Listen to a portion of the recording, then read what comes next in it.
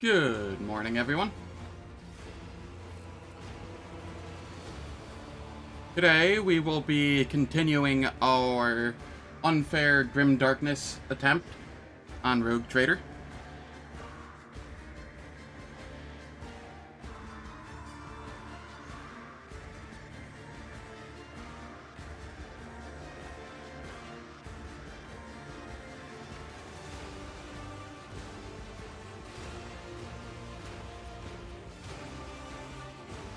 And, I did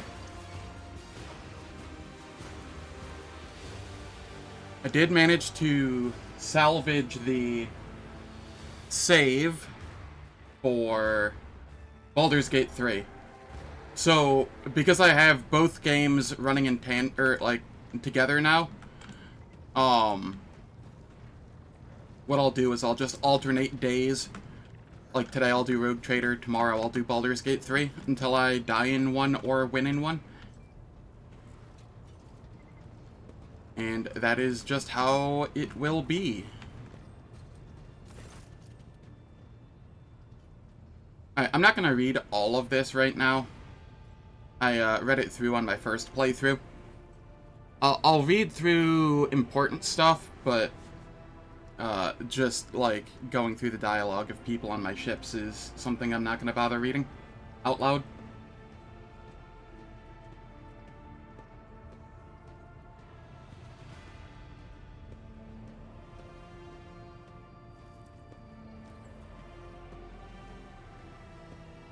At least until I get to content that I haven't done before.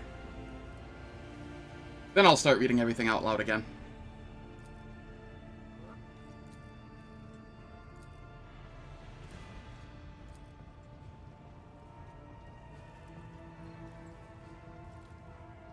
I'm mostly doing these because you can get experience off of them.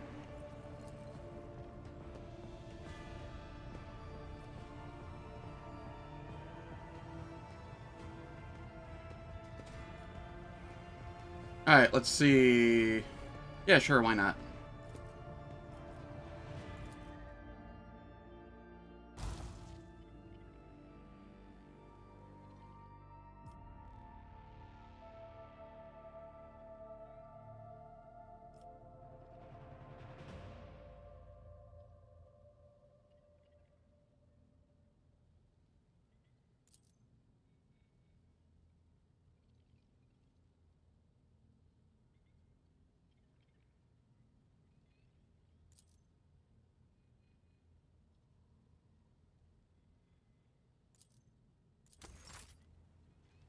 There we are.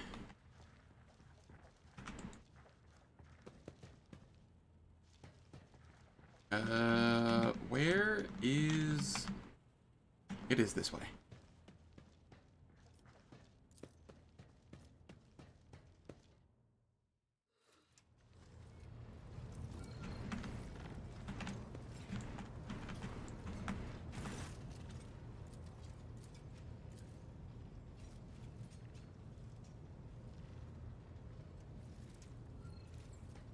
Okay, so this one was a new option that I just missed.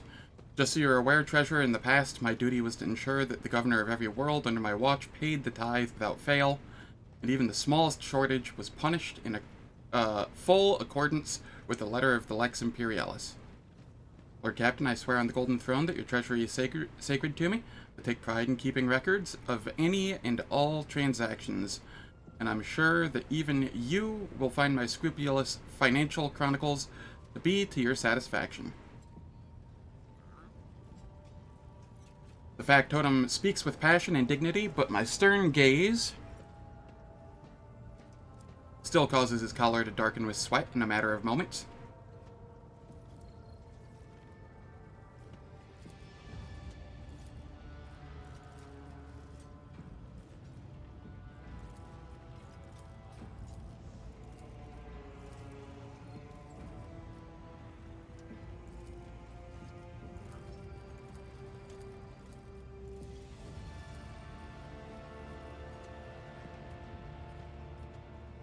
Alright, let's see. Yep, that is fine.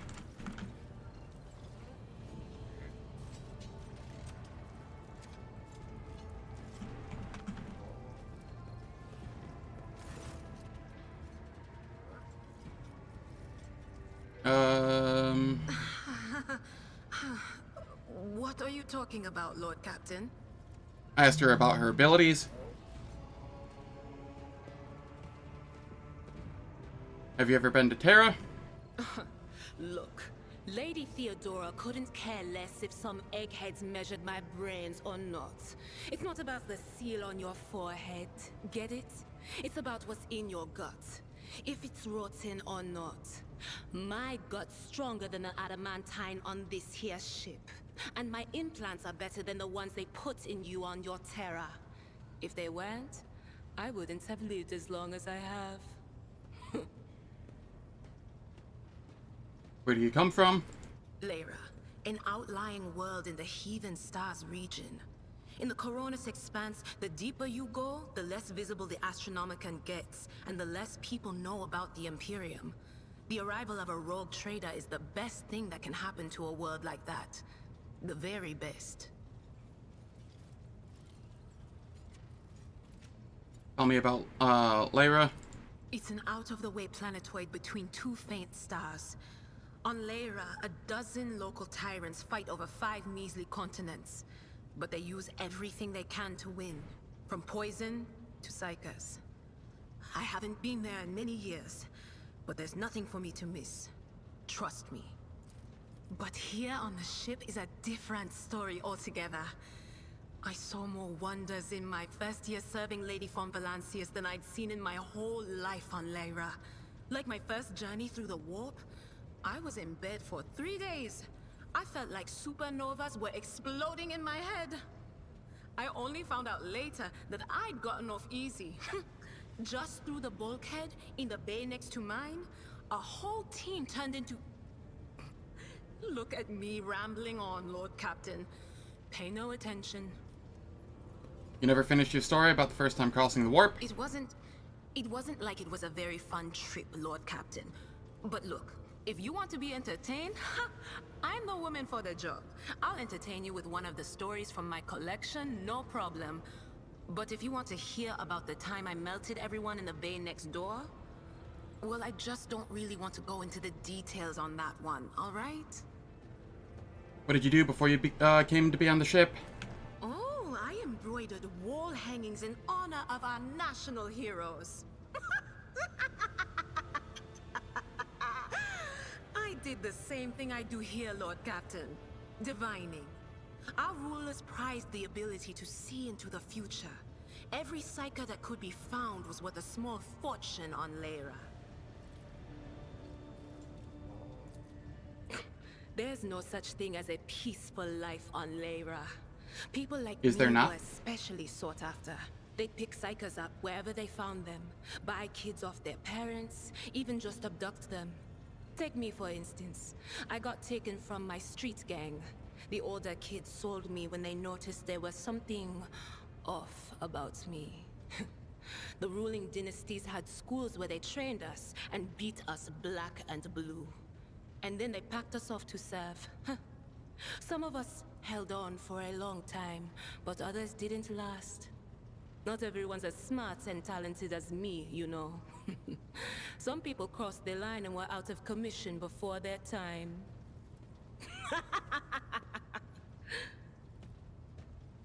How did you end up in the Rogue Trader services? Theodora von Valancius paid a visit to the ruler I was serving at the time. I don't know what the visit was for, and it's no business of mine anyway. I can still remember the way the voices in my head changed when I looked at her. They were practically screaming. She had so much behind her, and plenty ahead of her too. Alright. And as I gawped at her, all of a sudden I heard a whisper. A hint, a suggestion, nothing more. But I know the difference between idle chatter and a real threat. I seized my chance and approached Theodora. I managed to whisper a couple of words in her ear before the wardens dragged me away. They beat me and locked me up. No wonder. It wasn't my place to converse with outsiders. And then, Theodora's people came for me. They broke down the wall, butchered their guards. Also, I could tell them my warning in full. So I said the rest, but I didn't want to go back to my old life. And so I entered the service of the Von Valancius dynasty. Have you ever been off the ship? A few times. Not many. And if I think about it, why would I want to? I've got everything I need here. All the whispers I hear are familiar ones. They almost feel like family. And if I want to hear about the nightmares off the ship, I can. After some Amisec. But don't go getting the wrong idea.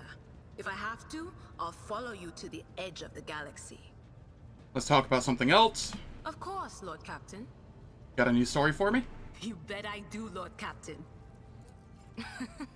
Okay, so we went to Footfall once. Well, I mean, Lord Captain Theodora went to Footfall a lot. But on that occasion, she took me with her for some reason. My day had gotten off to a bad start. My head had been yammering since I woke up, but there was nothing else for it. I had to go. We arrive at the place, and what a place! All the gentlemen and ladies dressed to kill, showing off their encrusted implants, all clustered around little tables. Well, turned out it was a gaming den. And not just any gaming den, but one run by somebody with deep pockets for people with just as much cash to splash. You should have seen it. People gambling away planets in a game of regicide. Anyway, so the Lord Captain wanted me to help her beat some guy. So I tell her, the chips won't land in your favor. You'll get a bad hand. Don't sit down at that table, your ladyship. But did she listen? Of course she didn't. If there's one thing she never lacked, it's stubbornness. I love the lore of this game. So they sat down and the cards were dealt. I'm hovering around like I'm not involved, but I'm keeping my eye on things. And everything in my head keeps getting louder and louder. Anyway, it's a good thing I realized in time that my mind wasn't going haywire over a losing hand, but something else. I made some excuse to drag the Lord Captain up from the table and took her away from that place. And a few minutes later, the room where we'd been... It turned out some wise guy had the same bright idea to bring a pet psyker along with him. One of those ones who just scuttle around in Footfall's underbelly. And the psyker just freaked out, I guess. After all the commotion, people went to see what happened in the room. And they'd all gone for each other's throats. Literally. With teeth. And I think they completely detached that asteroid from Footfall and pushed it off into open space so it would head off toward the local star. What's it like being a psyker? Lord Captain, forgive me. But it would be like talking to a person born blind about colors. I could spend hours explaining, but it wouldn't make any sense to you. Every psyker feels their connection with the warp in their own way. One person might see spots and shadows out of the corner of their eye. Another feels fingers running down their spine. As for me, I've got a door in my head. One that's open just a crack. There's no way to close it, no matter how hard I try. I've just had to get used to the whispers from the other side. When I need to use it for work, I listen in more closely. But I usually just try not to notice it. How do you live with this whispering in your head? Training, habit, and a little Amasec and a couple other things you can get on the lower decks. If you put all those together, it makes things bearable. Sometimes I even wonder if I'm imagining half the voices I hear. You know, when life on board gets a little boring. Better than listening to the living, anyhow. What would happen if your door just burst open? Well, if the door opens, that means somebody's planning to come in, right? But screw them. They're not coming through. Trust me. I know how to keep my valuable head locked up tight. Aren't you afraid of losing control? Only losers who are afraid of their own gift lose control. Or idiots who never figure out what they are before it's too late. or little kids who want to play around with their shiny new toy.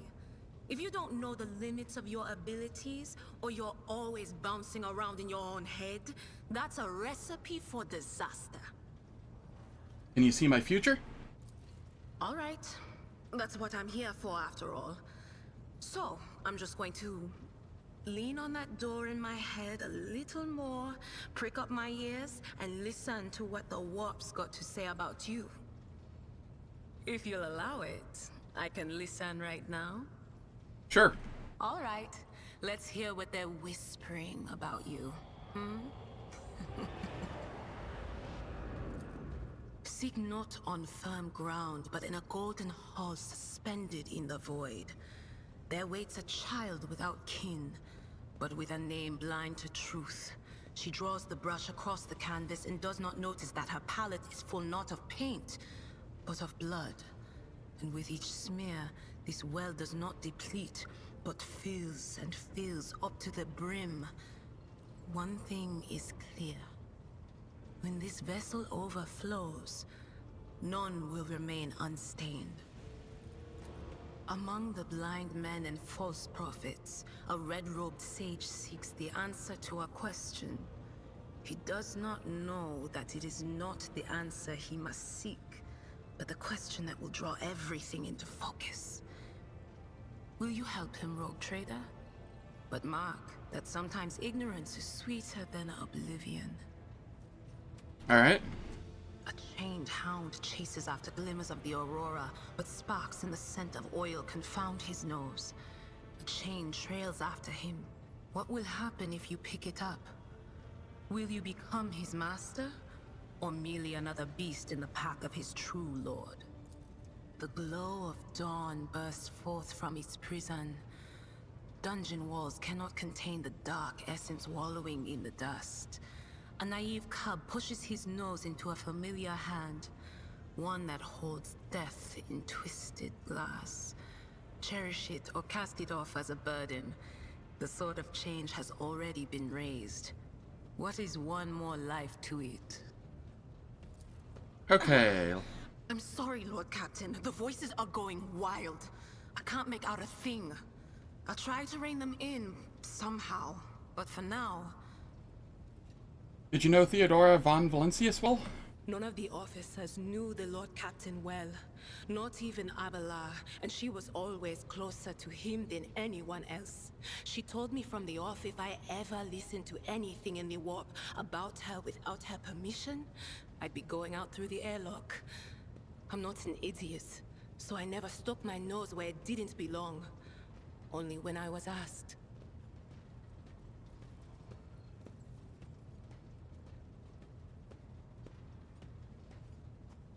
Alright. None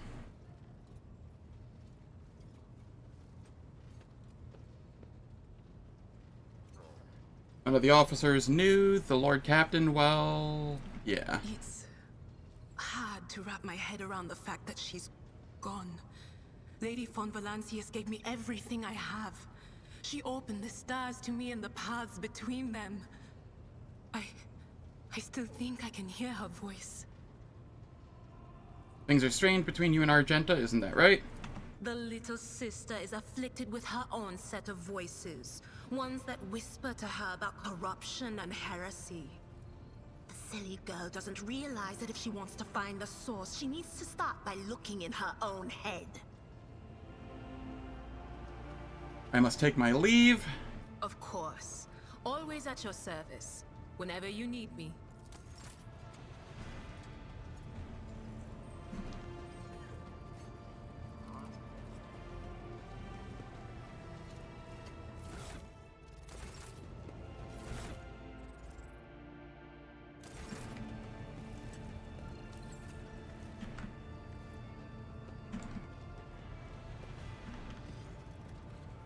Abelard. Lord Captain.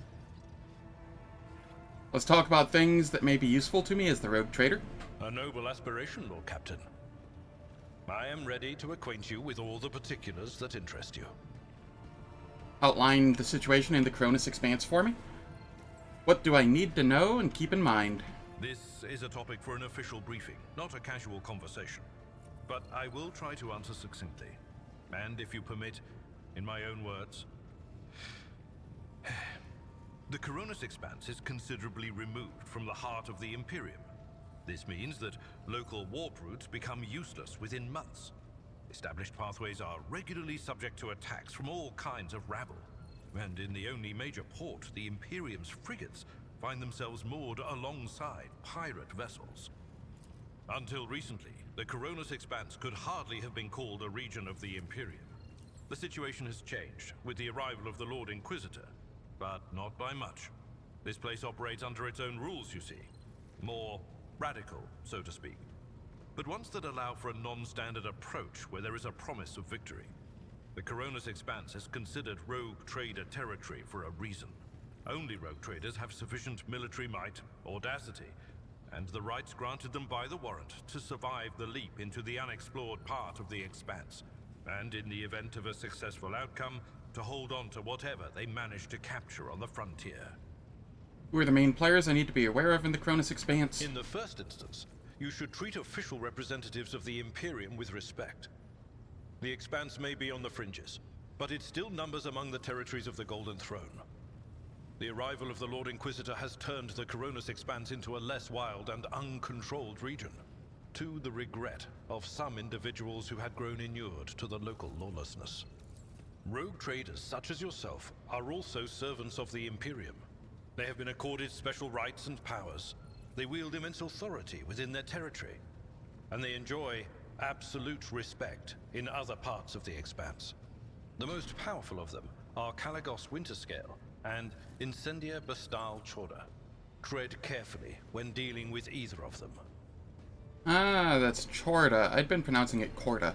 Alright, I'll try and keep that in mind. If we are to speak of unclaimed territory, which is what Footfall is, among the scum that dwells on that handful of asteroids, there are 3 factions that wield considerable influence in the sector. The first is the Kazbalaka Mission, organized crime in its most primitive form. It holds sway over the Liege of Footfall, and has links to rogue trader Winterscale. The second faction is an offshoot of our shining ecclesiarchy, followers of St. Drusus. They are actively building their forces, and hold influence over rogue trader Chorda. And finally, the third faction, the Explorators, a wing of the Adeptus Mechanicus. They are willing to die and kill for the secrets of the ancient technological heresies that are hidden among the stars of the Coronis Expanse. Conrad, our previous Master of Whispers, what can you tell me about his betrayal? What do you think he'll do next? You know, Lord Captain, I am no admirer of fine art. But when we next find ourselves in a civilized port, with time to spare, I will promptly find an artist and commission a portrait of the individual to whom you refer, with a hole between the eyes. Conrad Voigtveer. That he committed his treachery and escaped with his life was an unforgivable oversight. We both served Lord Captain Theodora for many years, and we never saw eye to eye. He was brash. He was never afraid of assuming responsibility, and he willingly took on difficult tasks. I am loath to admit it, but the Von Velatius Protectorate continues to reap the fruits of his labors to this day. His service always garnered my respect. But everything else about him made me want to wring the neck of that two-faced snake.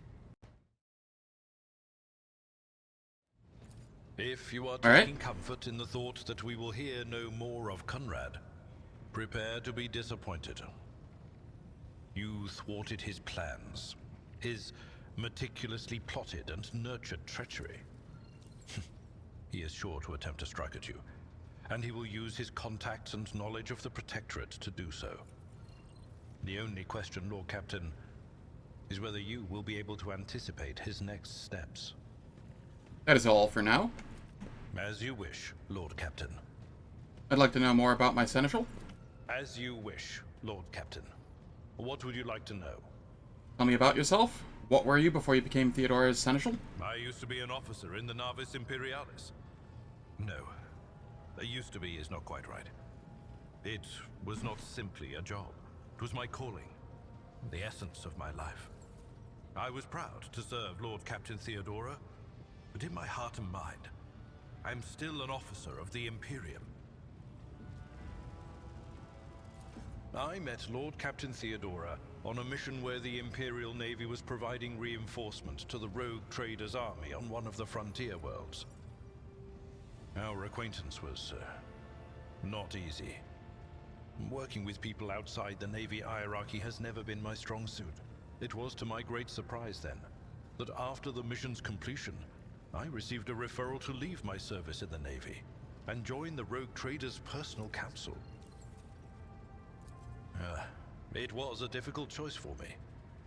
But I saw in the offer a chance to serve the interests of humanity even more effectively than in the Navis Imperialis. You do not need me to tell you just how remarkable a person Lord Captain Theodora was. I recognized her at once as a true leader and formidable creative force. One who had built a protectorate amidst the dangers and wildness of the Expanse. Leaving the Imperial Navy is far from easy. Why were you permitted to quit your post? You could say there was no one among the naval command who was willing to impede the wishes of the rogue trader. To do so would be to risk their own position and their relationship with Theodora. Well, the Lord Captain possessed certain contacts in the Imperial Navy. Contacts which she used to request help during the conflict on the border world. And which enabled her to make me an offer that resulted in my joining her retinue. Was there something else, Lord Captain? The way you talk about Theodora, I'm beginning to think you were in love with her. What? Lord Captain, any allegations of improper feelings or unsanctioned relations are utterly baseless and bordering on the insulting. Utterly baseless. Do you have a family? I am a widower. I am a father of 4, and if my information is not outdated, a grandfather of 11. My family lives on Dargonus.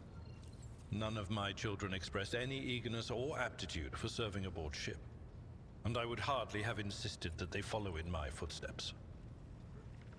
Thank you. I have no more questions. Of course. Lord Captain.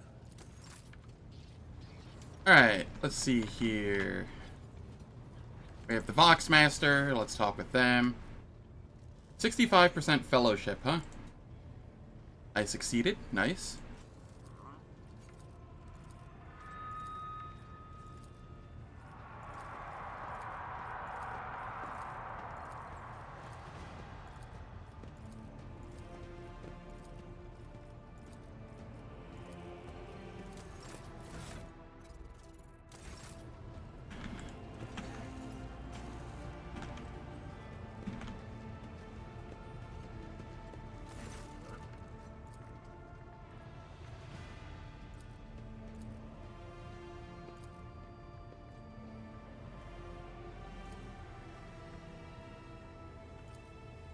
Okay, just going through all of this.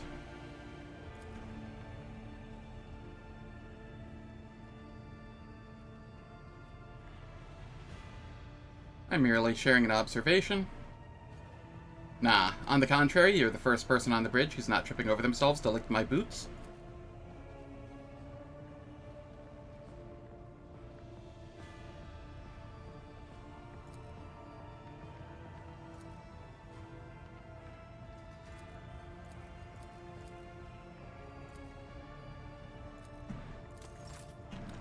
Alright. We have Heinrich Montag here.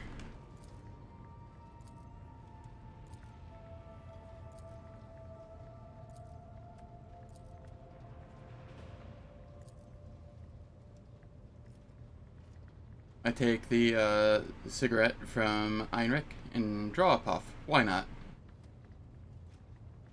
Nah. I enjoy informal conversations.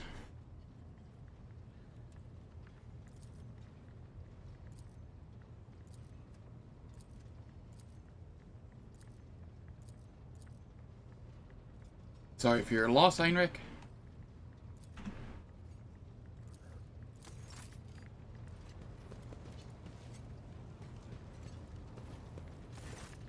Rogue trader.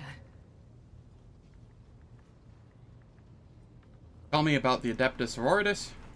Gladly. There are none more faithful to the God Emperor than my sisters. We fight against his enemies by the will of the Holy Ecclesiarchy. We... I beg your pardon, Rogue Trader. Here I am talking about what every lesser noble in the Imperium knows. So what exactly are you interested in hearing about? They say Adeptus Sororitas are the fiercest in their faith among the warriors of the Imperium. Is it true? It is. The Sisters of Battle are a fire lit by the God Emperor. They are the echo of his voice that travels through the dark expanses of the universe. We bring his wrath to heretics, mutants, and other enemies of humanity. We protect the faithful from the unholy and unhallowed. Sometimes with words, more often than not with a bolter. Are all sisters truly as faultless as you say? Even the novices of the Adeptus Sororitas are drawn from among the most worthy.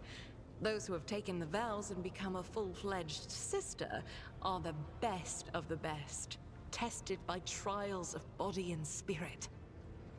Yes, there have been cases when a sister stumbled or showed weakness, but do not expect to hear a story of depravity or downfall from me. Alright. Each such occurrence is a great tragedy for us all. Light cannot bear the smallest speck of darkness within. And thus those who have trespassed or shown weakness of spirit are given a chance at redemption. They are called Sisters Repentia, and may the enemy tremble before her, for nothing can stop a sister of battle who yearns to be cleansed of faults and weakness. Wearing nothing but robes, no armor, eviscerator in hand, those sisters who have once faltered find repentance on the battlefield. Their lives are seldom long, but a death in the name of purgation is a better fate than to live with a shadow in one's soul. What order are you from? Once I had completed my novitiate, I was sent to the Calixian branch of the Order of Our Martyred Lady, assigned to the Orders Pronatus. The Order's mission is vital and noble. The Sisters Pronatus protect great relics of the Imperium. We guard them, preserve them, escort them when they are brought onto the battlefield or presented for pilgrims to venerate. And we seek out the relics that have been lost. Neither a coven of heretics nor the most wicked death world can deter Sisters Pronatus when their goal is to return a piece of the great legacy of the Imperium into the hands of the faithful. Lawyer Imperium succeeded. The Order of Pronatus is not one of the Order's militant, and yet you are a trained fighter. Don't let the name deceive you. The Order's militant trains sisters to march onto the battlefield as an army.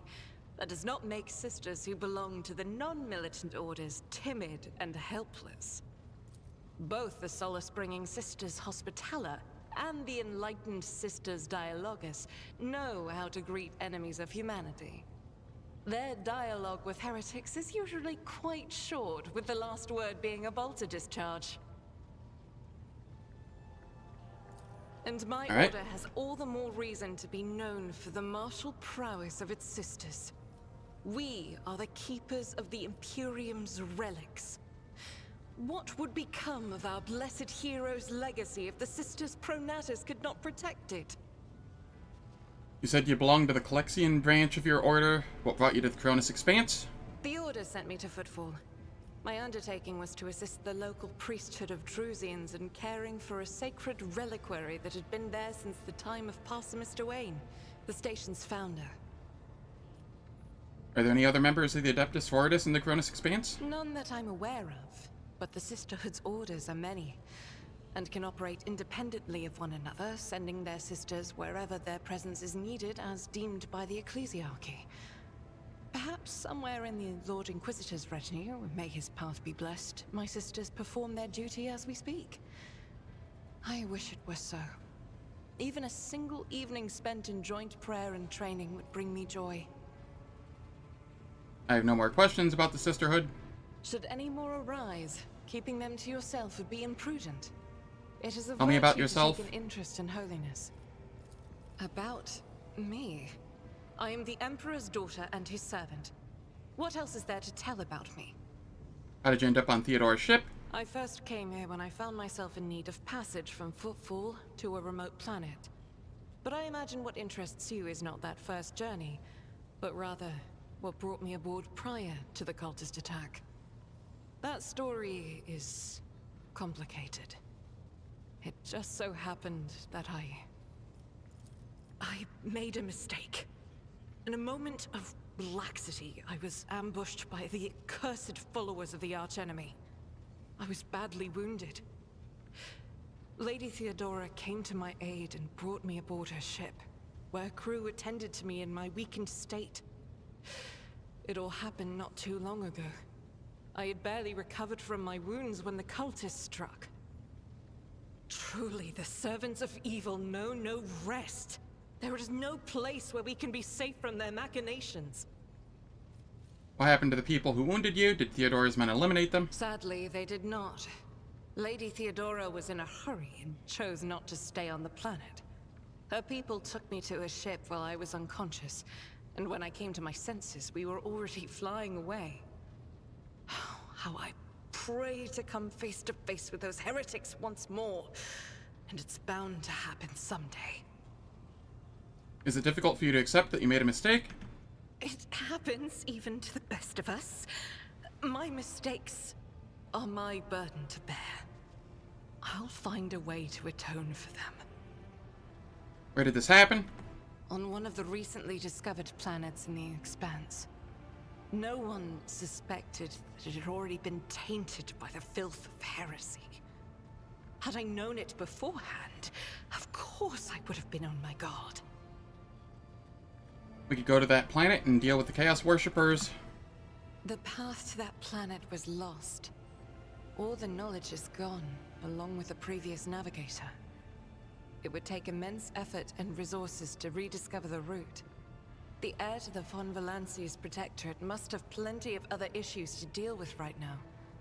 Perhaps later, when the skies above our heads have cleared. What was it like traveling on Theodore's ship? I hadn't been here that long.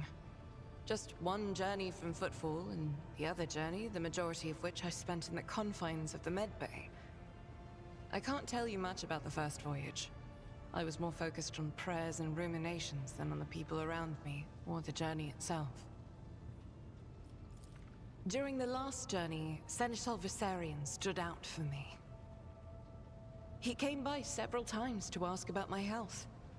He's an honorable man and a loyal servant of the Imperium.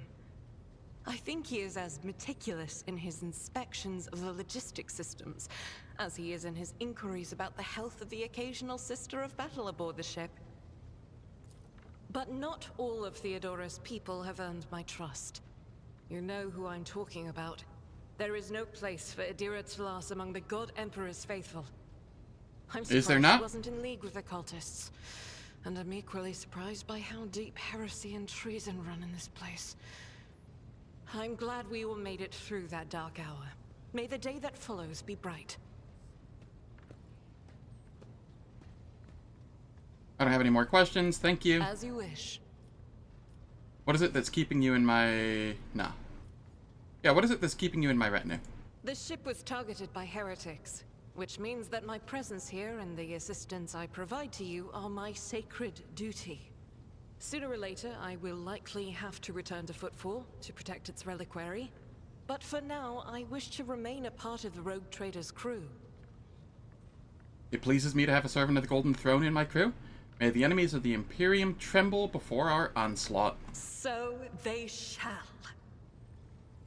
You said you have a personal request for me? I indeed have a request, Rogue Trader. The accursed servants of Chaos who assaulted this ship took the lives of your loyal crew members, and they orphaned many children, including the progeny of the brave officers who defended their posts until the bitter end. I don't know what customary practices there are for cases like this in Von Valancia's territory, but in the world I'm familiar with, the children of such brave souls could expect to receive some special consideration. Perhaps the rogue trader could meet with the orphans? I will meet them. No formalities needed. These are the children of people who gave their lives for the Von Valancius dynasty. My consideration is the least that they deserve. I will pass on your instructions. Thank you for taking my request to heart.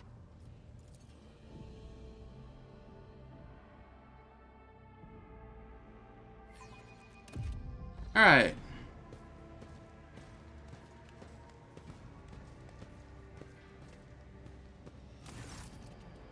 A motley group of adolescents do not take their eyes off of you, gazing at you as if you are a creature straight from a fairy tale. Our indefatigable sister has been keeping an eye on these pups. Abelard glances at the gathered children. It is hardly the Scala progenium in here, but we have provided the orphans on our ship with adequate care and instruction.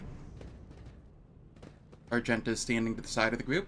At your approach, she perks up and announces, her voice ringing. Brave ones, the master of this ship has appeared before you, the one who guides it through the darkness of the universe by the Emperor's will. Meet your Lord Captain, the rogue trader of House Von Valancius. You notice Infernus Master Heinrich Montag standing a few paces away from the orphans. He watches you with approval and bows respectfully when you meet his gaze. Infernus Master, do you serve as a teacher in your spare time? Not at all, your lordship. I'm just looking out for them. It's the Infernus way to help folks in trouble. It's our job after all, so we chip in rations here and there and make sure nobody gives them a hard time. We take the older ones in the clan's care if they want. Many in the guild are not our family by blood, but by circumstance.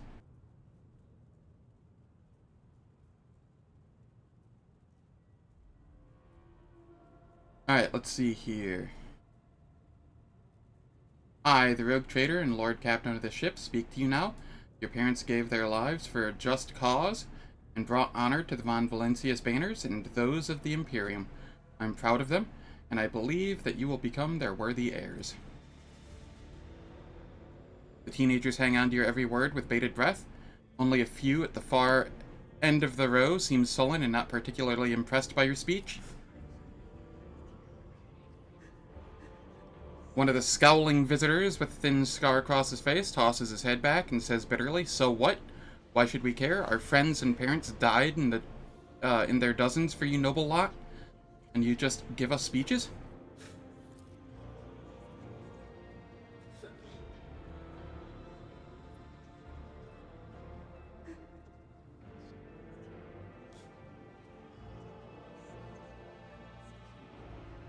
Argenta quickly turns to the boy, a flurry of emotions flashes in her dark eyes, like she wants to calm him and scold him for his impudence.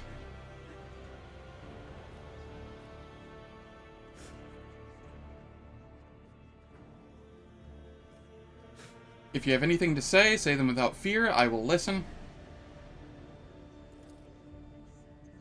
The boy smiles grimly. It doesn't matter what we say. It won't bring our parents back, and it won't change our fates either. We'll keep slaving away on the ship until we drop and die like our folks, or worse.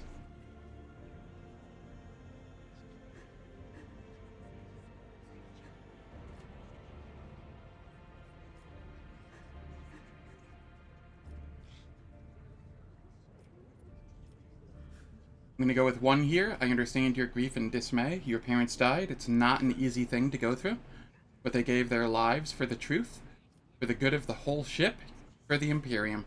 Do not speak of their honorable fates with anger and disdain. You heard the rogue trader. His words carry the wisdom of the Imperium.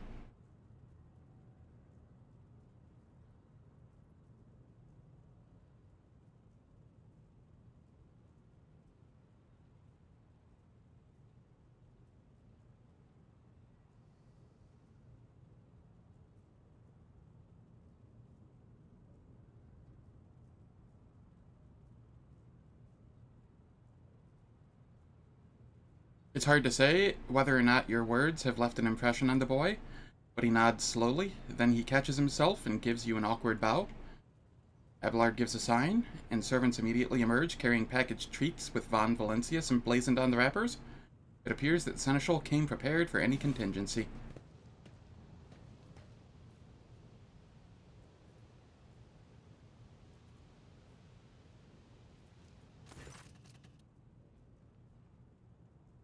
Argenta rubs her temple pensively. She smiles and offers a few more words of encouragement, then leaves the bay.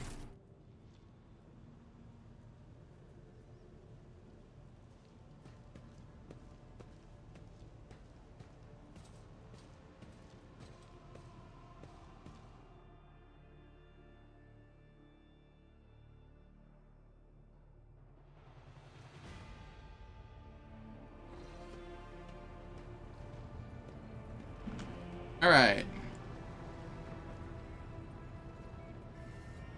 I do believe that is everything here for now.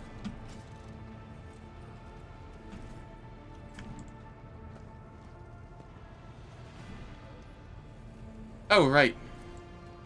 To the Lord Captain's quarters, there is one more thing to grab.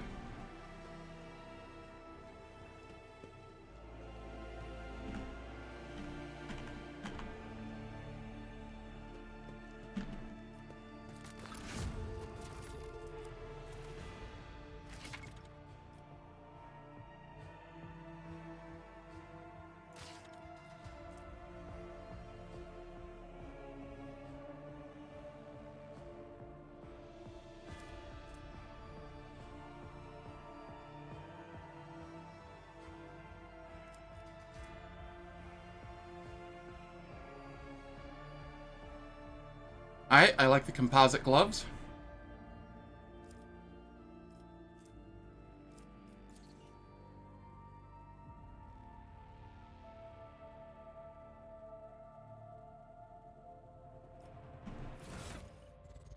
This says it's consumable, but I'm pretty sure I've heard that it's not consumable. So, makes me kind of interested there.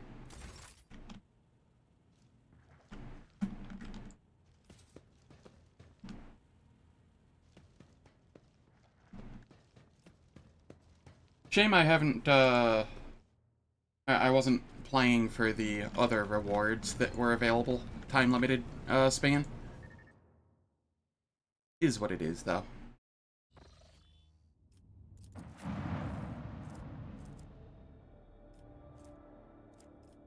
I will... I don't have much, do I? No, I do not.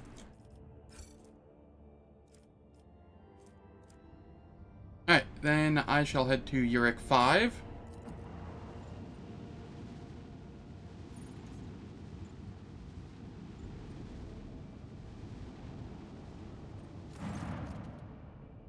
Lord Captain reporting. The heralds of the novice nobility continue to maintain Vox silence, perhaps due to Eurac V being off-limits to visitors. We intercepted signals from the beacons drifting in the station's orbit. The demands are clear. We are told to turn the ship around immediately. We have also detected an accumulation of space debris near the station's docks. Presumably, it is the remains of the interplanetary shuttles. Perhaps the esteemed novice nobility house requires aid, and therefore cannot respond to our Vox transmissions. Contact the station again. I will negotiate personally. I'm sorry, Lord Captain. The station does not reply, even after an official greeting by a rogue traitor, and the declaration of your intent to negotiate in person. Order the auger crew to scan the station. Yes, Lord Captain. The officers from the auger crew performed a full scan of the station, but the information is imprecise. They note wave distortions of unclear genesis that are throwing off most of the readings. We were able to ascertain that the reactor core of the station is still active, but many compartments are unpowered and some fully depressurized. The signs of biological activity are largely present in the central module, which means the station has not been abandoned. So, the question remains, why are the esteemed navigators, heralds, ignoring us?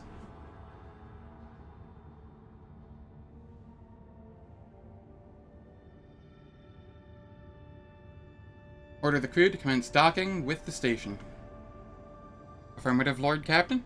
We do not know what is happening at the station, so you will have to look for the esteemed navigator's blind.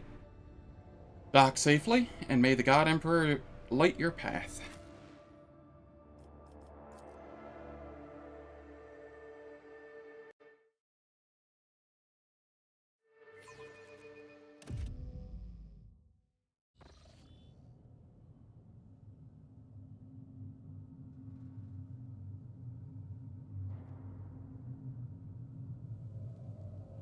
Pathetic worm. You dare to argue with your master?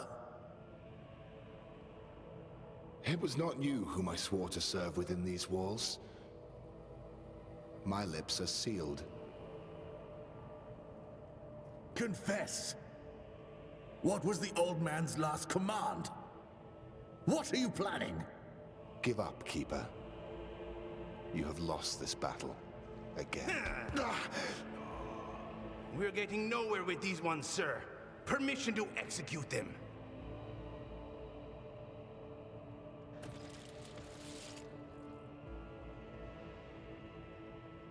Alright.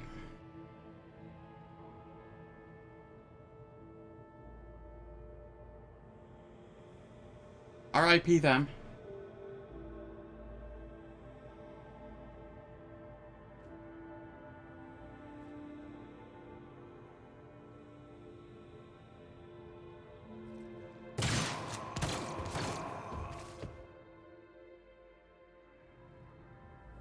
Not a step further. Master, we have some strange guests on the station.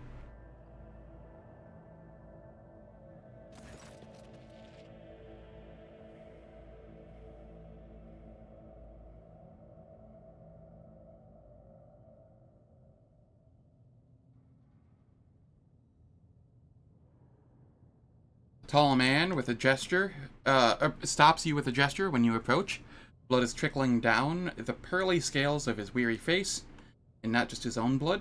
Two jet black, unblinking eyes are watching your every move, and the third one, the mark of a navigator's fate, is menacingly pulsing behind the lowered lid in the middle of his forehead. Step back, or I will unleash all the horrors of the Sea of Souls upon you. Emperor, be my witness. Abelard, if you'd be so kind. Seneschal takes a deep breath. Before you stands his lordship, the rogue traitor Zenavathar von Valentius, heir to the greatest protectorate in the Cronus Expanse, and bearer of the sacred warrant of trade. Allow me to point out that nobility custom requires the Lord Navigator to introduce himself first, but given the unusual circumstances on the station, his lordship, the rogue traitor, is willing to turn a blind eye to your hostility, but just this once. In this case, I shall turn a blind eye to your unceremonious invasion, but just this once. Very well, allow me to introduce myself. Before you stands Felic Christoph August, keeper of this palace. So you did not arrive to offer support to the traitors? This is great news. Having said that, you must understand that Eurac V is a holy sanctum for House Orselio, and the path to it is only revealed to a select few. Pains me to say, you are not on the guest list. Alright, it is time for ads. I will play those for 3 minutes. They turn off pre-rolls and mid-rolls for the next hour. I don't do anything in the meantime, so nobody misses out on any content. And I will catch you all in 3 minutes.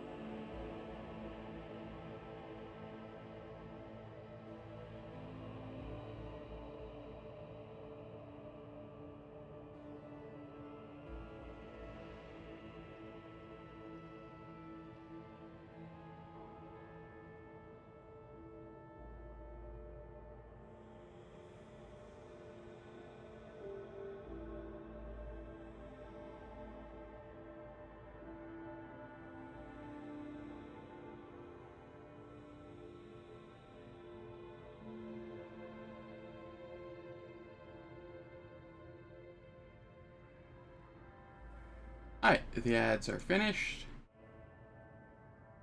I came in search of a navigator. Let's see. Provide me with a navigator and I will immediately depart the station. I do not think that is possible. Eurac V is an observation station. We do not sign contracts and do not provide navigators. We delve into the depths of infinity and chart the movements of the warp storms. And besides, you have chosen an inopportune time for negotiations. I'm looking for the Lord Inquisitor's interrogator, one Heinrich von Kallix. Do you know anything about his present location? The Lord Inquisitor's interrogator? I think I would know. Such an important individual decided to pay us a visit. What happened on the station? Where did all these corpses come from? Betrayal? A most banal thing in the life of the nobility? Don't you think? I was stabbed in the back by my closest friend, Theobald Orselio, the second keeper of Eurac V and my mentor. On his instructions, my own people sabotaged the generators, blew up the shuttles, and brutally massacred the loyal servants of my mistress. Most unforgivably, they dared to take her prisoner. Greedy scum, I swear by the throne's light, their souls will perish in the darkness of the void.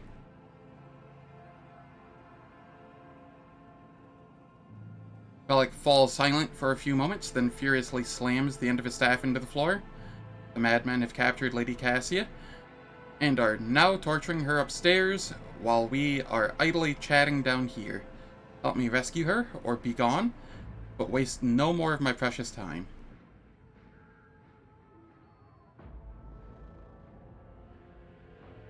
What kind of help are you talking about?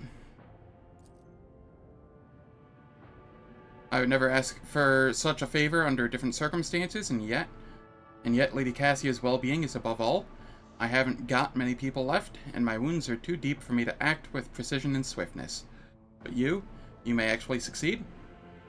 In order to ascend to the Mistress's chambers, you will need to remake a holy relic sanctified with the blood of Lady Orselio herself. This is the control rod of the elevator machine spirit. I have one part, and the other was lost during the mutiny. But even this relic will be of no use unless the elevator mechanism is powered. Why should I help you? You came to the station for a reason. House Orselio will not be able to help you until the current crisis is resolved, but if you aid us now, I promise we will reach an agreement that you will find satisfying, be it riches, influence, or the power of our navigators.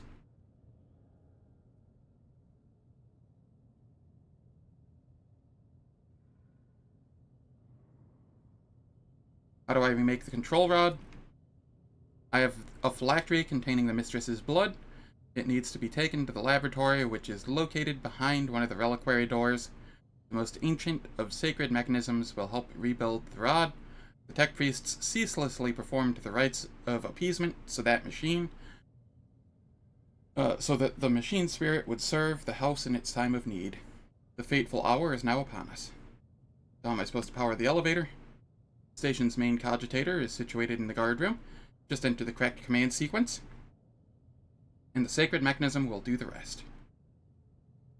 If it's so simple, why don't you do it yourself? I never said the feat would be easy to accomplish. The path to the laboratory and the guard room is blocked by the very same madmen who took over the station. They will not negotiate and are not afraid of displeasing the novice nobility or incurring the Emperor's wrath. They bow only to brute strength, something which I currently happen to lack. I guess that makes sense. So what if you decided, descendant of the von Valentius line?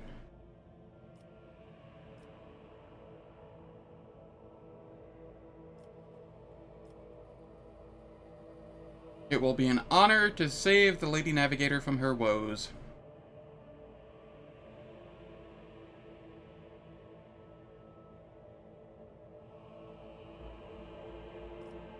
Now, I will rescue your mistress, but in return I require that House Orselio sign a contract with my protectorate.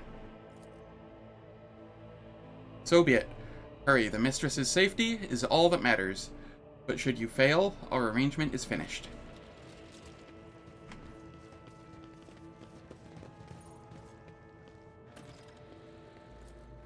The whispers told me how. Corpses were mauled by a force far beyond any mortal capacity. The faces are twisted in pain, and the hands are fused with improvised weapons, tools, scissors, and cutlery.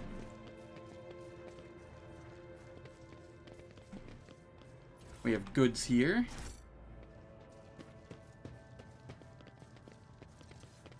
A new challenge for me? White. Bright, pure color. And it's all riddled with horrible veins that carry the poison of fear and pain throughout its body. Who are you? Why are you crying? If the witch is talking about the enemies of humanity who set upon this abode of noble navigators, then our weapons will soon dispel their wicked misery. Abelard, for the love of God, could you just fucking... Lesson learned. Holy shit. Okay, Abelard. I won't tolerate weakness. Fail a 90 and an 80 immediately. Nice. Let's try this again.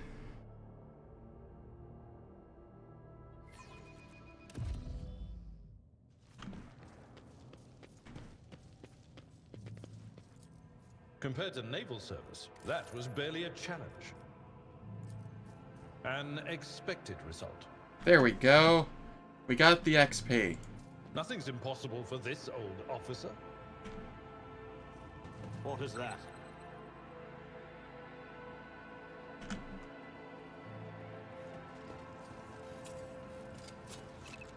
The Emperor favors me today. At the ready, the conspirators are trying to break through to the guard rooms. Something of interest.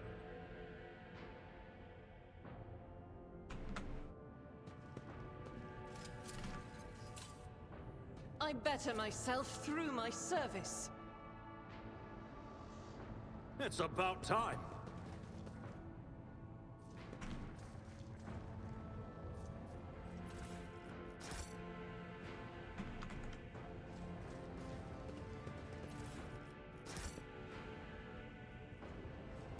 See? Right there.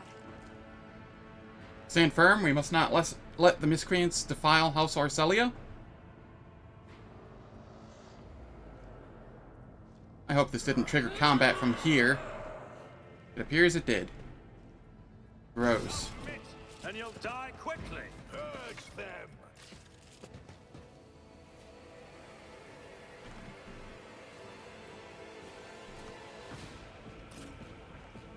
I will be there. Argenta can be here. Abelard.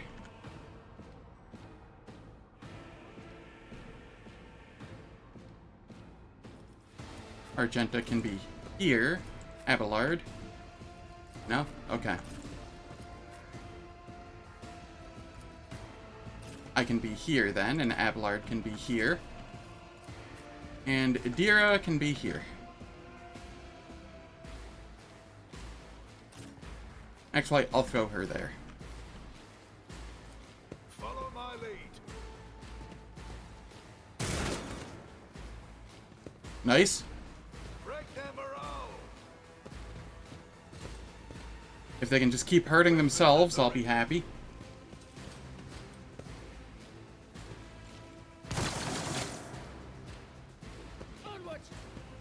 Of course, the one I put behind full cover is the one getting beat up. Fall back now. Are you shitting me?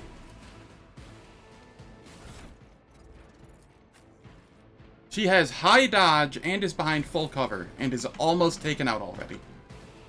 What?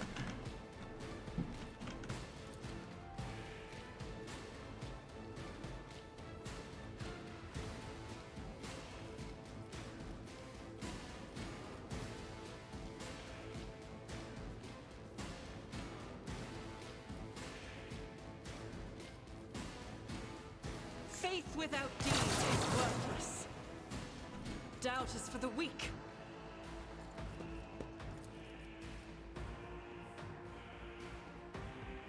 As the Emperor commands. Alright. I'll do it.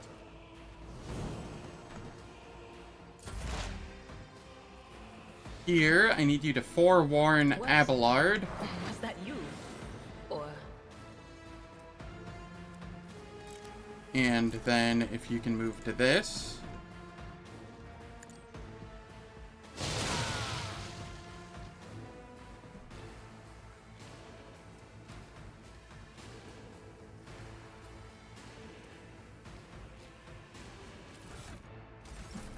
What did I take as her first feature, or her first thing again?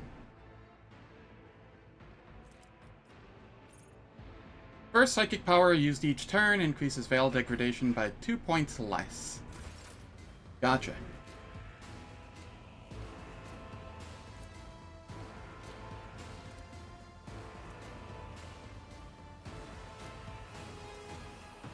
I'm surprised it didn't, Huh. This increases Veil degradation, as does this. Why did neither of them increase Veil degradation? I mean, I won't complain, but I am slightly confused. My faith strengthens me. Faith cleanses the body. Stay vigilant. Follow my lead.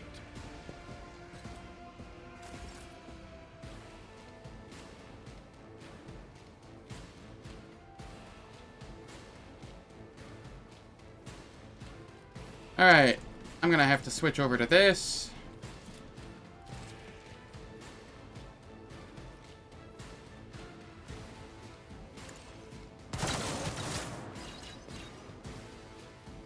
All too easy.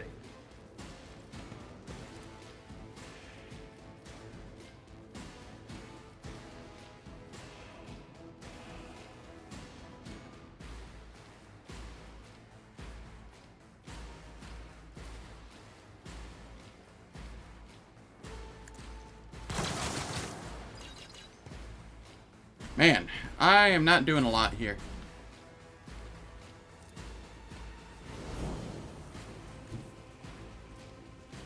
Tried and tested tactics are the best ones.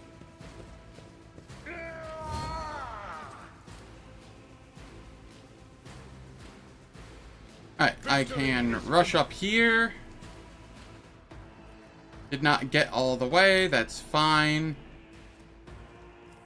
And I don't have enough AP to use Pistol Burst. Also fine. Maybe they'll fire Abelard now.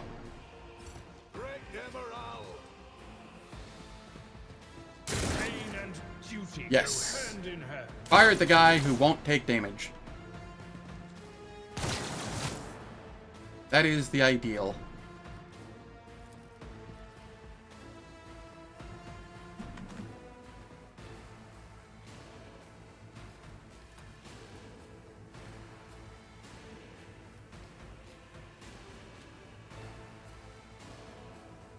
Faith without deepness is why none can escape the Emperor's judgment. Okay.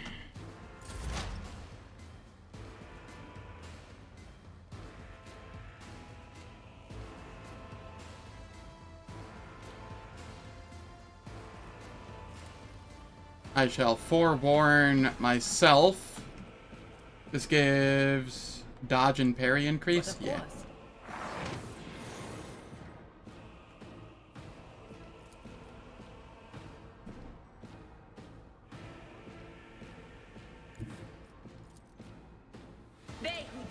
Adira, sacrifice yourself.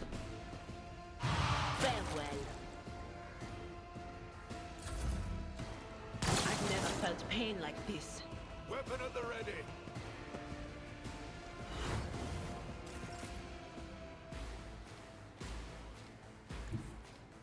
Okay, I will move here.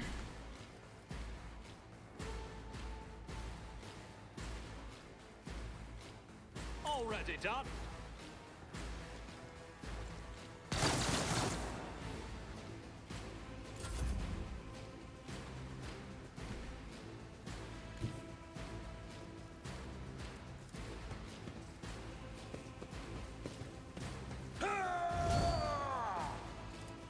Abelard, go ham. At your beck and call. I must not falter. My faith strengthens me. Stay vigilant. Moving out.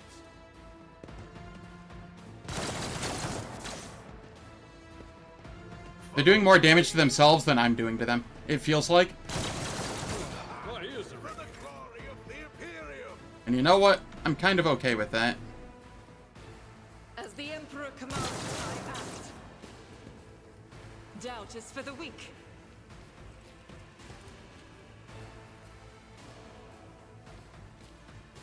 I'll do it.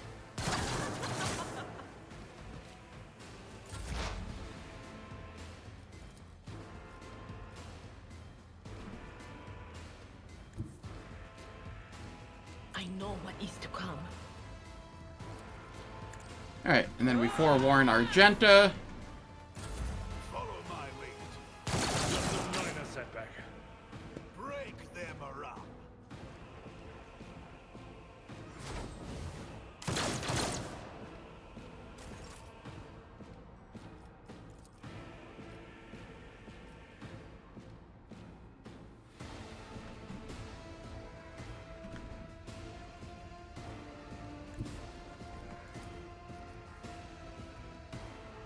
Suits my purposes.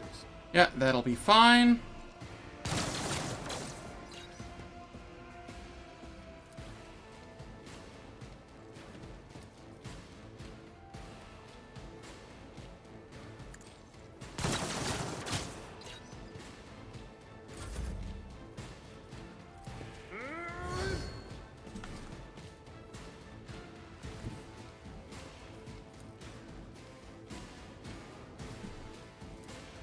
I've seen worse battles than this in my time.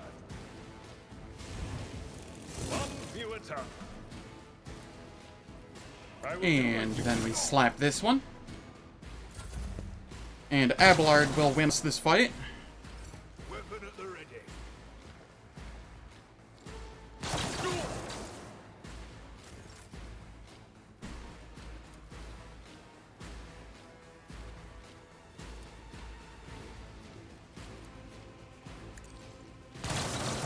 Strike is a prayer. Faith without deeds is worthless. As the Emperor commands, I act.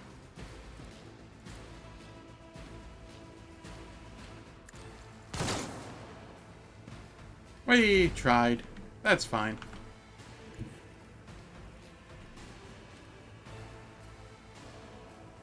There is movement in the Empyrean. My faith strengthens me. Stay vigilant. Pain and duty go hand in hand.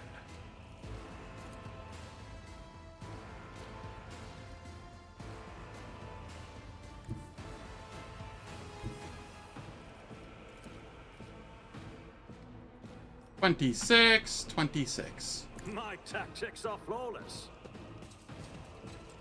Passing me was your biggest mistake.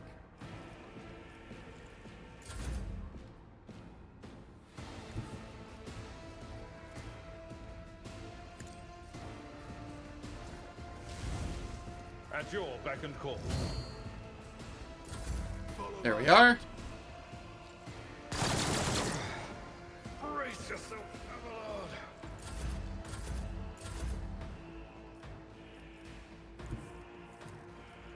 Indeed.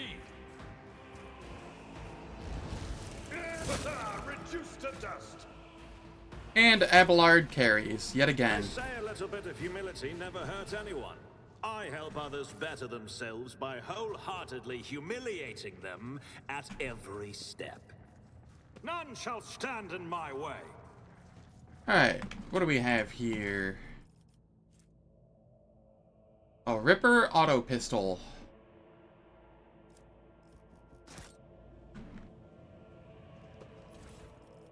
Don't think I'll be using the Ripper auto pistol. In fact, I'm just going to throw that in the cargo.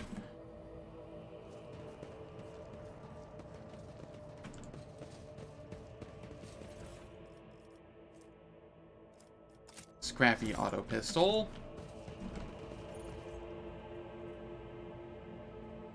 Come on, game. Let me loot them. Thank you.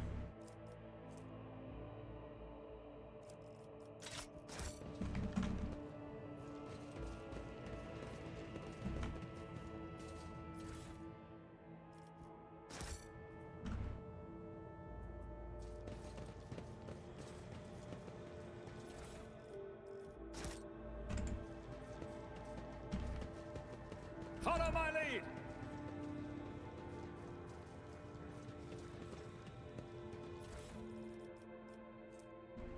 I will take one extra las gun. Because Adira doesn't really have anything here. She has a las pistol. She can use a las gun instead.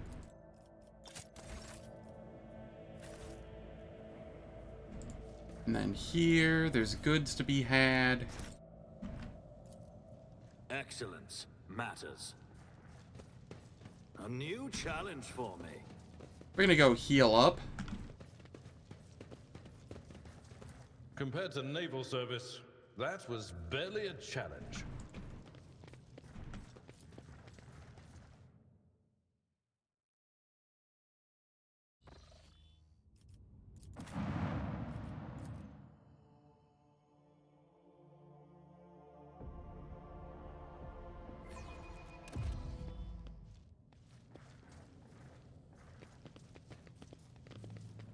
Who thought that was a good idea? Abelard, at least you didn't get injured. Holy cow. How you fail so many 90s and 80s is beyond me. At least you're useful in combat.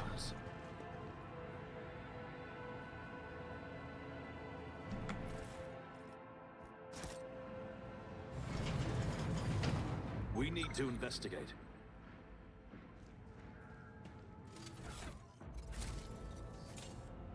Never doubt me.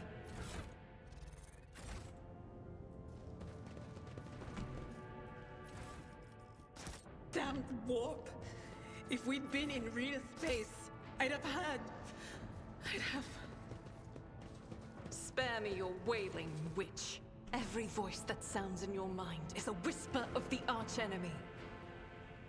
Alright, A athletics. soldier would have been disciplined for such a performance. And I do have to go heal him again, because he can't figure out how to properly...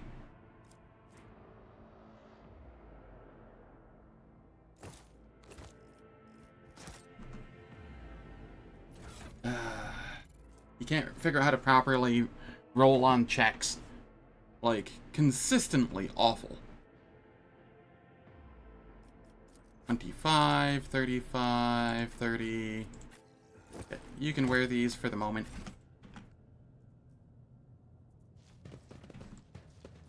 None shall stand in my way.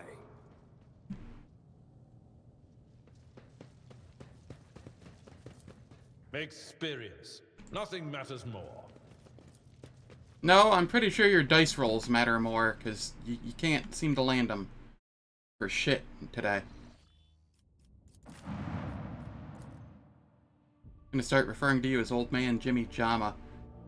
My poor mod can't roll above like a 2 in D&D. Nothing's impossible for this old officer.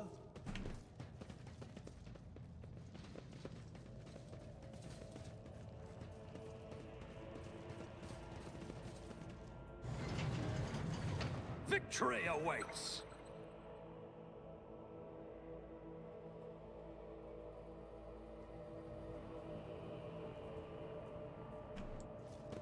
I see, I see. What in the world?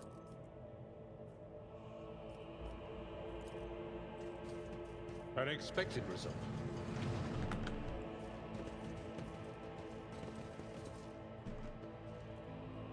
Disarm the trap. Duty prevails.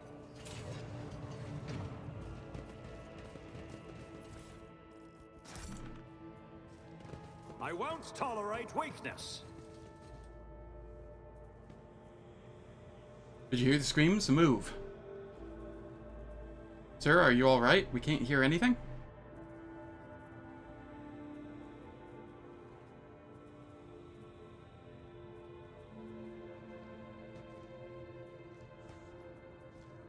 Now I see. You're in league with them. Is this an insurrection? Yes, indeed. Death to the traitors.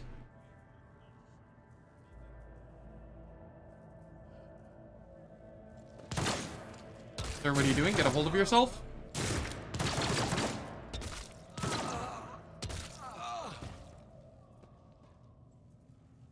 I know you were all traitors. Traitors, all of you. They told me. They whispered. Hey, who are you?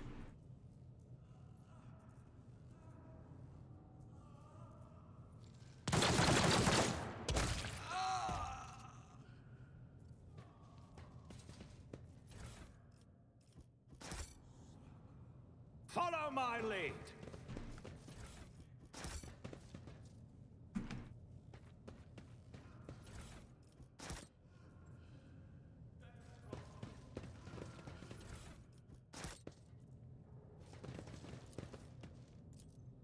That didn't go as I'd hoped.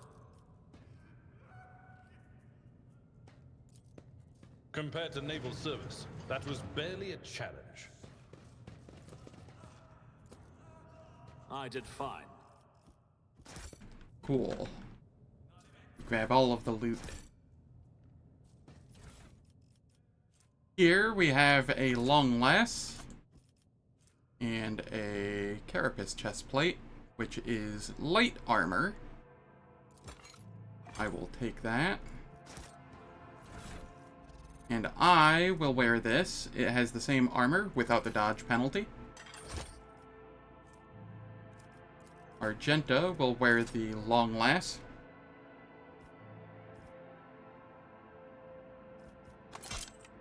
And have the well-maintained las gun in her offhand, or in her secondary slot. That gets added to there.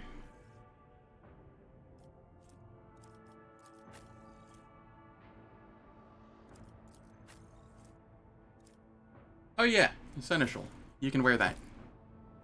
I grabbed the heavy leather and then I didn't put it on him.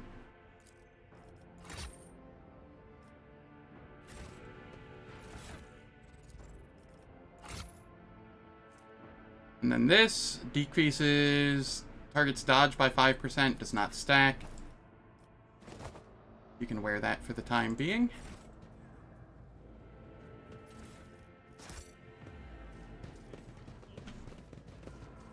I'll lay claim to the stars.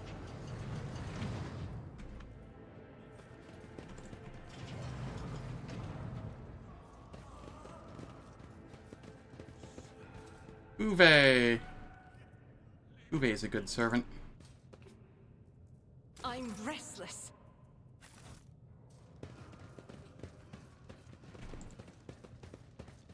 Awaken the cogitator spirit. Cogitator's vid screen is covered in cracks and stained with dried blood. The buttons, switches, and levers were ripped out of the control panel with exceptional cruelty and scattered around the sacred mechanism that now sparks and hisses in agony, still refusing to perish. You turn a few of the remaining dials and pull the activation lever. The cracked vid screen of the sacred engine flickers.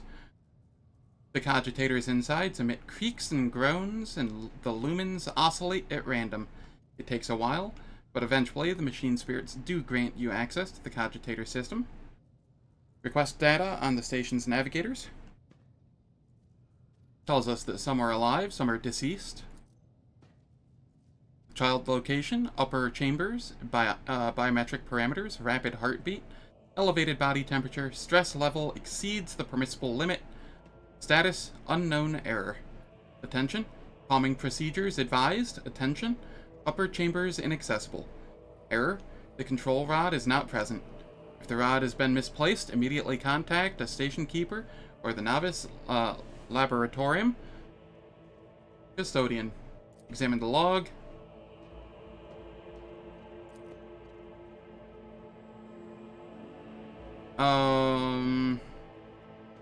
Chambers A through D are unpowered. Tech Priest crew sent to investigate the problems not responding. Requesting back. Okay. 200 servants have perished due to explosive decompression of the living quarters. There is mechanical interference. Officer sabotage. Senior station officers, this is the captain speaking. We attempted to contact the Winterscale Scion for help, but something's jamming the signal. We never received a reply and cannot be sure it was even sent in the first place. The rescue team is not coming. We are on our own, so remain vigilant. Anyone could be a traitor, you hear me? Anyone? If you are in doubt, shoot to kill. Examine the recent entries of the incident log. Servants close to the child have started butchering one another again. An order came from above to have their remains reprocessed. The negotiations with the Winterscales were a success. A new batch of servants will arrive in 10 moons.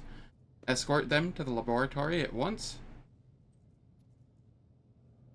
It is imperative that we increase the new retainer's resistance to the child's powers. Data expunged.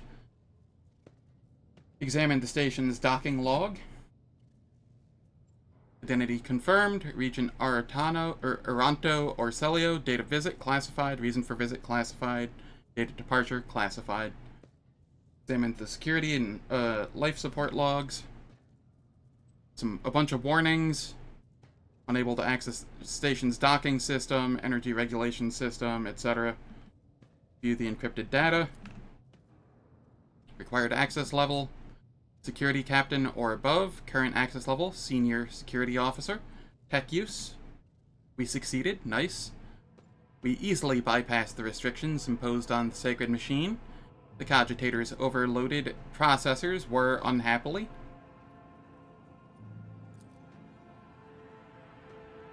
Only the keepers of the station have access to the life support systems, but Keeper Theobald has not left the child's side, and neither had I. Could it be that? Return to the list of available commands.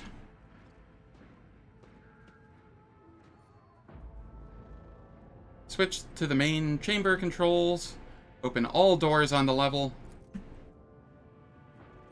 The Cogitator's vid screen goes dark, as if the machine spirits had fled their mechanical casket. But your assumption is incorrect. As it fills with static just a few moments later, you can barely make out an inscription amidst the flow of rapidly changing symbols.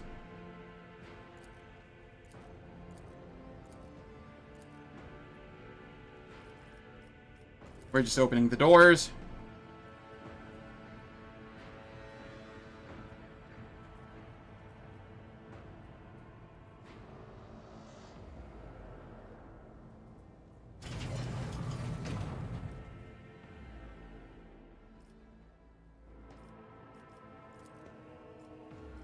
Call Rykad Minoris for help. Not carry out your command despite the eager compliance of machine spirits. One thing is certain. The problem does not lie in the Cogitator's mechanisms. Main elevator controls. Activate the elevator. Processing query confirmed. Step away from the Cogitator.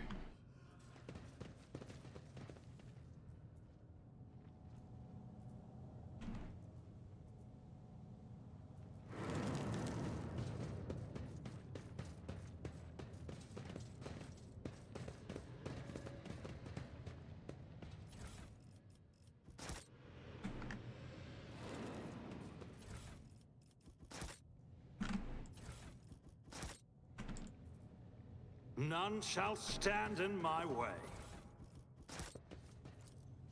The burden of failure is the most terrible punishment. Well, you win some, you lose some.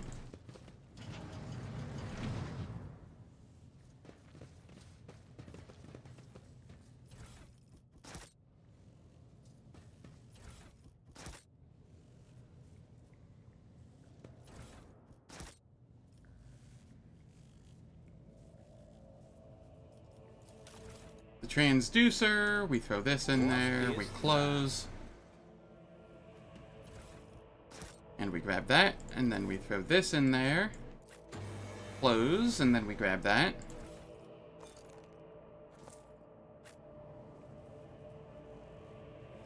We remake the control rod.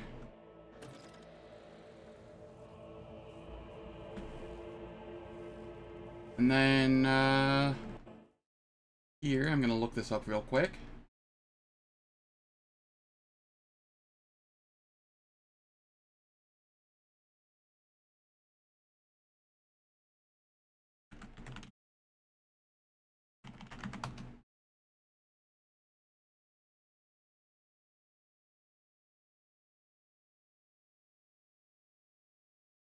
Okay, mutated flesh sample, data crypt H41 OK.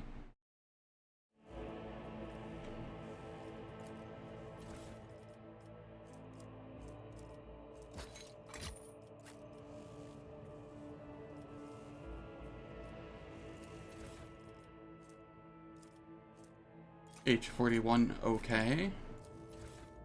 Catalyst flask. Biogel. And crystal dust.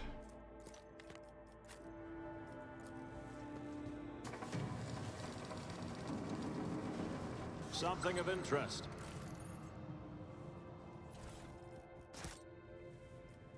And then here, it is the flesh sample. The data crypt is, I think, K040H. Yes. I'm starting to remember this.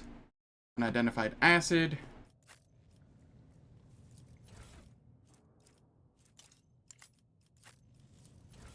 And the adamantine dust. Halt! I noticed something. Cool.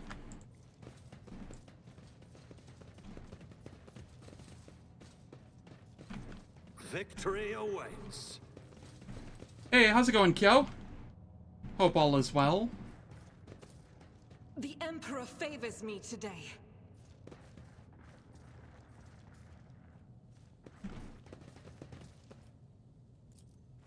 Experience? Nothing matters more. We are close to level 6. It's going. Nice.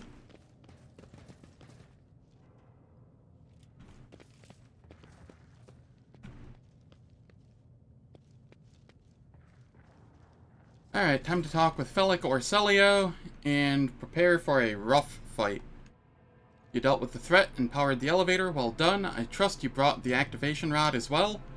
Remember, every second of hesitation may cost my mistress her life. The crossroads, there are two paths, both stained with blood, both leading to the accursed eye. They all wear masks, so poor and flimsy, they all fall at the slightest touch, one hiding a blind man, another a traitor. Thank you, everything is clear now.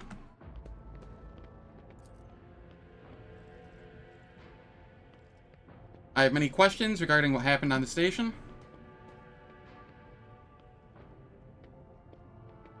The madmen I fought are convinced that you were the traitors, or that we were the traitors. That's why they're insane? Will you really heed the ramblings of retainers who dared to raise their hand against the scions of a noble bloodline? The servants alone cannot be blamed for what happened on the station. Most corpses I discovered were either unarmed or feeble. Destroying the shuttles, shutting off the power, and disabling the security systems. Too many things required special access, access only available to the keeper of the station. I listened to a recording of a private conversation between station's officers. You were very lenient toward them, purposefully neglecting the security protocols.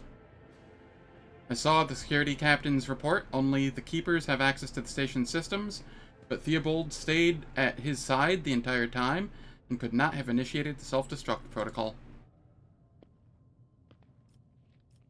I will not trust you as far as I would not trust you as far as I could throw you. Felic or Celio. Annihilate them! To the Oh, man. I got real bad turn order here.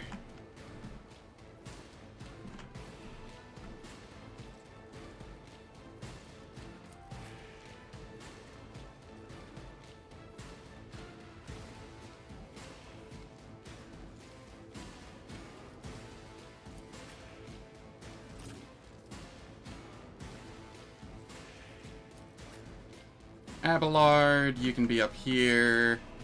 Idira, I'll throw you there. Argenta, you can be here. That's as good as it's gonna get.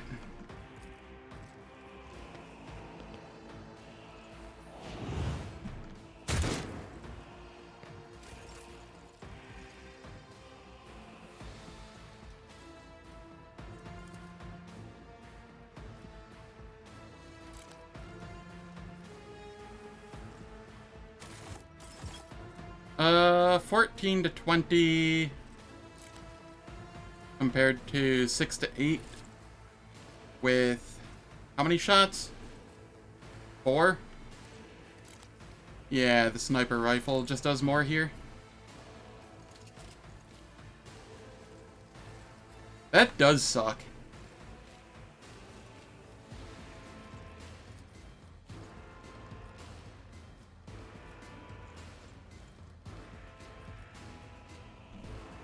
Alright, I'll try and take this one out.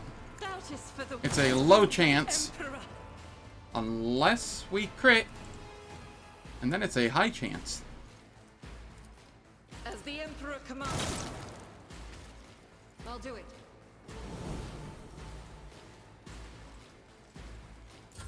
Follow my lead. Enjoy your luck while you Oh my god. Follow my lead.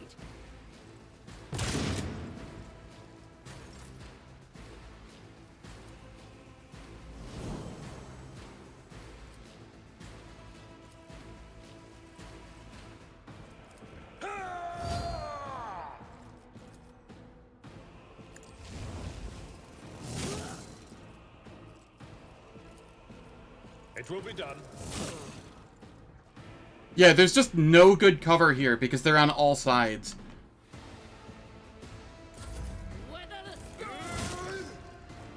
Follow my lead. Yeah. I've suffered worse. Oh. Ow.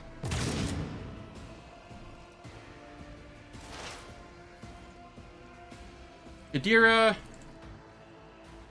Or Warren on Abelard.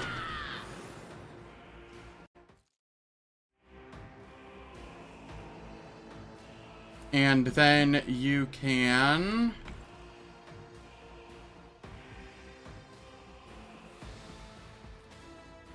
run up here.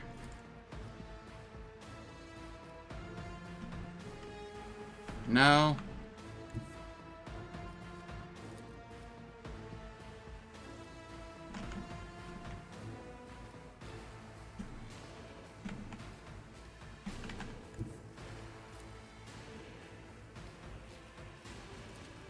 What is this foreboding?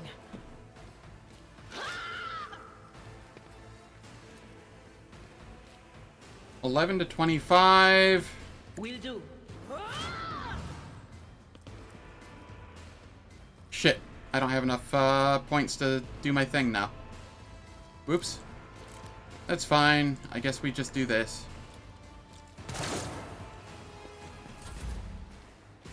Alright.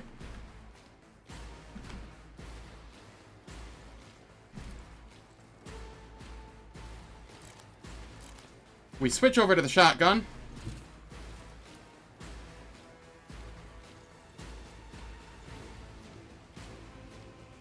Not a problem for me. Nothing We I run and can't gun. do. I know, it feels so weird until he gets the taunt. Alright, then I'll come here. And I will... Can I come here and maybe... Man, there is not a good second shot here. I will come here.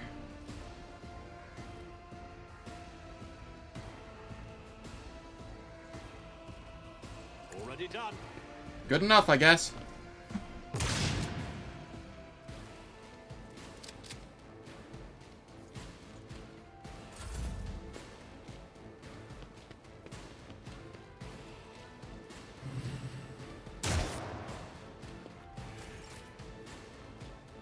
Alright, Argenta. I'm gonna have you come here.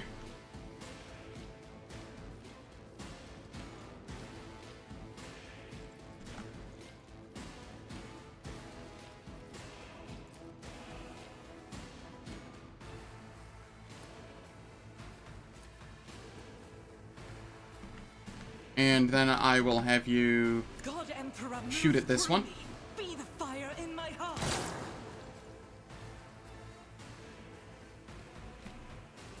Break them around. Another voice to join my choir. Oh, I'm down. Go into the Emperor's light, for I am his chosen. Nothing to be done there. Go hand in hand. Literally couldn't have done anything different. I will do my duty.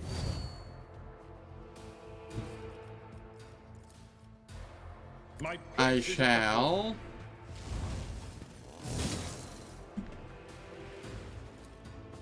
at your beck and call. Target well struck.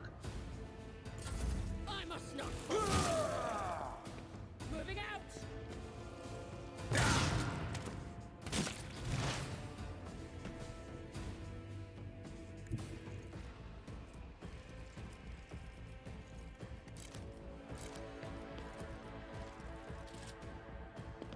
Of course, that's gonna hit Abelard. Cover me.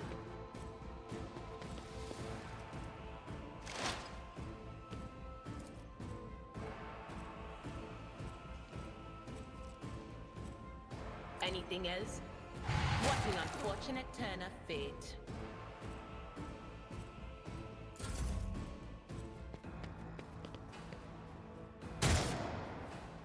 Weapon at the ready. I feel when Idira is the one that's, like, actually doing shit here. God. Just a minor setback. Also, how's it going, schlup? Hope all is well. Grey hair, sure hair. Oh, my ears are ringing. It will be done.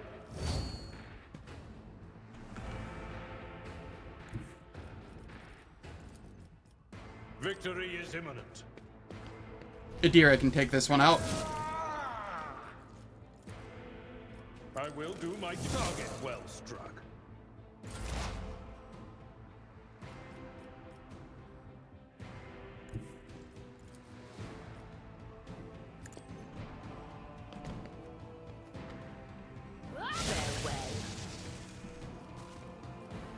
And then I will have her forewarn herself. Was it you? Or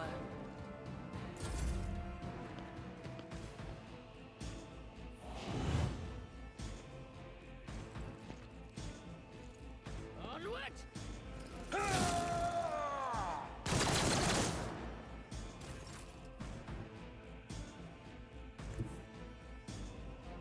Time for chores?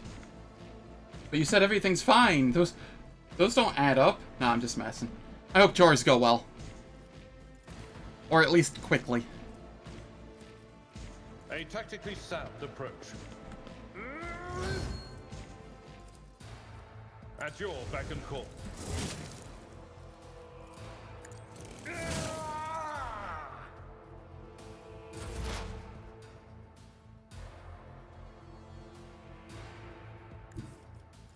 Am I able to... Yes. They who discern the future own the battlefield.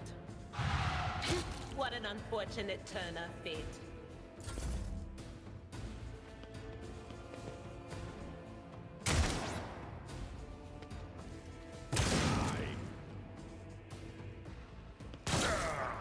Brace yourself, Abelard.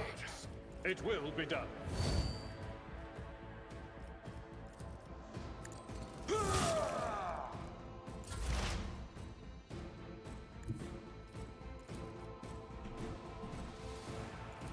Uh, 12 to 28. I know what is to come. 14 to 31.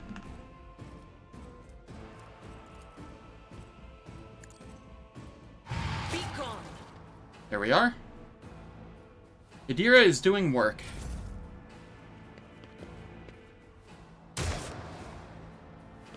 Pain and duty go hand in hand.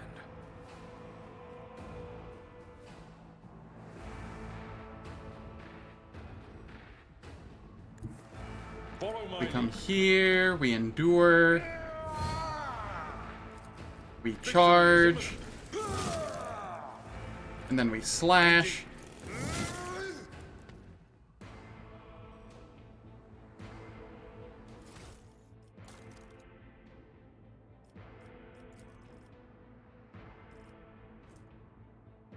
Charge and slash do not affect this bonus. That is not slash, that is strike. Oh. How do I get a slash?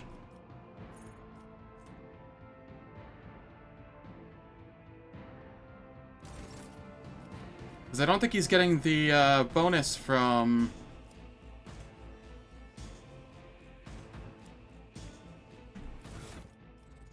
Is slash from other weapons?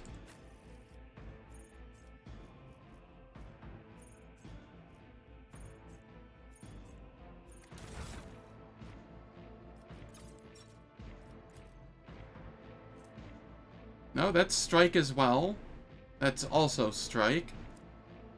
I have to think it just means strike. And it's a typo.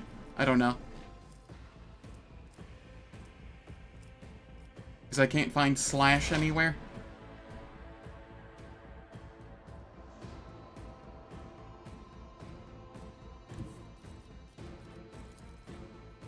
There is movement in the Empyrean.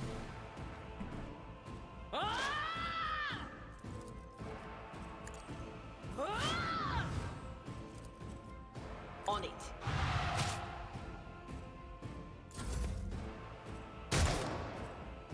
Stay vigilant.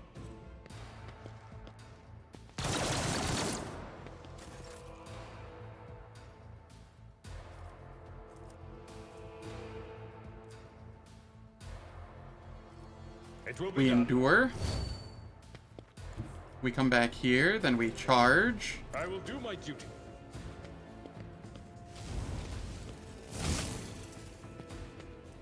And then we strike. High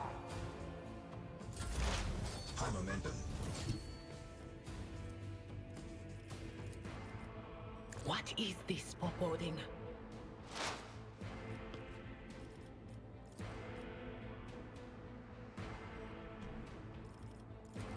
But of course.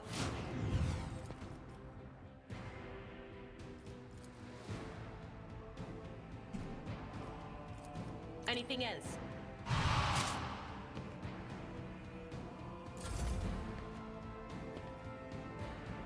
Follow my lead. Stop mocking me. Alright, Abelard. Victory is imminent. I took care of this one.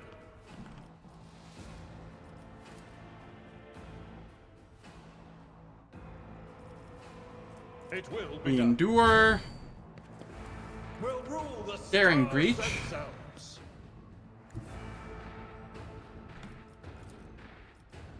Indeed. Thank you for the raid, Aku. I hope all is well. It will be done. Gray hair, sure hand.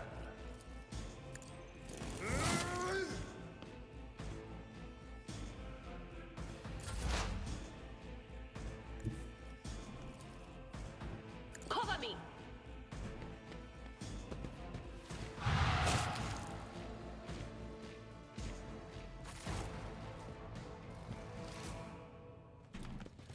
Alright, that was painful. That was incredibly painful.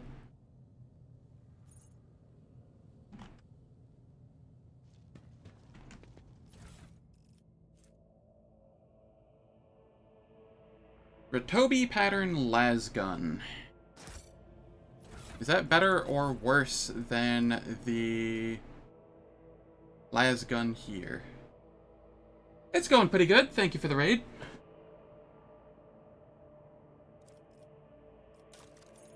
How are you doing?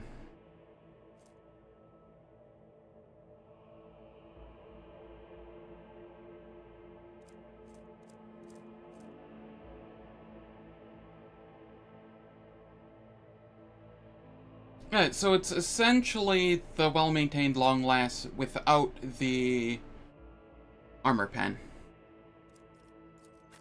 I'm okay with that.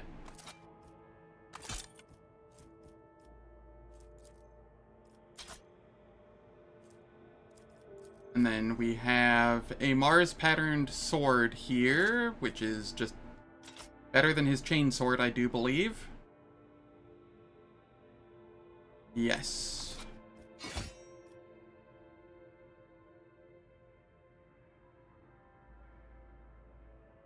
Nice, nice.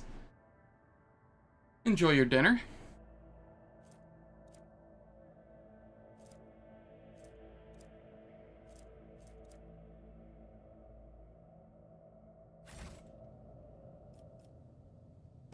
A new challenge for me?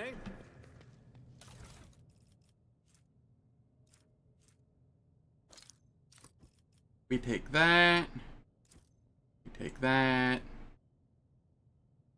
We don't need that.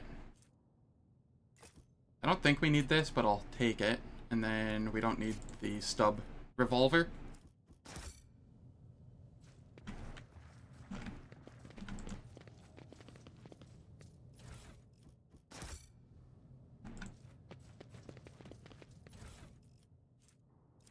Here we get another shotgun,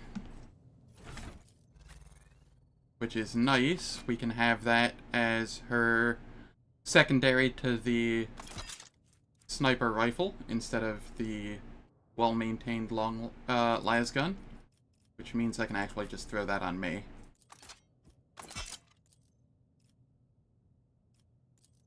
And the Ratobi pattern one can go on Adira. There we go. A little bit of gear shifting. All good, though. Follow my lead. We're gonna come out here after looting these. And heal up.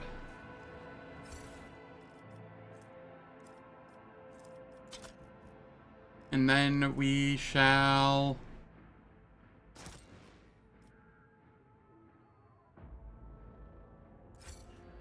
play ads. There are going to be 3 minutes of ads. It turns off pre-rolls and mid-rolls for the next hour. I don't do anything in the meantime, so nobody misses out on any content. And I will catch you all in 3 minutes.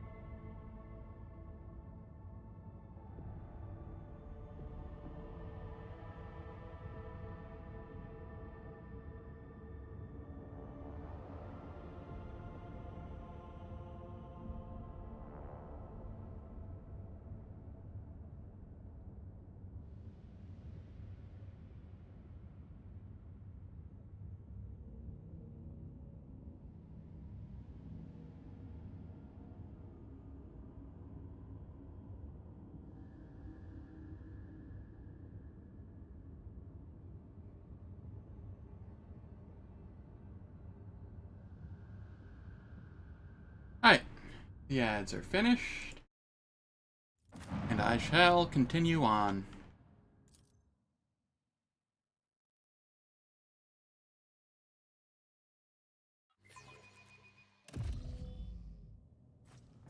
I'll lay claim to the stars.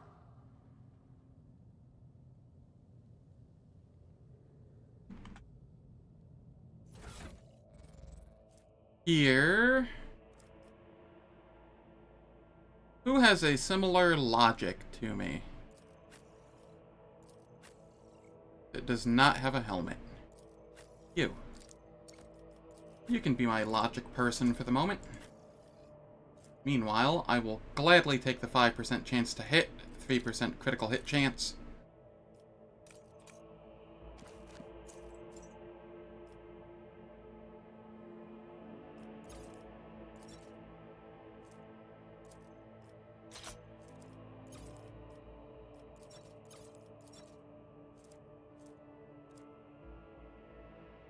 Is there anything else here?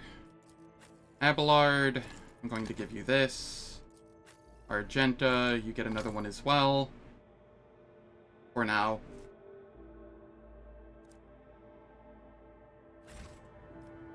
Alright.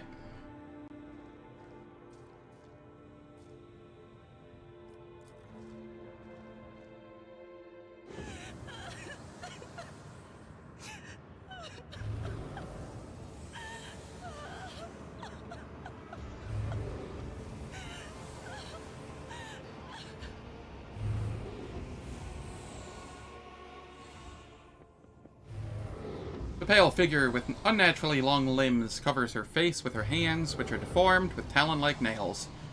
Her deathly pale face is coated with blood that continually streams from her scarlet-misted eyes. Her spiny gills, slightly hidden under her disheveled hair, twitch nervously at your approach. Only now do you notice the third eye on the young woman's forehead, hidden by a jeweled ornament. And when your eyes meet, you sense overwhelming, soul-smothering power. You are enveloped in despairing grief, and an invisible hand closes around your throat, cutting off your breath. Your limbs seem to fill with lead, your heart hammers in your chest, and your desire to turn and flee from this room, from this station, almost gets the better of you. At the last moment, you master your emotions, and your will pushes back against the illusion, forcing it to retreat. Adira emits something between a moan and a drawn-out whimper. Ow, ow, ow. As if my own little pals weren't bad enough, now this one's barging into my head. Somebody stop her. Heresy? Argenta looks at the tall figure with a strange mixture of anger and sadness.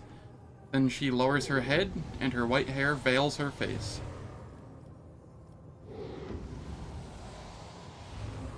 Lady Cassia, I'm here to... Oh, wait.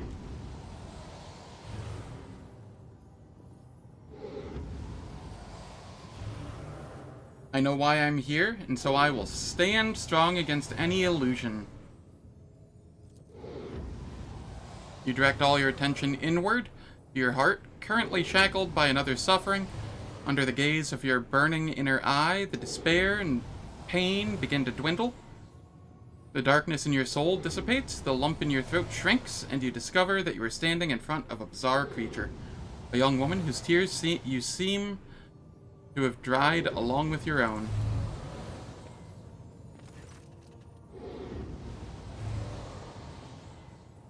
She wearily shakes her head and lets out a drawn-out sound similar to both a sob and the howl of a small wounded animal. What is happening? Was someone calling my name? Are all the betrayers dead already? And you? Who are you? Zenevithar von Valencius, it is a pleasure to make your acquaintance. Pardon my manners, Zenevithar. I did not expect to make such a gracious acquaintance in such a time of great sorrow for our house. What is this? I feel faint. The heavy-set old man who has been kneeling nearby erupts into low sobs, his eyes swollen from crying, dart desperately around the room, as though the veil of ignorance has just been ripped away from them. The child, Lady Cassia, where are you? Sacred child, throne preserve. Despite his venerable age, the navigator leaps up and rushes to the young woman's side. You. The old man shifts, revealing his face to you. It is threaded with jet black veins, and his bulging, milky eyes bear a striking resemblance to those of a dead fish. Sickly sweet scent assaults your nostrils, as if the old man's flesh is rotting inside his decaying husk. My eyes fail me, for they are unable to make you out as either enemy or ally. I'm warning you, one wrong move will bring the wrath of House Orselio down upon your head. Watch out, Lord Captain, this one's so deranged it's making the whispers shriek like crazy. He might just open that eye of his. Threatening the head of a dynasty is a grave offense, esteemed whoever you are. Persuasion. At present, I'm trying to determine what is happening on Eurac V. I'll grant that you do not look like pirates who have come coveting the riches of a wrecked station, or like scoundrels in Felic's service. So who are you? Zenavathar von Valentius, rogue traitor. Abelard, introduce us. His lordship, rogue traitor Zenavathar von Valentius, heir to the greatest protectorate in the Cronus Expanse, and bearer of the sacred warrant of trade, extends his greetings. Another rogue traitor in our corner of the galaxy? How interesting. Your kind always make an appearance in desperate times, ready to cut a deal that benefits one side alone. Given that you have not so far drawn your weapons, your intentions are probably peaceful, and so House Orselio now asks a service of you, save the life of the child in exchange for future cooperation. Do not hurry to answer, think on it. You can make yourself an ally or an enemy of the house today, you decide. What service do you ask of me? Save the sacred child, take her away from this station. I fear I do not have long left. Save the child and deliver her safely to Regent Arantano, acting head of House Orselio in the Cronus Expanse. Rest assured that the reward will be worth your effort. I know we came here for a navigator, but after everything we've seen, I've got some reservations about this girl. Such a fragile thing, with such a heavy burden upon her shoulders.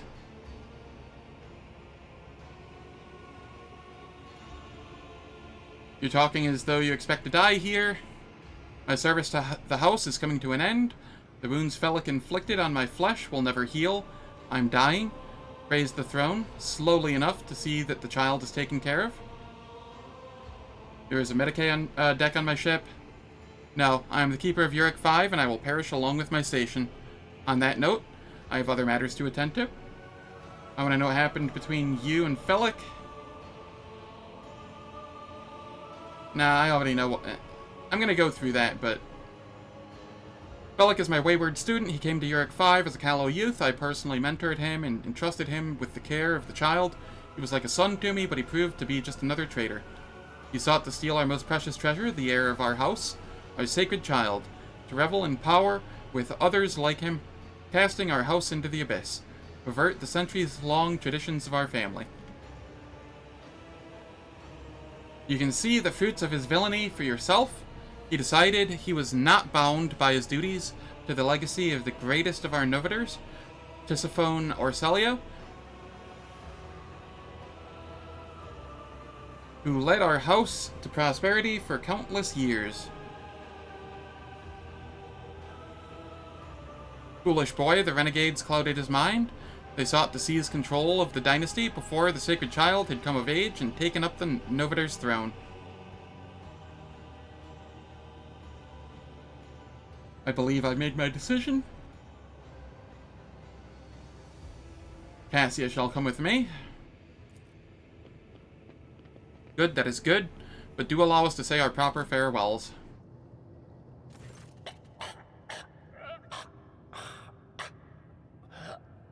Wake up, my mistress, my sacred child. It is all over now. It is over. What? What happened? You. I remember you. Have you come to save us? Child, please, listen to me very carefully. One last time. You will now embark on a voyage with this lord to rejoin the house and its regent in the Coronis Expanse. I will not be able to accompany you on this journey.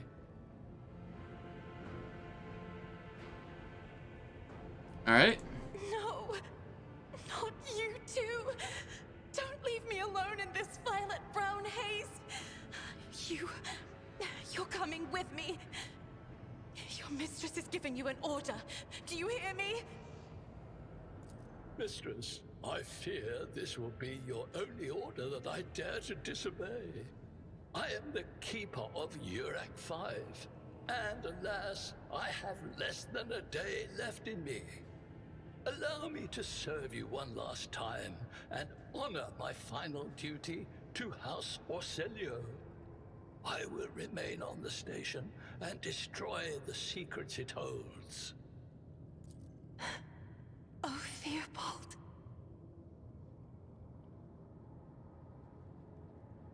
I regret that we had to meet under such circumstances. What need have I for your regrets? I just want things to go back to the way they were before. What are you going to do to me?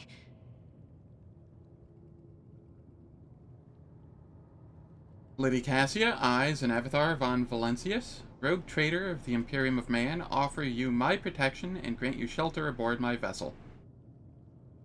Do not fear what is to come, child. You are ready to guide any vessel. I know this because I taught you myself. And it is difficult to imagine more worthy company than a rogue trader. But remember, your safety is of paramount importance. Get to the Great Regent and fulfill your destiny. Why am I having such a hard time waking up today? I beg your pardon, but what about my servants? Eurac V is still full of people loyal to House Orselio. All who can be saved will be given succor on board my ship.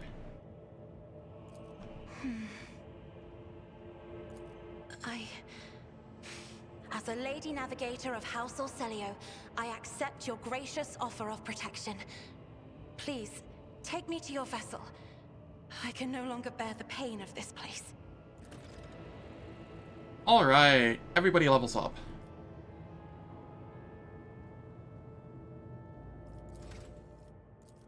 Here, I am grabbing more ballistic skill. I want all of the ballistic skill. And then here, I think I'm grabbing concentrated fire. That's my guess on what I had written down.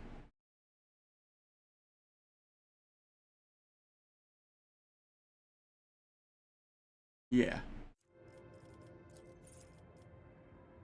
That makes sense.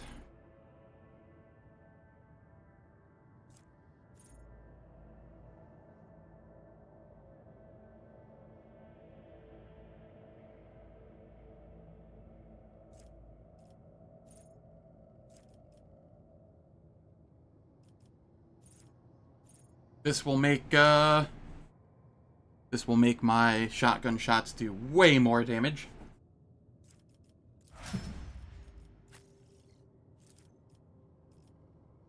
Abelard. You already have Endure. So let's see, what do we want here? I could grab Sworn Enemy, or I could grab Taunting Scream. Where is the next one that we get? It's only a couple away. I think I'm grabbing Taunting Scream first.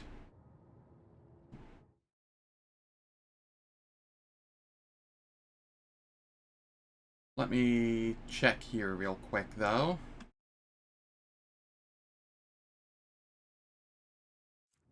Yeah. Last time I took Sworn Enemy first, and I just didn't use it often enough early game for it to be worthwhile. Taunting Scream, on the other hand, I use almost all of the time. So, we grab more athletics, so that maybe he won't fail so frequently with it. Over here. What am I grabbing?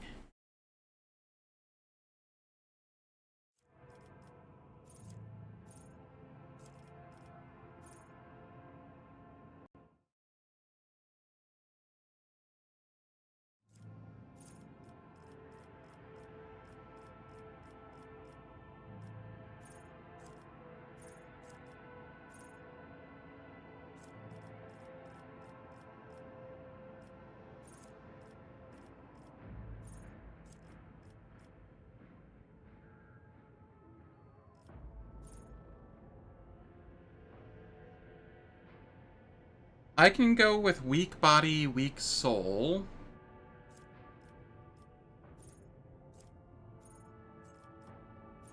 Yeah, I'll go weak body, weak soul.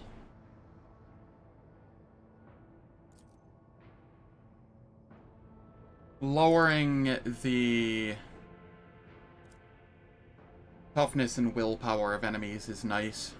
And 9 is essentially guaranteed to get them to a lower breakpoint. It's not going to be a significant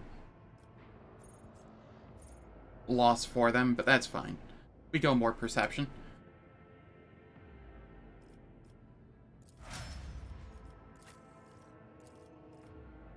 Argenta, what do I want to do with you? More ballistic skill. And then I think I go rapid fire.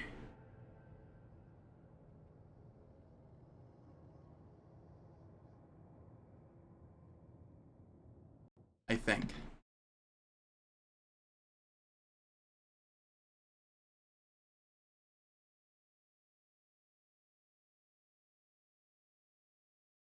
Yeah, rapid fire seems correct.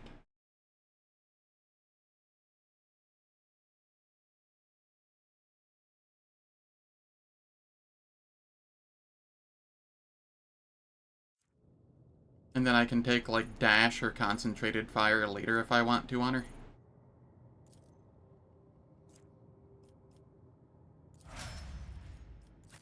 And then Cassia, you have 2 ranks. It's either willpower or perception. I don't remember which one I go first. But the others, like, those are the only 2 I level up on you.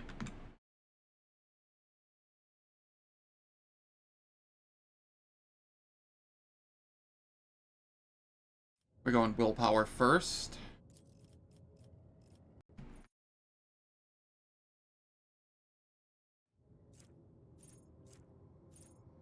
And then Mastery of Time.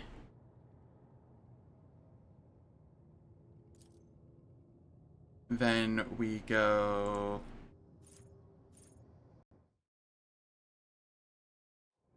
Mind over Matter.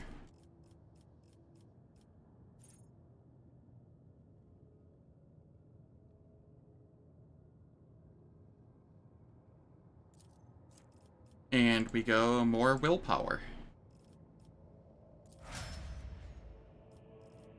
Cool. And now she is just as tanky as Abelard.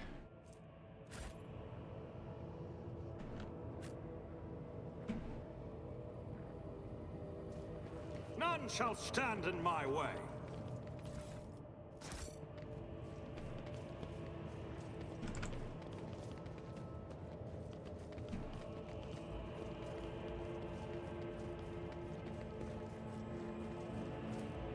To the lower level.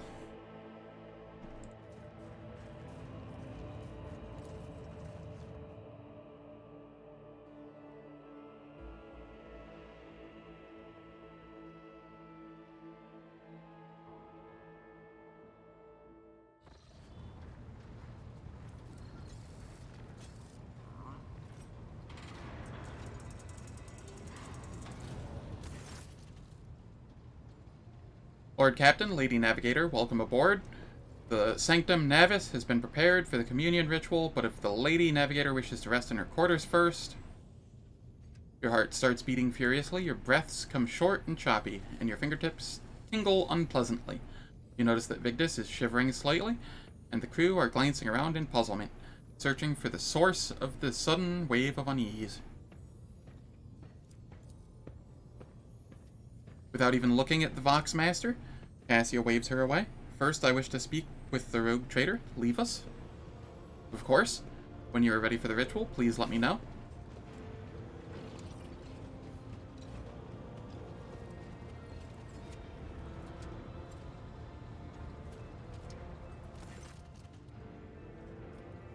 Cassia sweeps her pensive gaze over Vigdis, then lowering her lashes slightly, turns to you.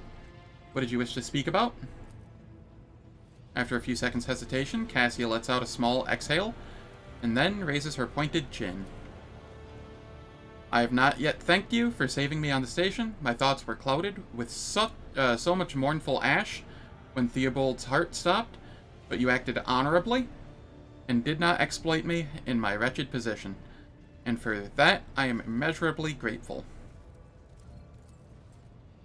I am also deeply grateful that you saved my servants, especially my valet. Uwe served on the station for more than 5 years, much longer than any who preceded him.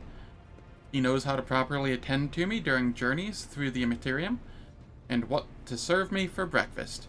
His presence envelops me in a cloak of amber. But now, I am ready to go to the Sanctum Navis and perform the sacred rite. I require brushes, canvas, and the best paints you have on board, but no red. I shall ensure all the necessary supplies are delivered to the Sanctum Navis. I shall take my leave of you for the duration of the rite. I ask that you do not follow me. Few can survive the gaze of my warp eye when it is opened.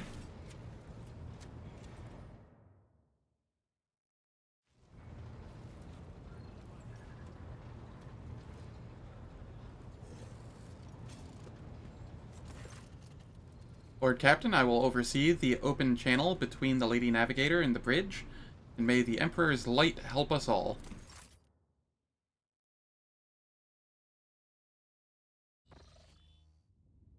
The Voxcaster in the Sanctum Navis picks up the susurration of clothes, pious chanting, and the metallic clicking of implants. Then the serene voice of the Lady Navigator breaks the silence, initiating communion ritual. Come here, Uwe. The exultant ring of metal freed from its scabbard, the low sob of the servant, the rhythmic drip of liquid on canvas, the faint whisper of the brush. Go. Footsteps hurrying away.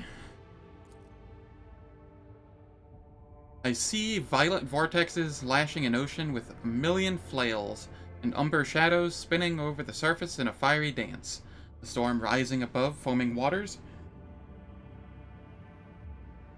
Armadas drowning in fog, the path from one end to another cannot be seen. And here, beyond the wall of glass, a daughter, forsaken by her father, yearns for her brother. And the sun's pale disk goes in tireless pursuit of her? No, of me. Its frozen rays lie that spring is here. The light is deadened. The great ruler is gone. The Voxmaster recoils at Cassia's words and accidentally snaps one of the cogitator levers. The panel beneath her fingers emits sparks, and the Voxcaster falls silent. She quickly flips a series of switches and bows guiltily. My abject apology for cutting off the broadcast, Lord Captain. I've never heard the warp speaking through a navigator before. The connection is restored now. It will not happen again. Cassia, are you alright in there? Soul-shredding screams drown out the Vox transmission. The servants in their Sanctum Navis are howling and shrieking like wild beasts, moaning in pain, their throats raw from the strain, and then sudden silence. The dull thud of dropping bodies proclaims their fate.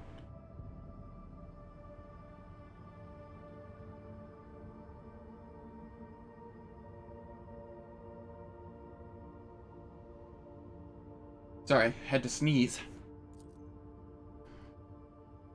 It appears the servants were part of the Lady Navigator's rite, as it was for her predecessor.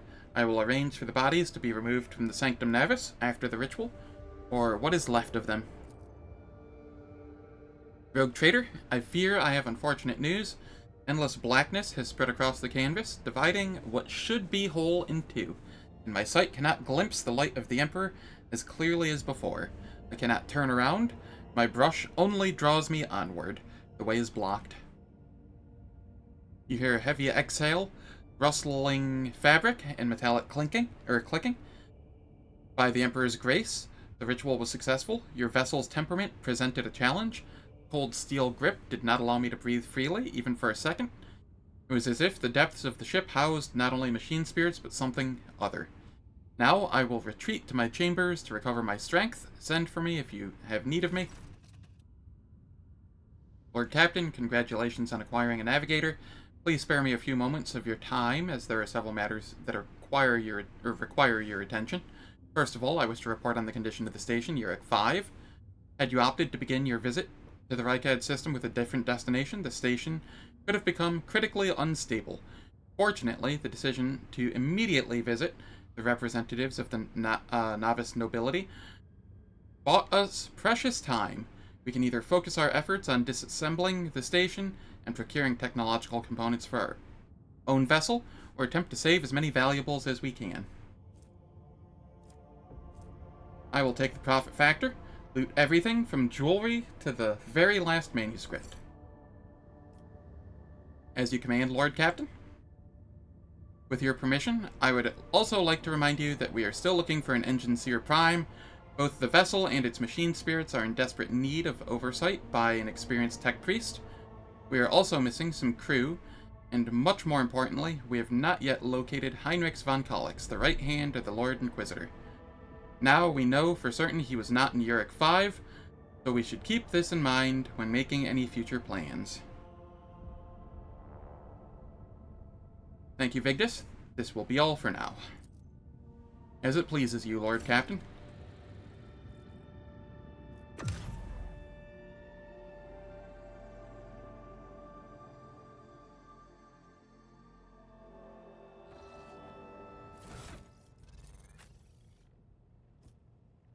All right.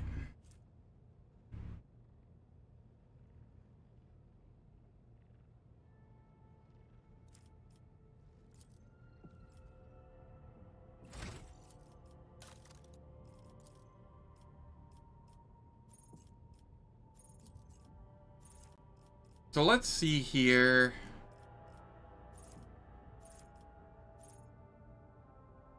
We could have Strange Vitality at some point. I don't know if I care for that.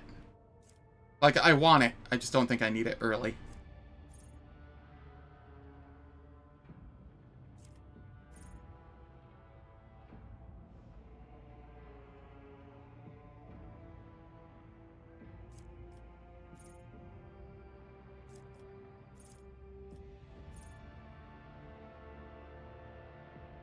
Five fellowship and an additional 1 fellowship for every navigator talent or navigator power taken. That's the one that I was thinking of. So that will be useful eventually, but not in the immediate.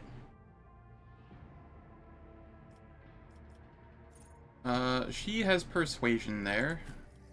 So here we can take these off and give them to her.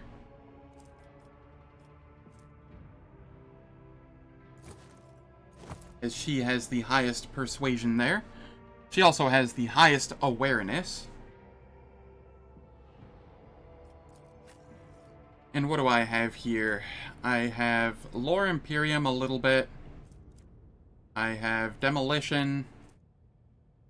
And I think I'm going also Coercion, because of my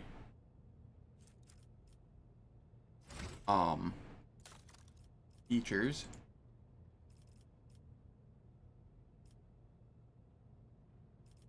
Swift Justice. Yeah, 40 plus Coercion divided by 5. So I will be going essentially demolition coercion for this build, and Lore Imperium is going to be like a tertiary thing, but I have a decent chunk of it base because of my background and stuff, and then I also have this equipped at the moment. Who has my highest commerce? She has my highest commerce. Okay.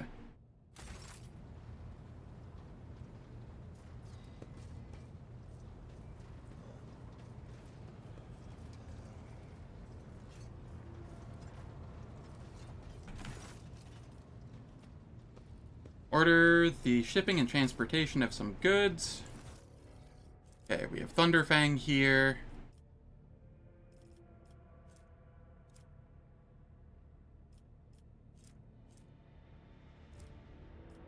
Let us go to the reputation here.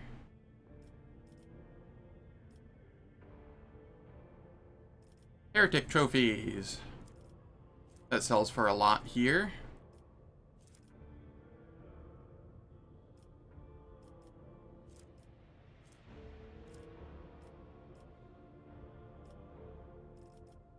The armor kit sells for a bit more as well.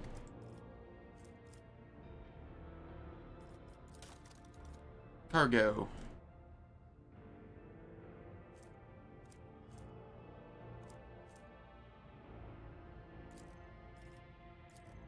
Split.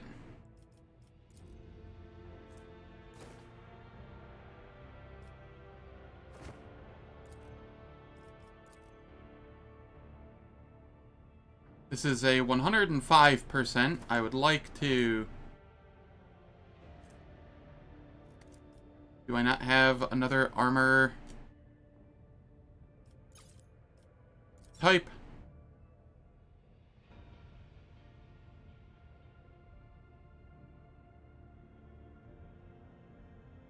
Okay, yeah, I can send it here. No, can I not?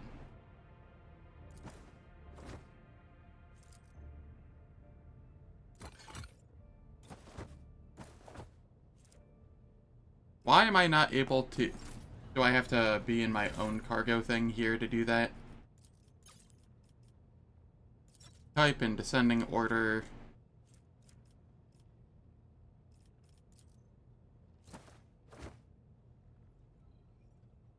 Am I not allowed to do this?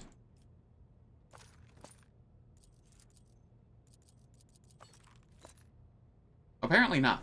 I thought you used to be able to optimize your cargo sales a little. That's fine. What do the explorators really like? I don't remember.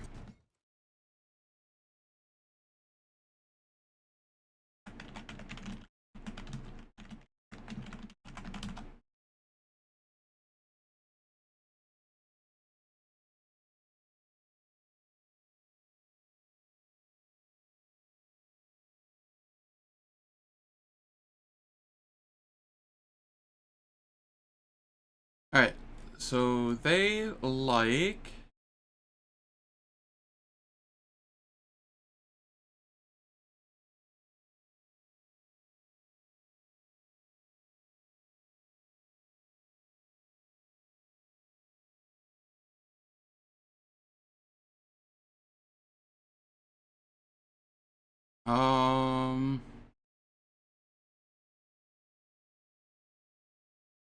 Holy gifts, heretic trophies, ship components. So they both want heretic trophies, huh? I guess I will hold off for now then.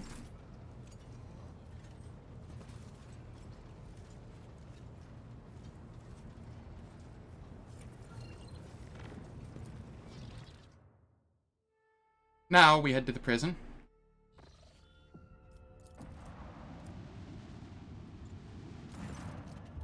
Lord Captain, there's some commotion on the officer's deck. The Lady Navigator has left her quarters and is currently in the wardroom. Where uninitiated crew members are shunning her in terror, perhaps you should find out what has brought Cassia to the deck.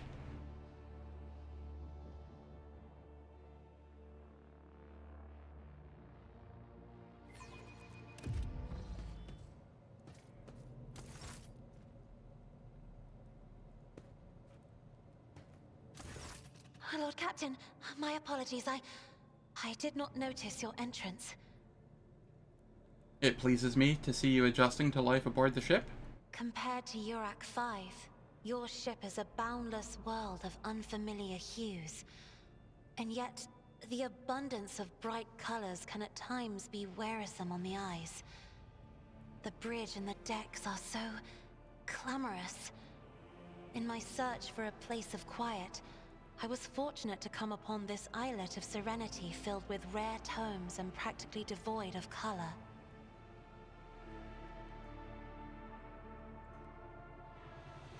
The events that took place on Eurac V must have shaken you greatly. Are you well? One should not underestimate the navigators of House Orselio, Lord Captain. Like a shawl of pale smoke, a faint malaise hangs upon my shoulders. But it will not be the slightest hindrance to my duty to humanity, and my duty to you. Alright. Your only attendant is your valet from Eurac V. Do my servants not measure up to your standards? No. It is not that at all, Lord Captain.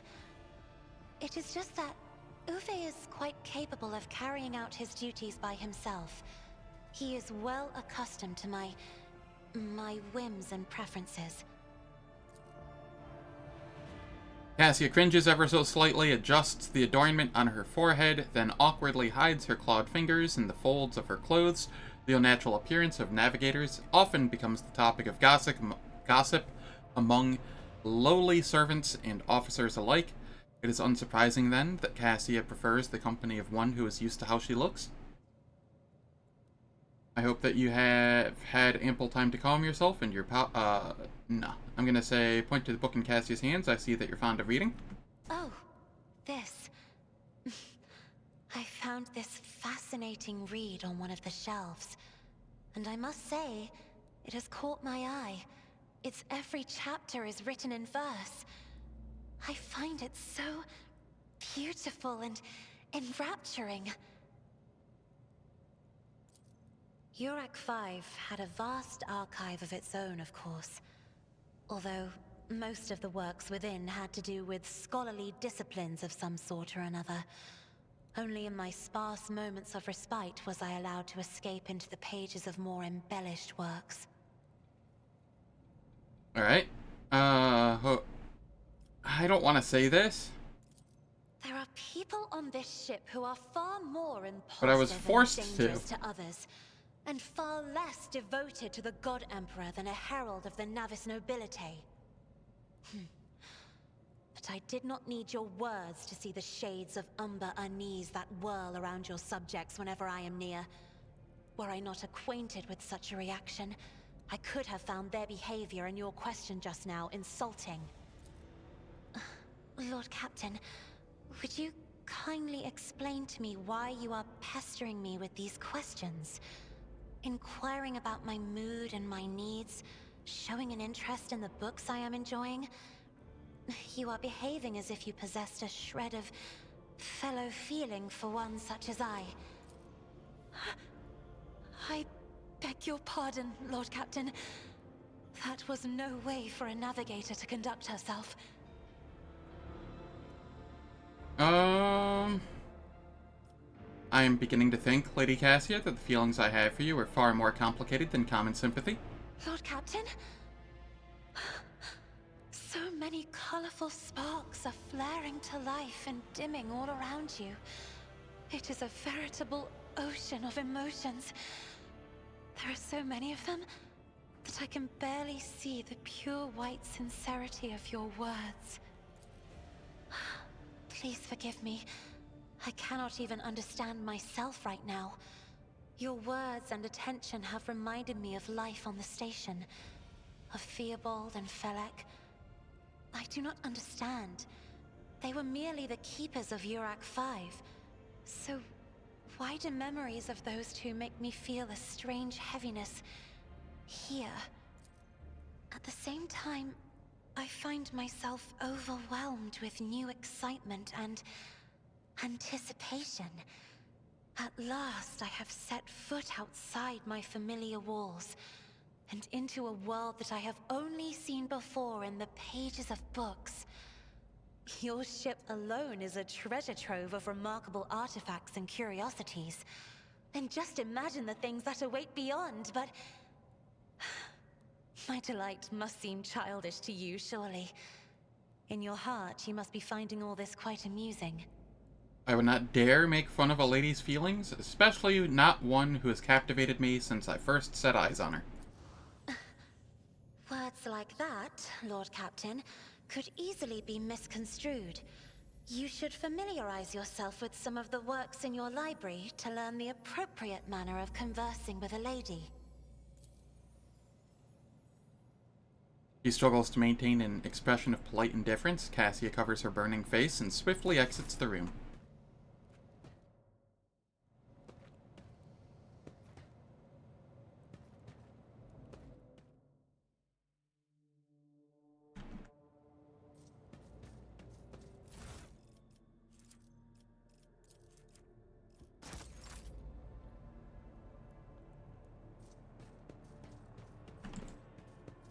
Is there anything down here that I want?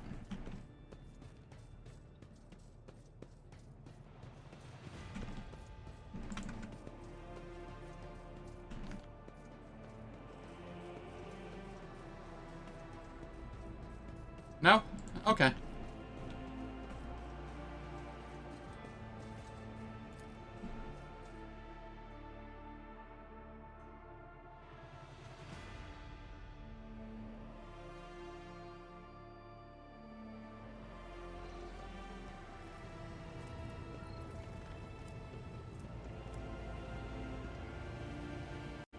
One moment. I want to look something up here. It's been bothering me.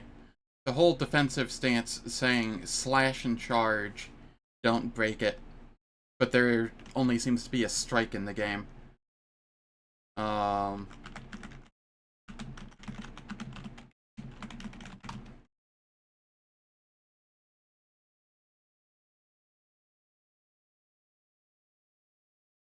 Yeah, charge and slash do not affect this bonus. What is slash?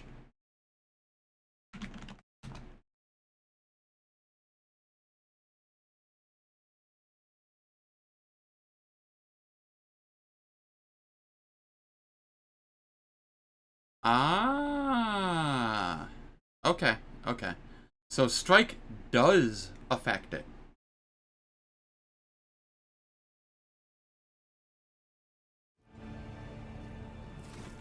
Slash is archetypes, warrior. It would be here. No?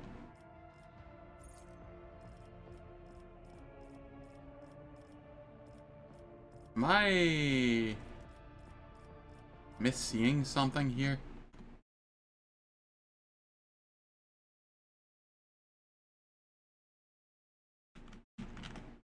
Slash.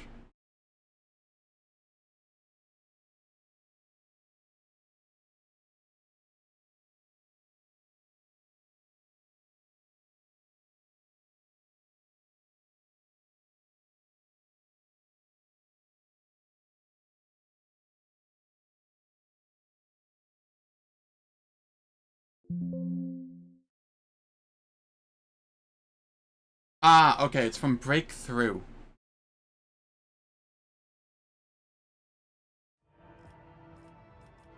So it is here, it's from Breakthrough. Warrior gains the slash ability with 1 charge, agi bonus divided by 2. For this round, slash cannot be used in the same round as charge. Alright. So I have to be mindful, and I have to not use strike if I want the bonuses from defensive stance.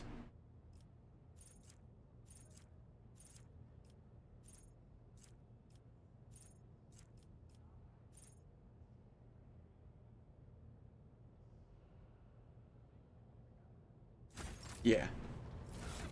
Okay.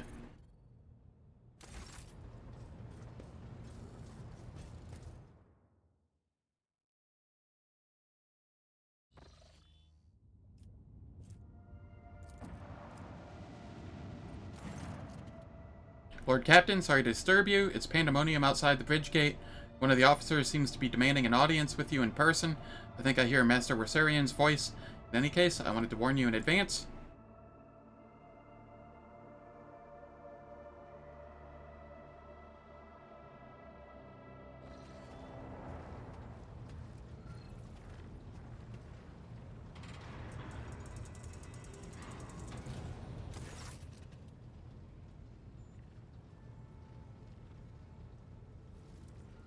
Oh boy. Okay, it's this one. This is a lot of dialogue. Essentially, one of the, there was a heresy amulet or whatever found on the dead body of somebody in one of the lower decks. Abelard is trying to root out heresy through force. This person, this lieutenant, is acting out of turn, but thinks that the force is too forceful, and is coming to me even though they are not supposed to. So that is the gist of this.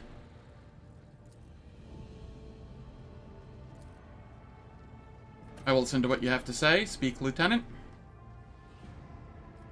Actually, you may speak, but I want to hear a report, not a shouting match. Having two officers bickering in full view of the bridge is unacceptable. Assault unit will be dispatched to the lower decks on orders to crush the workers' strike by any means necessary. I'm convinced that this step is unwarranted, and that the crisis itself was provoked by the actions of one of the senior officers. Yeah, there's a workers' strike going on because they're being too forceful. They're going to quash the strike by just beating them into submission.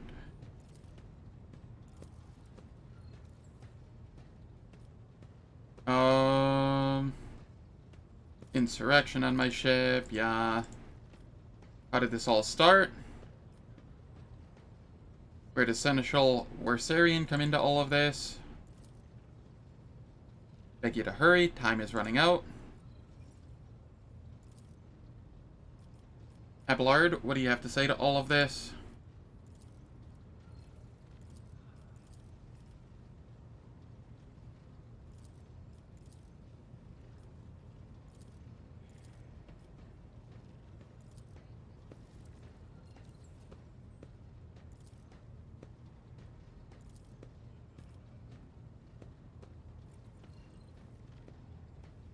Vent, would you say that Seneschal has singled you out from your peers in any way? I see.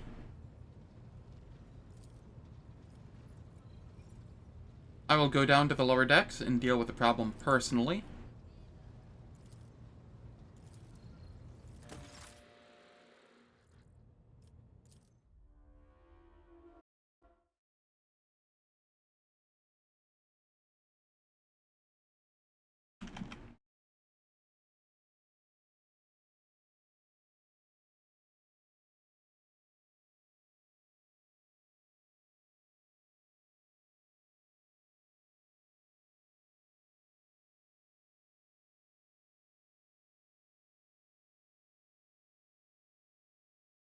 Let me see here.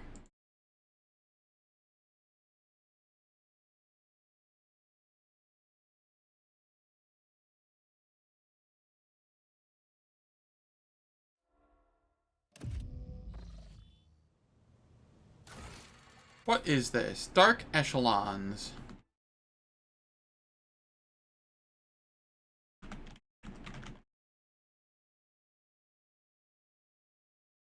I've done this a handful of times before, and I recall there being different outcomes.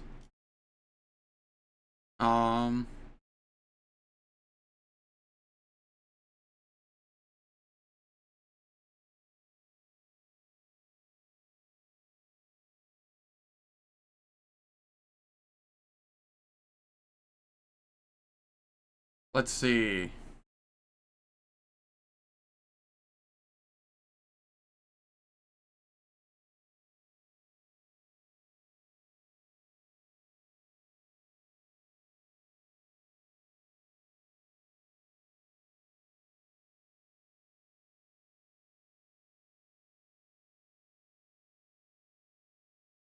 Okay, so this quest.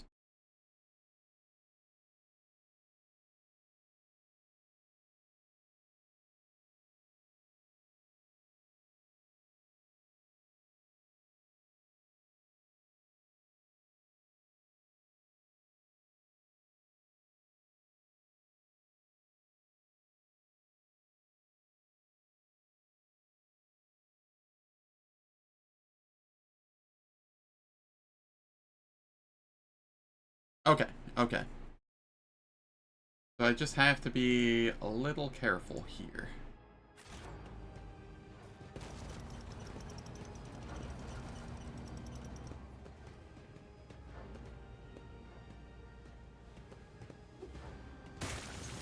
They threw acid at Wersarian.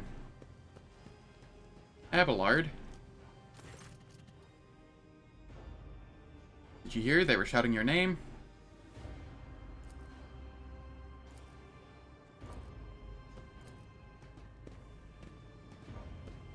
It's about time.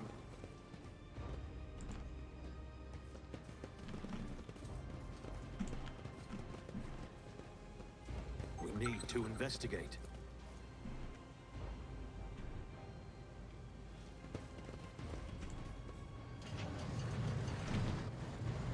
Oh. Get in here.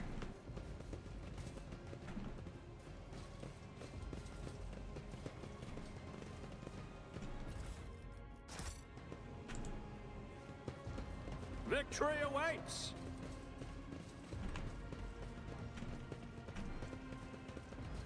I still do not see our purpose in coming here. Relax, old man. Going for a stroll on the lower decks every once in a while is good for you. Lets you see how the simple folk live.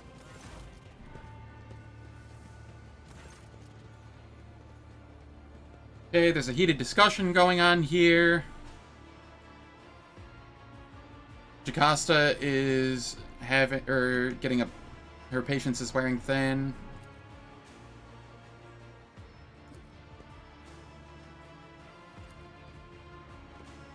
What is the situation? Your lordship, my people have locked down the bay where the strikers are, including their leaders. We have the situation under control as far as resources allow. Under control? Lieutenant, I came here to lead an investigative unit, and what do I see? The rabble is on the verge of mutiny. There's nothing to investigate. This simply calls for immediate repressions and firing squads. And you, Vent, are a step away from facing charges yourself.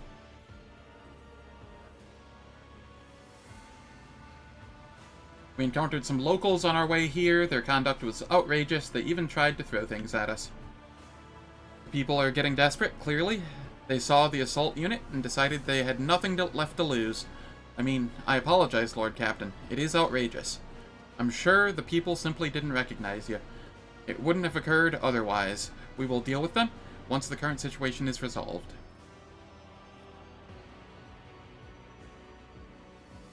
Is that all you have to say? Are you sure you're worthy of an officer's rank, Lieutenant Vent?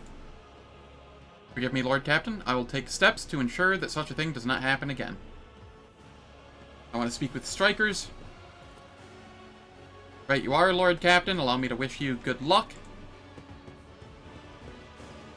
I won't tolerate weakness.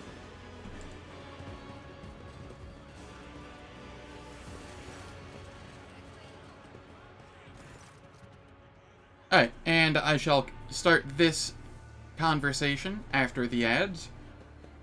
They will play for 3 minutes. They turn off pre-rolls and mid-rolls for the next hour. I don't do anything in the meantime, so nobody misses out on any content. And I will catch you all in 3 minutes.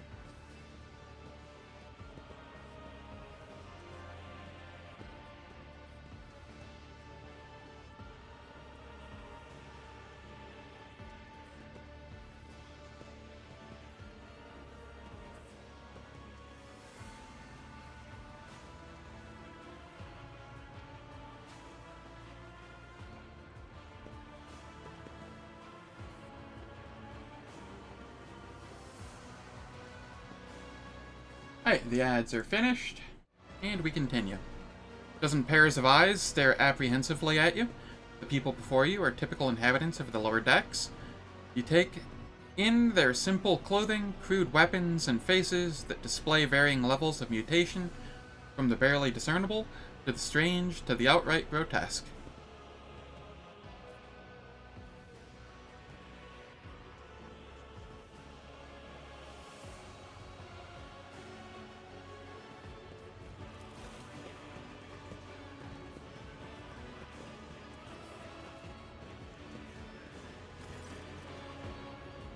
A whisper passes through the crowd, and you detect a mixture of fear, astonishment, and joy in their reactions.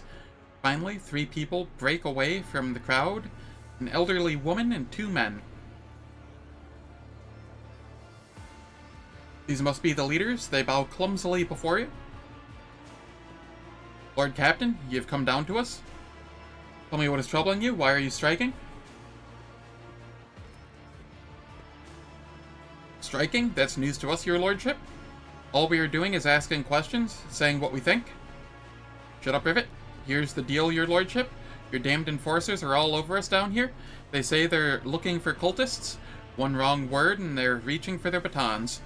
If they want to punish someone, they turn off the heating to whole bays for weeks at a time. So we get sick and freeze. In my clan, 2 little ones died from inflammation in their lungs, all because of those enforcers.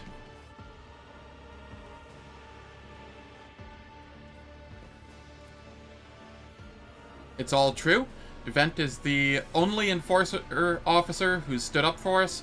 It's clear as day who had a mother from the lower decks and who grew up amidships and has no fellow feeling towards us. Your lordship, we're no villains here. We're honest workers, your servants. We've plotted no disorder. We went on strike openly, and now we've got guns pointed at us. All we're doing is asking to be allowed to work in peace without being harassed.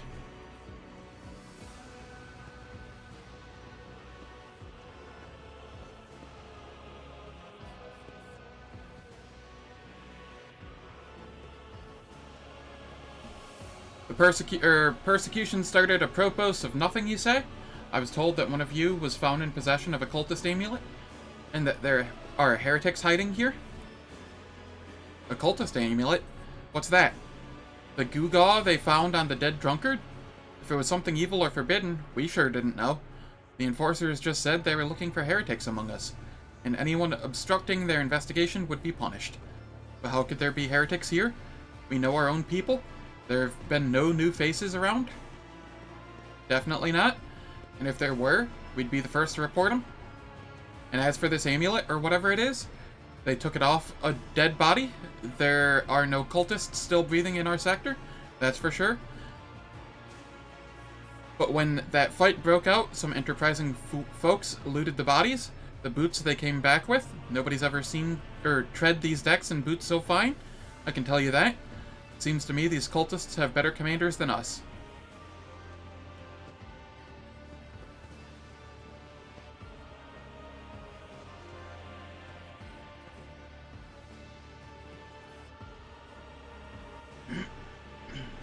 Pardon me. Oh yeah, those boots were really fine. And there was no harm in taking them, right? As for the amulet, it must have been pocketed by someone who didn't know any better. We don't need any amulets around here. We all worship the Emperor. And when we're working, we bow down before the machine spirits of the large and small transformers and the servo motor. Mouth is not working with me right now. The same way my grandfather was taught 100 years ago by a tech priest who came calling. Believe us, your lordship, we are people of faith. Naive children, weren't you taught from an early age about the dangers of the archenemy's creations? Weren't you warned that any unfamiliar object could be one of them?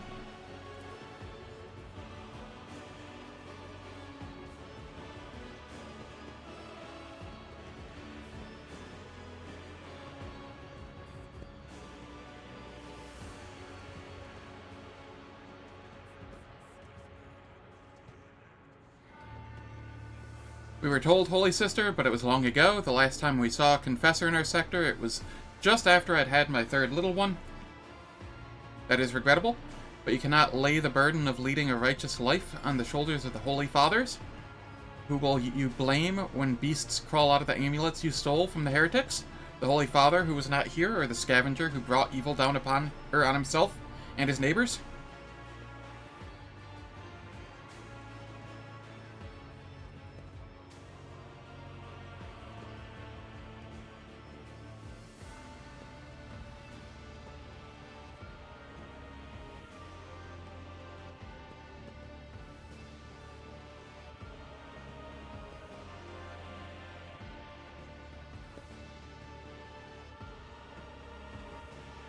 Abelard, do you have anything to add?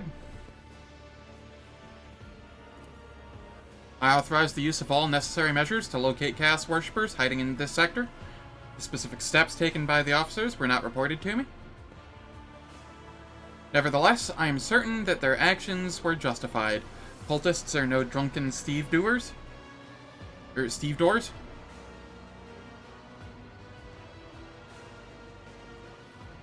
They are the enemy and a threat to the ship. Neutralizing them demands decisive action. Was it really necessary to torture these people with cold? The rabble understands only one language, Lord Captain, that of violence. As per regulations, should the laborers persist in their unwillingness to cooperate, the next step is limiting air supply and cutting off water, which is almost certain to restore order. The peasants can grumble all they want, but in the end, they are the source of their own misery. All they have to do is bow their heads and fall in line, and the need for punitive measures will disappear. What changes do you want? Would you look at that? Or would you look at this? The exalted Lord Captain himself is asking us, bilge rats, what we want? Well, here's what.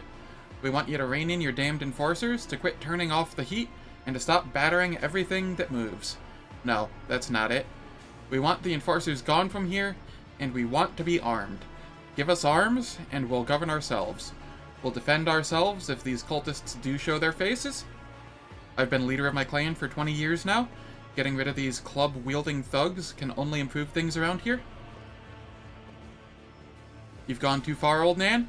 They'll never let the maggots on the lower deck live without enforcers breathing down their necks. They probably even insist on enforcers on the upper decks, too. As for weapons, what do we need them for? Before the day's out, we'll have someone shooting their neighbor out of stupidity or drunkenness. We don't need that. If the enforcers stop hassling us, that'll be enough. In return, we'll find the scavengers who robbed the cultists' bodies, and we'll talk to them, one lower decker to another. If there are any more of these damned amulets about, we'll hand them over to the enforcers ourselves.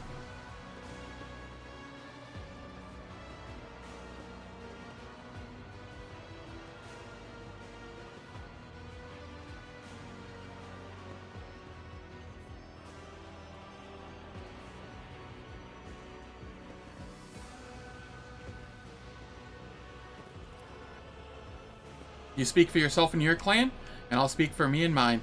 I don't want empty gestures, I want real change. They'll promise us the world now, but as soon as the anointed one turns his back, these brutes will be on us even harder than before, all because we dared to speak out.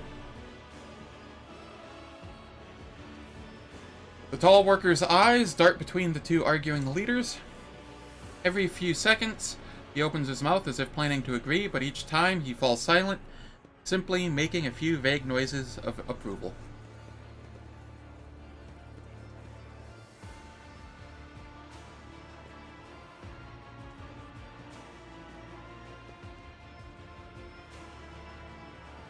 I'm going to try the coercion here.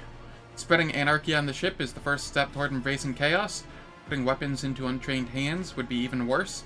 What's more, the enforcers are needed to maintain oversight and order. Withdraw those demands and we'll consider the rest. I failed, of course. I fail every 80% and above so far. The tall worker they call Rivet flinches nervously under your gaze, but he casts a glance at the old woman and says nothing.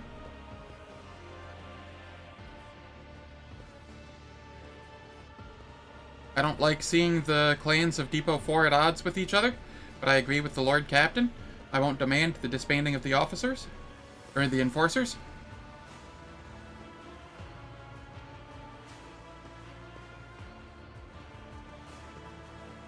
It's decided the harassment will end. I will expect the clans who have agreed here to assist in locating cultists' amulets and weapons. Anyone who refuses will be punished.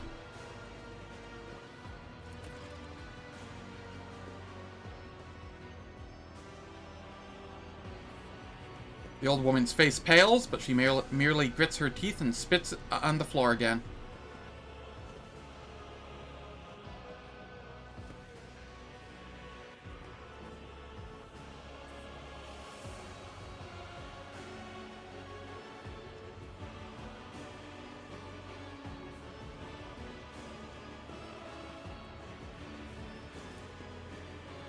Sorry, old Nan, I'm not putting my life and my whole clan's lives on the line because of your stubbornness. We are most eager to assist. We'll get right to it, Lord Captain. I'll lay claim to the stars. Cast your eye there. Alright. I rise to the occasion. The gauge shows that the steam pressure in this pipe is close to the maximum, however it does not reach the bars at the other end.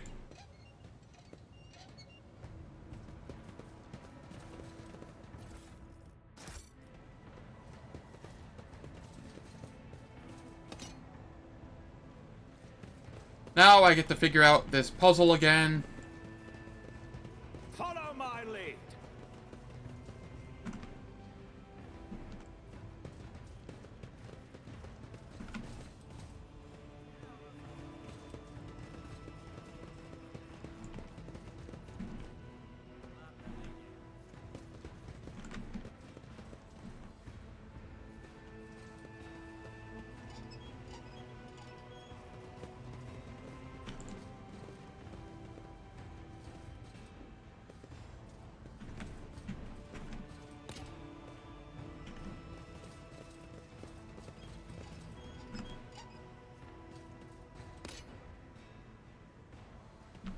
It's about time.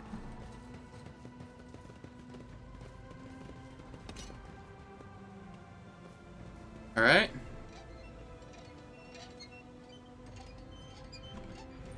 No, don't close the doors, damn it.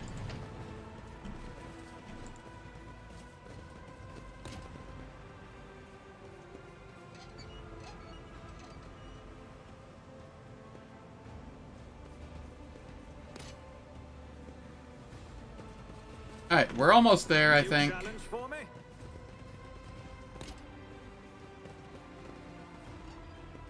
There we go. What in the world? Unexpected result.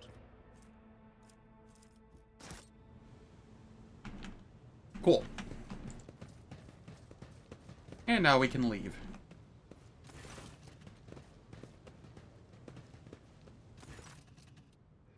I have an urgent matter to discuss with you, Lord Captain. Please give us a moment.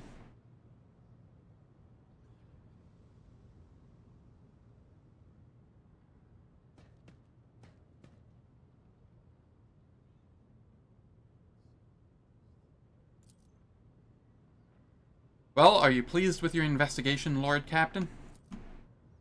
You kowtowed to the disloyal rabble, you believed their lies and showed them leniency.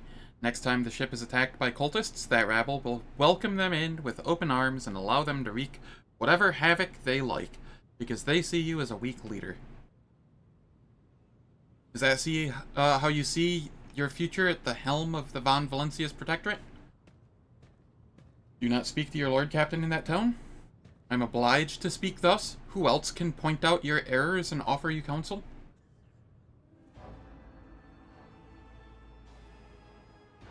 Why are you so angry? I solved the problem. But why did you have to be the one to do it? And did you consider what it might cost you? I would have handled the situation myself had you not decided to intervene. Remember, Lord Captain Theodora?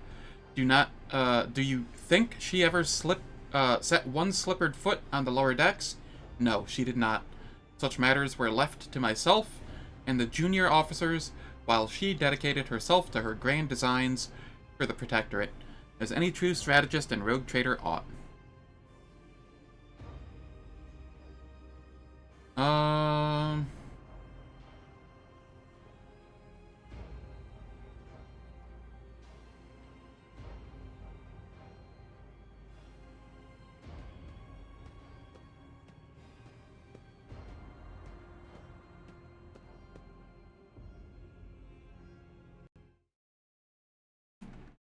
Let me see here. It is...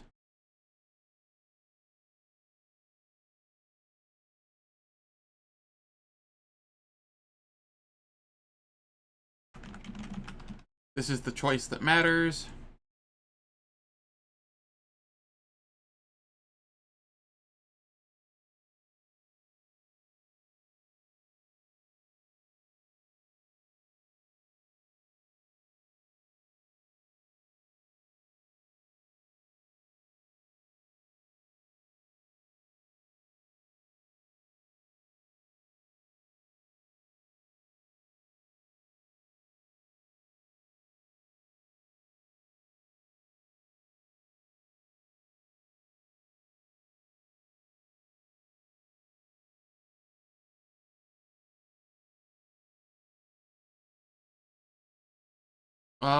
Same applies to the second set of dialogue options as well.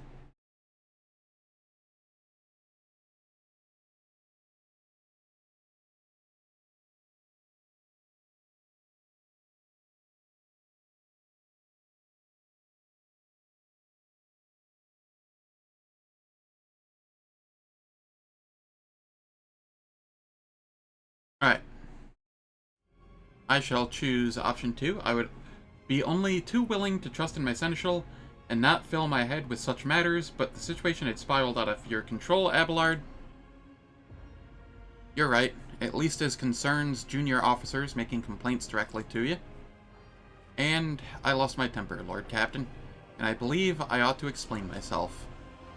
Prosperity of the Von Valencia's Protectorate is not just an empty phrase to me. I left the Imperial Navy for the chance to see it flourish. It was the most momentous decision of my life. I did it because I saw in Lord Captain Theodora's deeds the sign of true greatness. Rogue traders do not simply forge new routes and capture worlds, they create order out of anarchy. That creative impulse was entirely lacking during my time in the military. So I left behind everything I had known, everything my family had known. I come from a long line of officers, and I embarked upon this incredibly reckless venture. Lord Captain, Theodora entrusted me with all the concerns she had no time for. She would go off on her flagship for long periods, distant frontiers, on scouting voyages, and the advancement of the entire Protectorate rested on my shoulders. And then, suddenly, everything that had been built over the years began to quake, rattling like a flimsy hangar on a seismically active world. One of the senior officers betrayed us all, the rogue traitor was killed, and who knows what is happening on the planets. I tell you this honestly, without fear of appearing weak. All this has come as a grievous blow to me. I am not panicking or grieving because I cannot allow myself to panic or grieve. I'm duty-bound to aid the new rogue trader, to aid you, to find your footing as quickly as possible, and to do that, I must insulate you from problems that in the past have been dealt with by tried and tested procedures set out in the ship's regulations, procedures that were established long ago and have functioned smoothly for decades, cannot suddenly be deemed excess to requirements.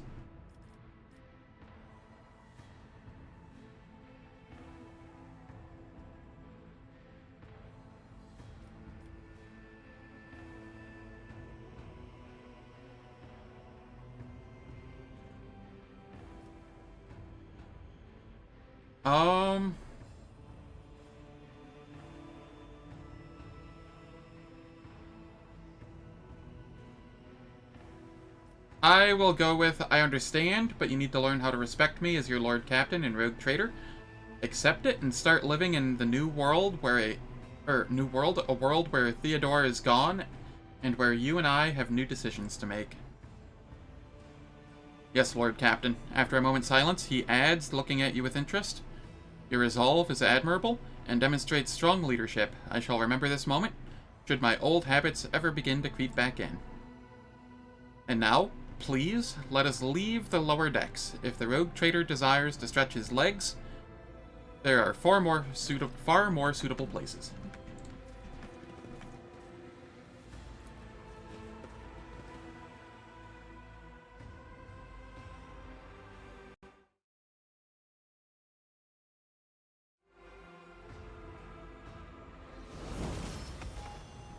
Oh, we have level ups again. I was not expecting that, gotta be honest. Here, we took ballistic skill. I think it's agility next. Pretty sure it's agility next.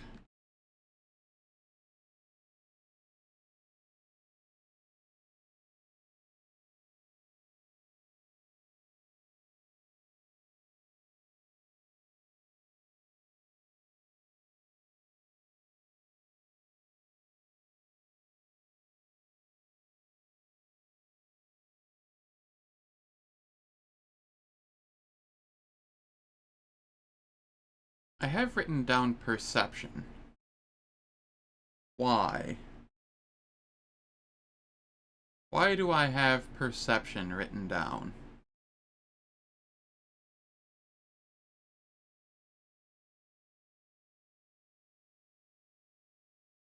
What do I have that's going to scale with perception?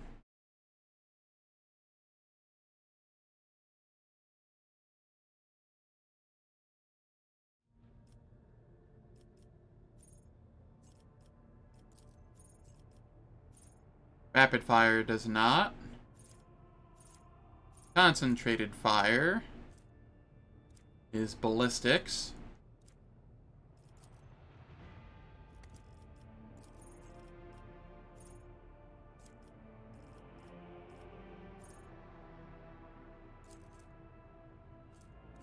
That's agi.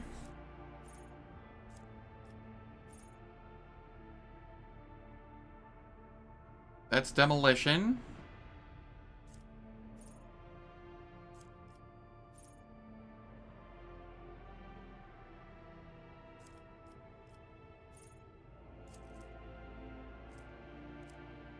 That's ballistics.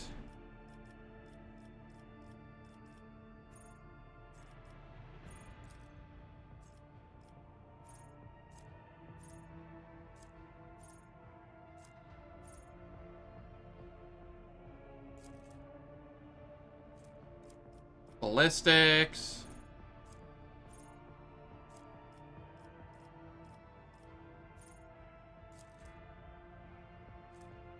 Agi.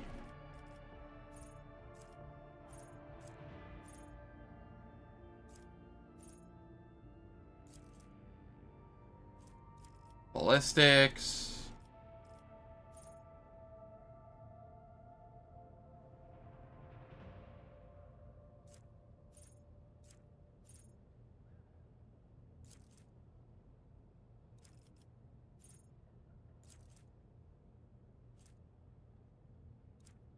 Willpower.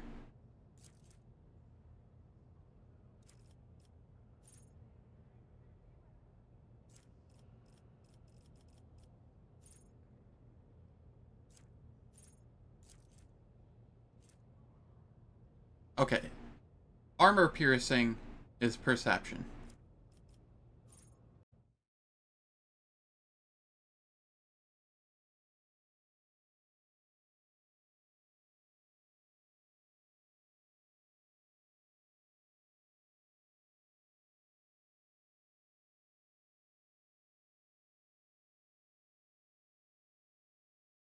Which I did plan on taking at some point. Okay, that makes sense. But I'm not... That's a ways off. I will worry about that later. So I think I'm going to switch things up a little, and I will take Agi currently.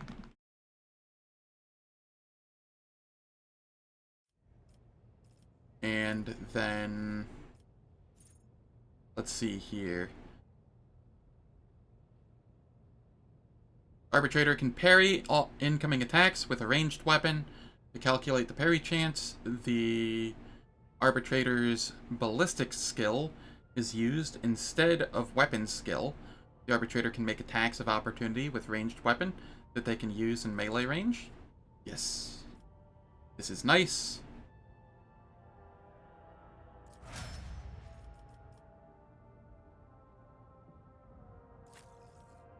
Abelard. You are getting your second thing of toughness here.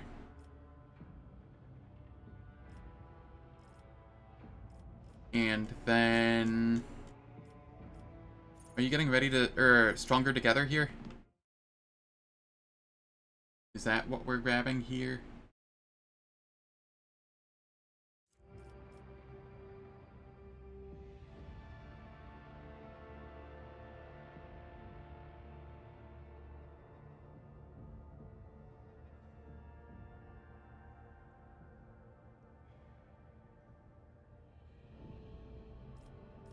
Oh, right. No. Dueling Mastery. Grants 15% bonus to parry. That's just too nice.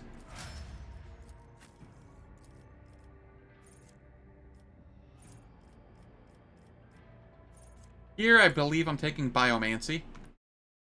I could be mistaken, but that would make the most logical sense.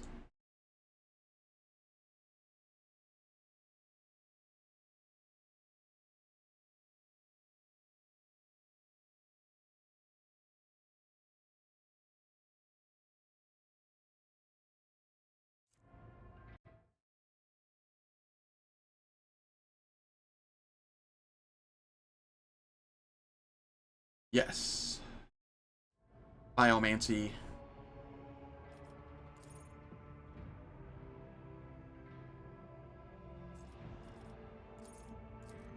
And then here... You have a high awareness. You took awareness there. It does suck that you have awareness as one of your skills, but is what it is. We'll go Lore Warp, I think. Get that going. I might just completely ignore this awareness here. Like, it's super high, but at the same time...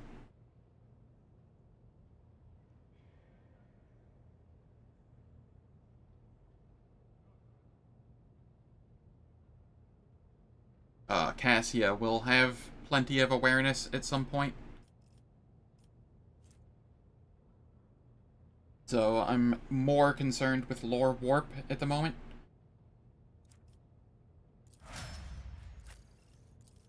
Here... we definitely take Agility, I think.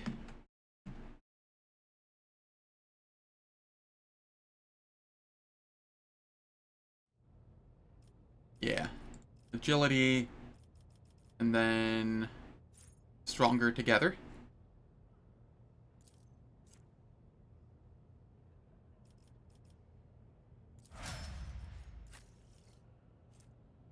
Cassia, let's see here. What are we grabbing here?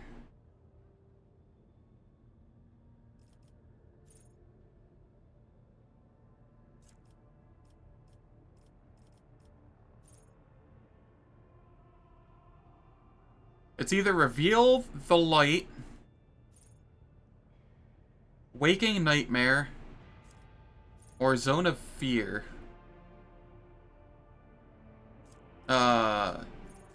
Zone of Fear causes them to move out of an area and possibly trigger attacks of opportunity.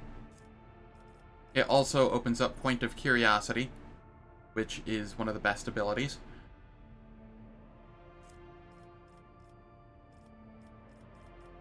Reveal the Light is a really strong buff. And Waking Nightmare is a very strong debuff. So those are my 3 options at the moment.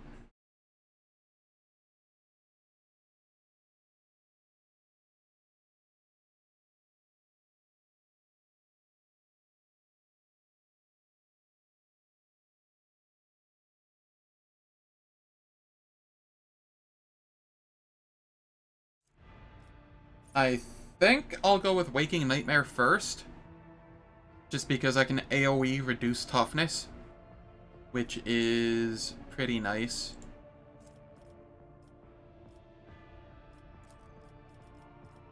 And what does that scale off of? Navigator's willpower bonus. Okay, cool. And then here...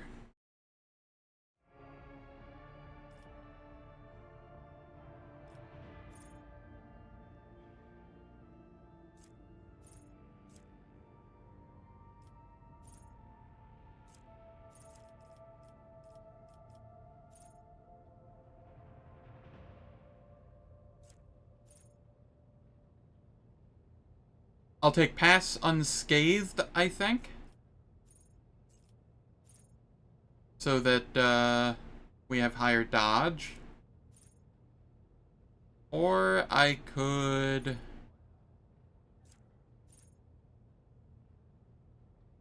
Last time I took Strange Vitality here, but it really didn't feel like it was doing a ton in the early game. So I can just take it later instead.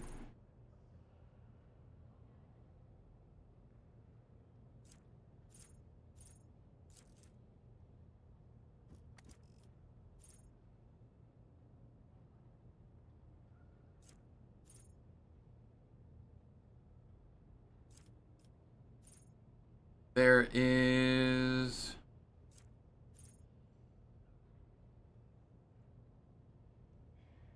Undamned Sea of Souls, which reduces armor.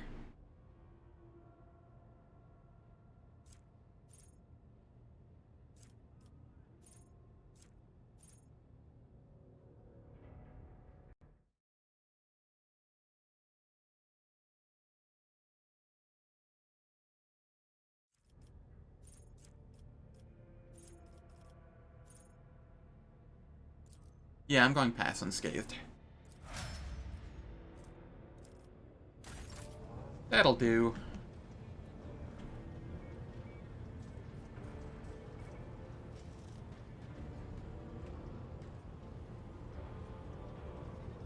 Abelard, do you have anything to say? Lord Captain. You may call me by first name if you wish. Thank you for the honor, but I must decline.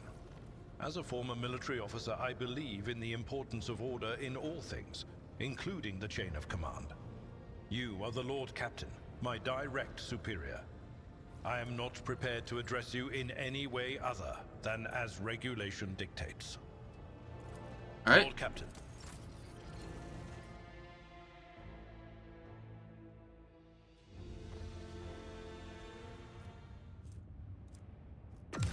I forgot to talk with Cassia on the ship, I do believe.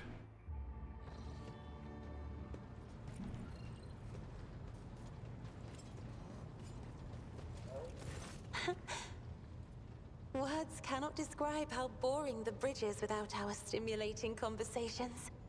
Tell me about yourself. I am a part of House Orselio, an ancient dynasty of the Navis nobility. Since time immemorial, our family has served to advance knowledge, pushing at the boundaries of the dark unknown. The Starway Atlas contains 2,843 routes that chart the sectors of the Segmentum Obscurus and reach all the way from the Coronis Expanse to Holy Terra. I'll listen in silence. And uniting the Imperium's thousands of worlds. House Orselio is bound by commercial pacts to houses Galeatis, Ortina, Drotus, and... There is a dark blue knot tightening on your neck, Lord Captain. I can see my reply is not satisfying your thirst for knowledge. What is it you desire to hear exactly? Allow me to ask you a few personal questions? You have my permission, Lord Captain. So you've never lived anywhere other than Eurac V? Hardly. According to the chronicles of the House, I was born on one of the Orcelio worlds. Oh, what was it? Please forgive me, Lord Captain. My childhood memories are too vague. Sometimes I dream about the colorful birds that built their nests in the garden, or the servants dressed in purple livery, or the blue fog that rolled over the lowlands behind the palace. But everything is covered in a rosy haze. Perhaps it is my imagination, not my memory, that is painting these pictures. Tell me about your life on the station. My stay on the station was wholly dedicated to preparing me for my future duty. Astromancy, astrography, numerology, the histories of my house and the Imperium, as well as other disciplines. For many years, dozens of instructors tirelessly prepared me for my destiny. And once a year, Great Regent Alronto would come to the station. He would entrust his beautiful vessel to my command, so that I could master the practical aspects of our art as well. Did you have friends, someone you could turn to for a simple conversation, not a discussion of yet another lecture? The Regent gave me a bird from a sunlit planet once. I tried to befriend it and make it sing, but for some reason, it refused, and died soon after. The instructors were too respectful of my duty to my house to waste precious time on idle chatter. Aside from them, there were only servants on the station, and you know they have their vocal cords removed, so they cannot break their vow of silence. And since the subject has been breached, Lord Captain, why do you not follow this honored tradition? Your decks are so garish. Apologies, I meant noisy. The rabble don't just chatter. Sometimes they shout and even sing. Why do you allow such a lack of restraint? Rogue traders are highborn, are they not? Let's see. You may find it difficult to believe, but the practice of depriving servants of their voice is not particularly widespread outside House Orcelio. Please forgive me, Lord Captain. I was sure it was a sacred tradition made sacrosanct by the ancient vows of obedience. I expect more surprises will be waiting for me outside the walls of Eurac V. Your third eye, do you always conceal it? The Navigator's open eye is baneful to whoever the warp's ruinous shine falls upon, and therefore it is the symbol of our power. We are the guiding stars of humanity, found worthy of an uncommon gift, and one of the duties that we bear is to guard our eye, even from wayward glances that may bear evil. Alright, we continue. Besides, I am aware that lesser servants of the Imperium may find our appearance repulsive. The Navigator gene twists the features the rabble are used to seeing, and the magnificence of our role cannot be grasped by their feeble minds. You are beautiful, Cassia. Do not let anyone or anything convince you otherwise. Lord Captain, you are overstepping the bounds of propriety. What does it feel like to guide a vessel through the warp? It may be difficult to describe. You see, every navigator perceives the warp differently. My mentor, Great Regent Alronto, always described his travels through the Immaterium as a journey through a vast wood with countless paths. And I, assisting him in the first voyages, futilely tried to follow his example. But the wood would not reveal itself to me. But everything changed when I found my own key to this mystery. You see, I've always brightened up my rare moments of leisure time by painting. You may recall there was a workshop in my chambers. As soon as I imagined the warp as a blank canvas, an indescribable feeling came over me. I moved the brush, going deeper and deeper into my own painting. Visions were hidden within the vibrant colors of my palette, and something inside me knew which should be brought out and which should be left behind.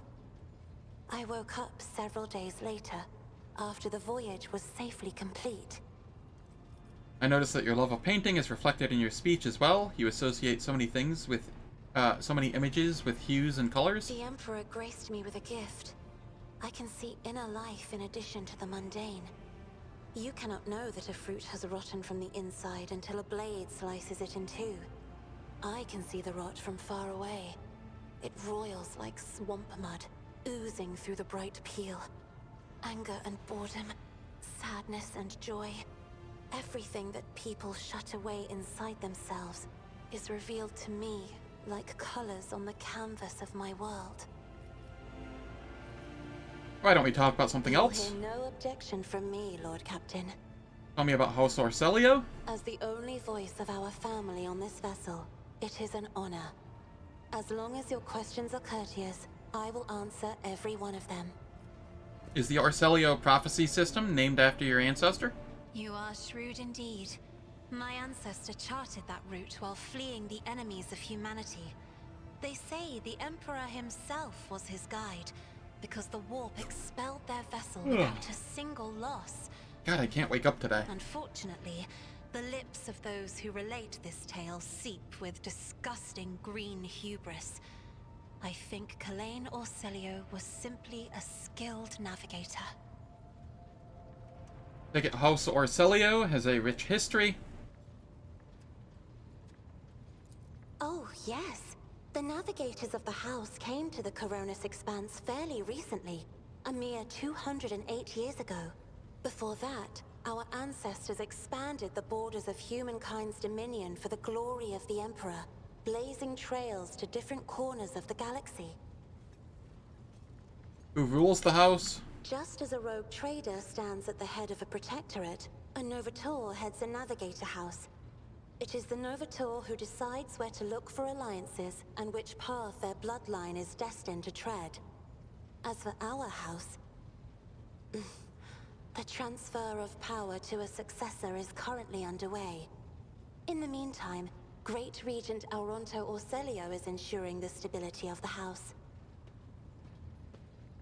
You lived in seclusion on a closed station until Felic committed his sabotage. So then you must be the Novator's successor. So says Regent Auronto. Nothing is decided yet. Some people in the house become enshrouded in rolling grey clouds at the thought of me becoming the Novator. But even more are bound with dull leaden chains. They think I am not ready for such a burden. With your permission, I'd like to talk about something else. By all means. What does your special sight reveal? Sister Argenta shines like a guiding star, inspiring resolve in those around her, seemingly inexplicably. However, I see a dark and ugly fog billow behind her, contrasting sharply with her shining light. It burdens the Sister of Battle. It drags her down. Yet Argenta herself is hardly aware of it. Seneschal Viserion is among the few whose colors are a pleasure to look at. Whenever the Seneschal speaks, heavenly crystal clarity spreads around him. And whenever he is angered, dark blue clouds condense over him. And in his rare moments of joy, a pure gleam of sunset pink caresses the souls of those near him. Out of your entire retinue, Lord Captain, he is the only one I would trust with my life. Idira's emotions are like a maelstrom, bright, unbridled, enveloping her form like a wondrous kaleidoscope of colors. And as dangerous as a twisting warp storm. The riot of colors hides the truth from my eyes. What exactly is driving this woman? Is it her own will, or is it the Immaterium, Lord Captain? This is where I must beg my leave. I have enjoyed your company. Thank you for the conversation. Cool. Now we can continue on.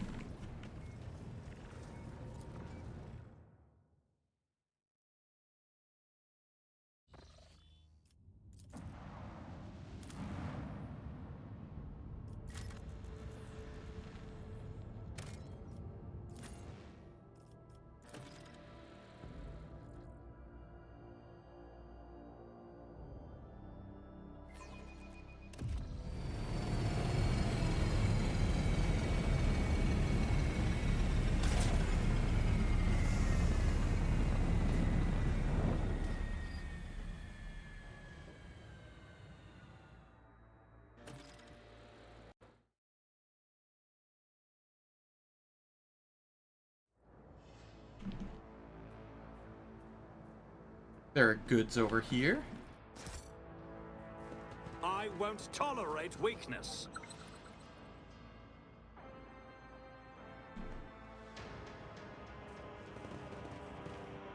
Come in, escort. This is Captain Vicari. Escort, please, come in.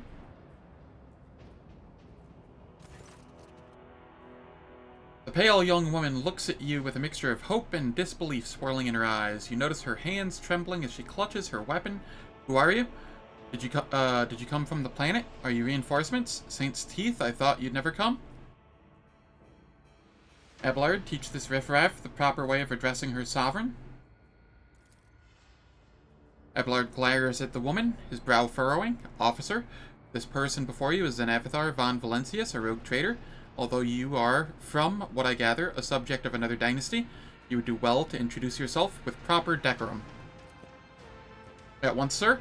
Captain Rykad Vicari, servant of House Winterscale and the pilot of this shuttle. It is an honor to be greeting his lordship von Valencius. Tell me about this planetoid.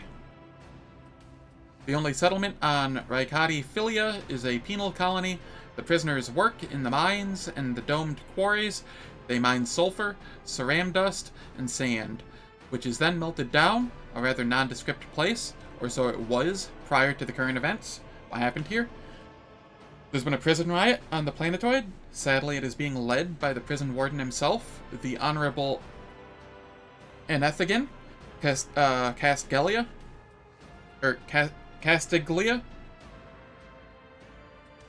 He has allied himself with the rabble that he himself was supposed to watch, and declared Rykad Philia to be independent of the authority of the system's lawful governor.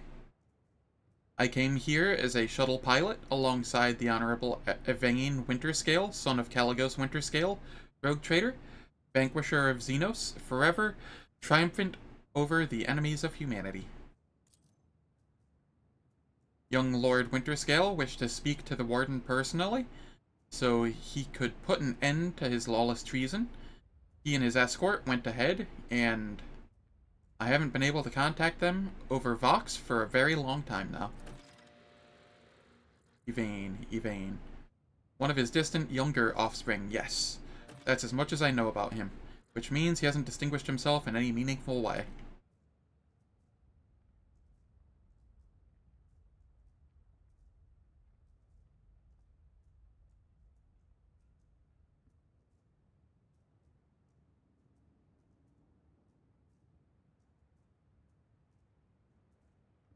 Evain Winterscale has made several diplomatic visits to Eurac V on behalf of his father, rogue traitor Caligos Winterscale. The Great Regent would not have granted entry to someone dishonorable, which means whatever happened in this terrible, malodorous place, we must aid this man of noble blood. The warden himself is spearheading the riot. Yes, no one expected this. Master Castiglia is a nobleman from a respected governor house and a vassal to House Winterscale. All of a sudden, he proclaimed that Rykad Philia was now his personal domain, and the prisoners were his subjects, and that he would never bow to anyone again. It's pure heresy. I take it they're looking forward to a diet of sand and gravel? What kind of madman would start a revolt on a barren rock? Why would young Winterscale have felt the need to parley with the dissidents? It's a personal matter. Master Castiglia, the seditious warden, is Lord Evain's childhood friend. When my lord heard of the riot, the news saddened him greatly, so he rushed out here without delay, in hopes of bringing his old friend to his senses, no doubt. The first Winterscale in my memory who prefers to talk rather than shoot first. Shoot and slash. Young Lord Winterscale is not his father's shadow. If he is determined to save his friend, he won't back down. I pray to the throne that he is alive and well. He's been gone for such a long time, and I really don't like this place. Cassia frowns in confusion. Theobald executed his wife and only son on the mere suspicion of treason against House Orselia. So why did the noble Evain rush to save someone who had betrayed his house? Do bonds of friendship give one the right to make inexcusable mistakes? Looking for a man by the name of Heinrich Sven Kallix. He is here, perhaps? Unless it's one of the prisoners or guards, then it seems unlikely. There are no shuttles in working order other than yours and mine. There is nothing else anyone could have used to reach this place. Is there anything else I should be apprised of before I set out? Some of the rebels have holed up in the barracks. I don't know how many, but given this is the only way through to where the negotiations are taking place, I would expect heavy resistance. Please take caution, your lordship. Lord Winterscale's guards mined the entrance so that the rebels couldn't get to the shuttle. I have no more questions. You may excuse yourself, pilot. Your lordship, if I may have a minute of your time, I wouldn't have ever have dared to trouble you with a personal matter, but the situation. In any case, have you been to the capital of Rykad Minoris yet? I wanted to ask if you saw a man there, a communications officer by the name of Jasper. What is your relationship to this man? We are engaged, your lordship. I have not yet been to Rykad Minoris, and know nothing of the officer's fate. That's a shame. May the Emperor keep that fool from harm. Thank you for your time, your lordship. He bows. You can tell by the desperation in her eyes that she is exhausted, frightened, and wishes to be off this planetoid as soon as possible. Here, we can disarm. I better myself through my service.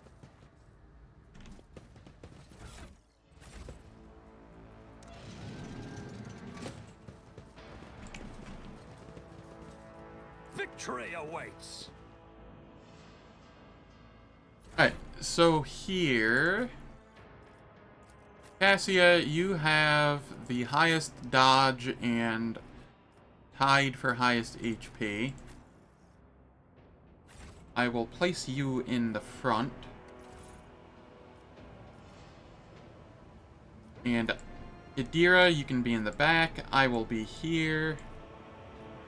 That will do. For now. Follow my lead. We should deal with this. I woke up with a feeling of Argenta. wonder, as if a field... Argenta, don't you find it difficult to be without your sisters? You are a soldier without a squad. I will fight alongside my sisters again, but my present fate is not a burden to me. No matter where I go, or who I am with, 45%, huh? To heretics. Wow, That and is she what managed to get it. matters. That is impressive.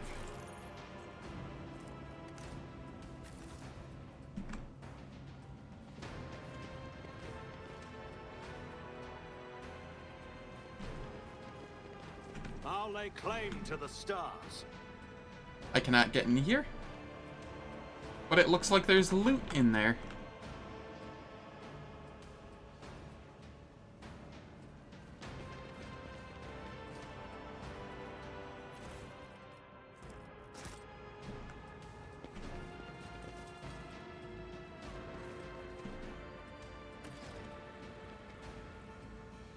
And here we have a fight. I won't heed your cries of mercy. Surrender to the dark powers. I've been ambushed, so I do not get to move. Abelard's going first, however, which is convenient.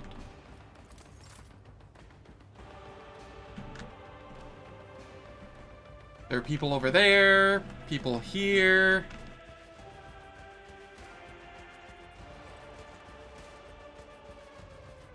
Victory is imminent.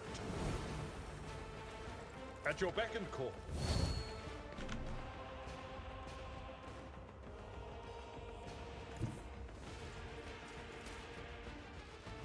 There is a chance we get the kill here. Very unlikely, though. I've seen worse battles than this in my time. And then we can charge here, where there is yet another chance that we could get a kill, but it is unlikely. Or I could try to taunt,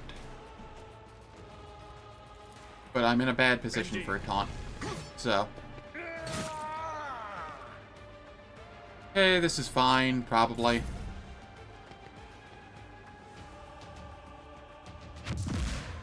Let's get to it.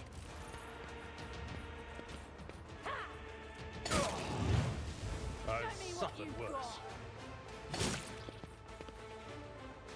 Chaos guides me. Ugh, my ears are ringing.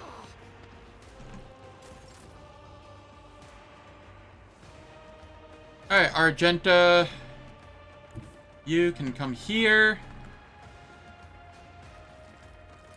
And you can snipe this one. I will bathe this battlefield in righteous fury. Faith without deeds Run and is gun. worthless. And you can then snipe this one. I'll do it. Eradicate it.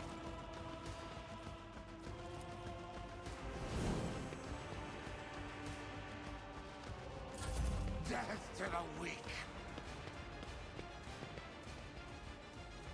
Out of my way. Brace yourself, Avalon. I serve the ruinous powers. Pain and beauty go hand in hand. Alright. It is time for ads. They are going to play for 3 minutes. Turns off pre-rolls and pre-roll and mid-roll ads for the next hour. And I don't do anything in the meantime, so nobody misses out on any content. I will catch you all in 3 minutes.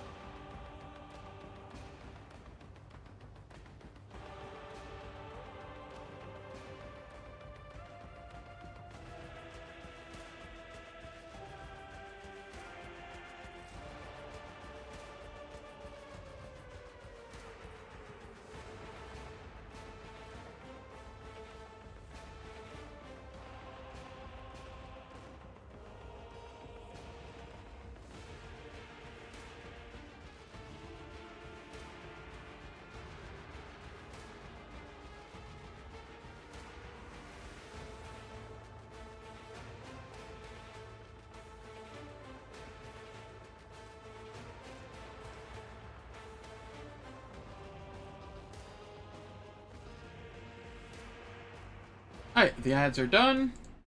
We can continue. And I can come up here and fire upon these. I shall not fear. You don't stand a chance? We run and gun. I come up here. And then I concentrated fire into... Man, my chance to hit is very low here.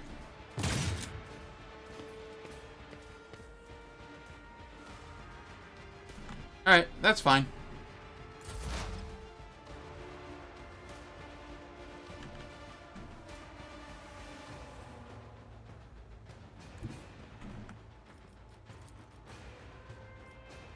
We forewarn Abelard.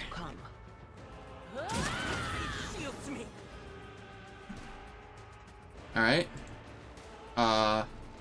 We got a Perils of the Warp Blast, which did a little bit of damage to everybody. Thankfully, it didn't do a lot.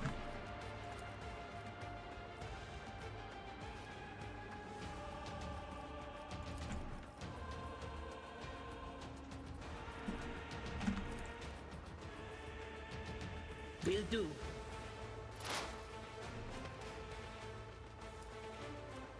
We have Iron Arm, which is Strength and Toughness until the end of combat. I will throw this on Abelard as well. Was that you? Or...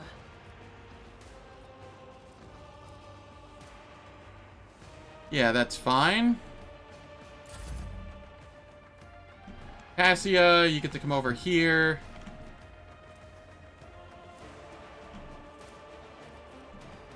And you can lidless stare at them after you Waking Nightmare. Drowned in scarlet.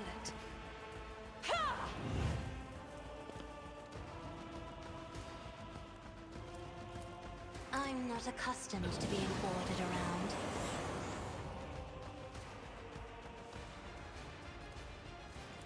I'll give voice of command to Argenta. Not a servitor. Death to non-believers!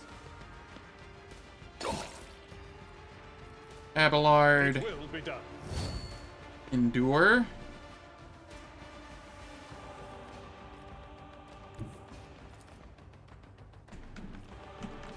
Alright, Abelard, you can come here. Charge in. My place is at the fore.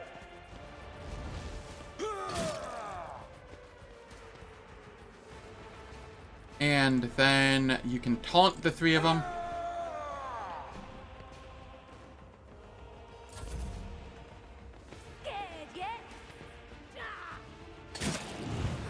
Oh my god! That did so much damage, what the hell? Reduced to dust.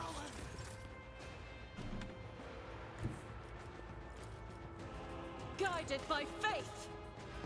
I don't remember this nimble prisoner being so rough. Why I was chosen. Chaos guides me. Oh, my ears are ringing. Chaos guides me. One fewer target. I'm wounded. Yes, yes, you are wounded.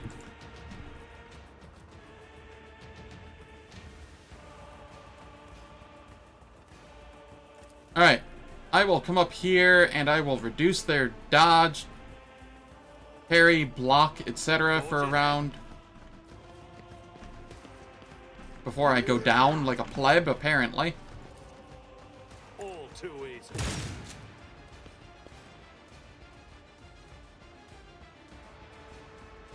Okay, did that actually do it?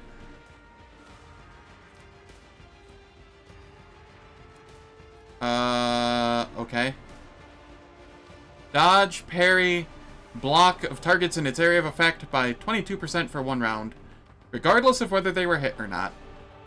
So that lies. It did not hit, and it did not, yeah.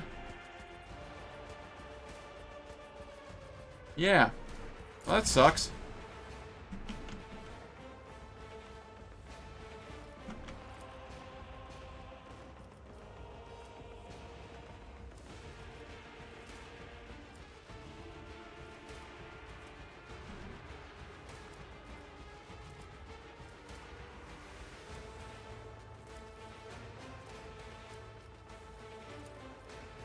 Will do.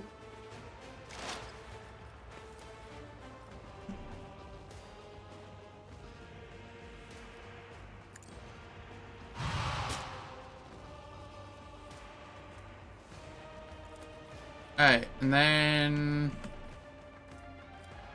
That's stunned. From Cassia. Nice.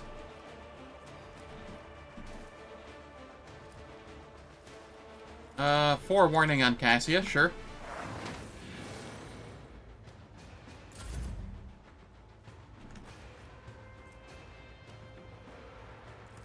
Here, we will lidless stare. It will... Isn't this a job for the... Get rid of that one. Abelard, no! Abelard? Army maggot. Oh, R.I.P. May. Or Argenta. Shall become like fire.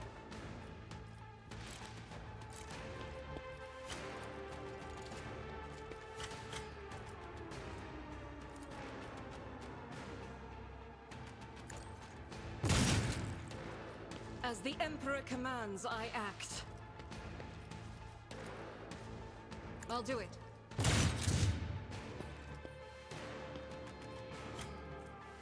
Doubt is for the weak. Right, reloading has attacks of opportunity. Alright, this is fine.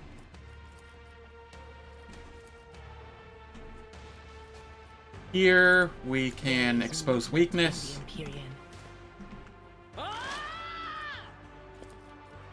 And then possibly do enough? No. It was not enough.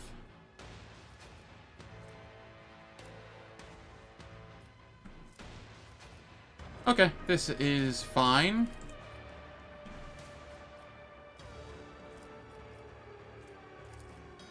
But of course.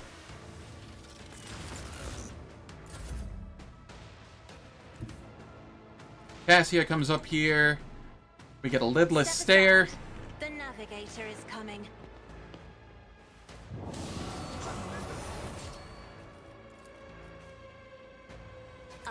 Give an extra turn to Adira. We come over here, and then we Psychic Scream at this. Psychic Shriek, sorry. An unfortunate turn of fate. There we are.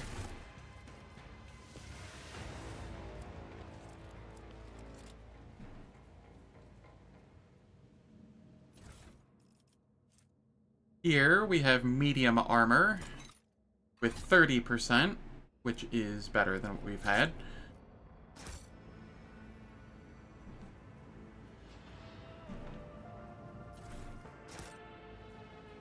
None shall stop I it, will head back and heal,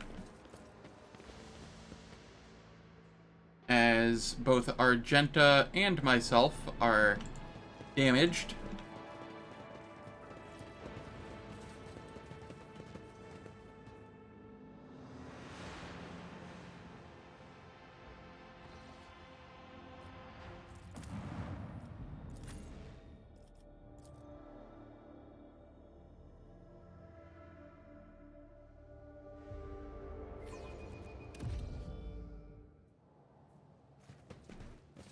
There we are.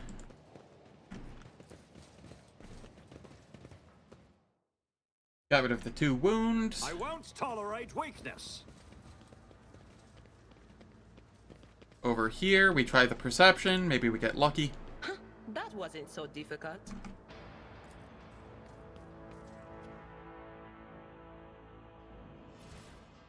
That nets us a prisoner shank and an improved auto pistol, neither of which we care about. So into cargo they go.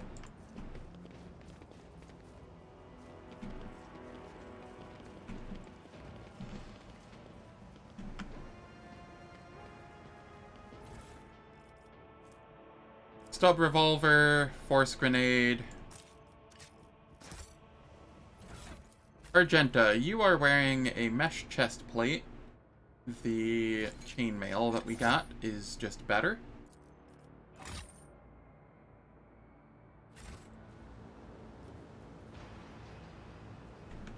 It's about time. Idira, is there something you wish to tell me about? Namely, the mess in the wardroom last week.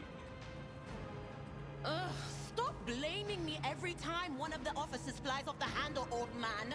Not every brawl or disaster on this ship is because of me.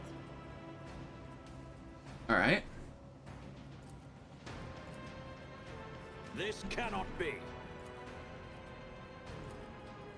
Nothing's impossible for this old officer. A new challenge for me. Done.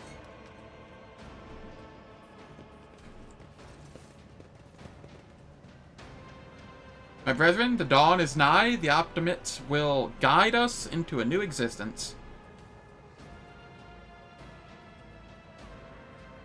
Yes, yes, dear brethren. Have a taste of my steel.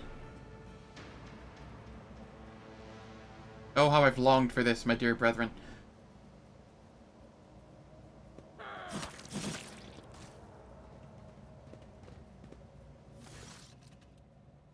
Thank the throne. Normal-looking faces. We thought we were going to die here with these nutters. The old man with a gap-toothed smile drops his weapon and holds out his hands in a placating gesture. Please don't shoot us, your nobleness. Let us speak a word. Well, this is a welcome change. Talking before shooting. Still, Lord Captain, the look of this ragtag bunch hardly inspires trust. Give me a reason not to execute you on the spot. Here's the deal. We're honest, quiet inmates. We didn't want to riot. But, well, sitting it out wasn't really an option either. The warden's lapdogs made short work of those who refused to join in the festivities. So we had to, you know, play along. That's all it was. Play. We never meant no offense to Governor Medina, nor to the lawful authority of House Winterscale. Give us a chance, eh? We just want to wait until everything blows over and we can go back to ourselves and quietly do the rest of our time. A repentant, honest heretic. How novel. Judging by Abelard's tone, the seneschal is utterly unimpressed by the old man's ingratiating monologue. The lowborn speech is mottled with colors that conceal his true, darker hues. This old man has a long history of lies, and he is using his wiles on us as well. But I see no foul corruption or ill intent in his words. Tell me more about the warden and the riot. Why soil your tongue talking about that heretic? But if you insist, here's how it is. The warden of this here prison, the Honorable Master Casteglia, was a crackpot from the start. The previous warden ran things the proper way. Prayer, 1 meal a day, work, and a punch in the chompers from the guards. Work again. With a new one, you know what his first decree was? He introduced lunches and dinners. By the 9 devils, that's 3 meals a day. The man was obviously stark raving mad. Things only went downhill from there. The guards quit it with the teeth punching. The warden forbade them. Instead, the overseers started counting which prisoners were digging up more things in the quarry or swinging their pickaxes harder or whatnot. And then, would you believe it, they put together a list of the best workers. And if someone on that list also showed good behavior, that's when they'd get promoted to an Optimate. That's the upper crust among us jailbirds. Or that's how it was at first. Then the warden decided it's the Optimates, not the guards, who should be in charge of the punishments. And that it wasn't the overseer's job to watch the prisoners work. It was the Optimates. Well, let me tell you, that's when these goody two-shoes really started to shine. The guards aren't even in the same league as our dear fellows, the Optimates. In the old days, we had maybe 5 or 10 stiffs kicking it a week. And now, well, now we were lucky if it was only 50. And it wasn't even the end of it. Warden Casteglia moved out of his chambers to live right in the quarry under the dome. And I think something in his new home really scrambled his brain. He began spouting the wildest things, like the Optimates are saints who will behold the truth. And he started taking them to the quarry. Not all of them returned. The ones who did, you wouldn't recognize them. More beast than man. They were butchering people left and right, even guards and overseers. The warden himself had armed them, and that's the whole sob story. But I knew it from the moment he let us have dinners. Oh, this won't end well. Adira nods knowingly. The old codger's right. Whenever nobles start giving handouts to commoners, something always goes wrong.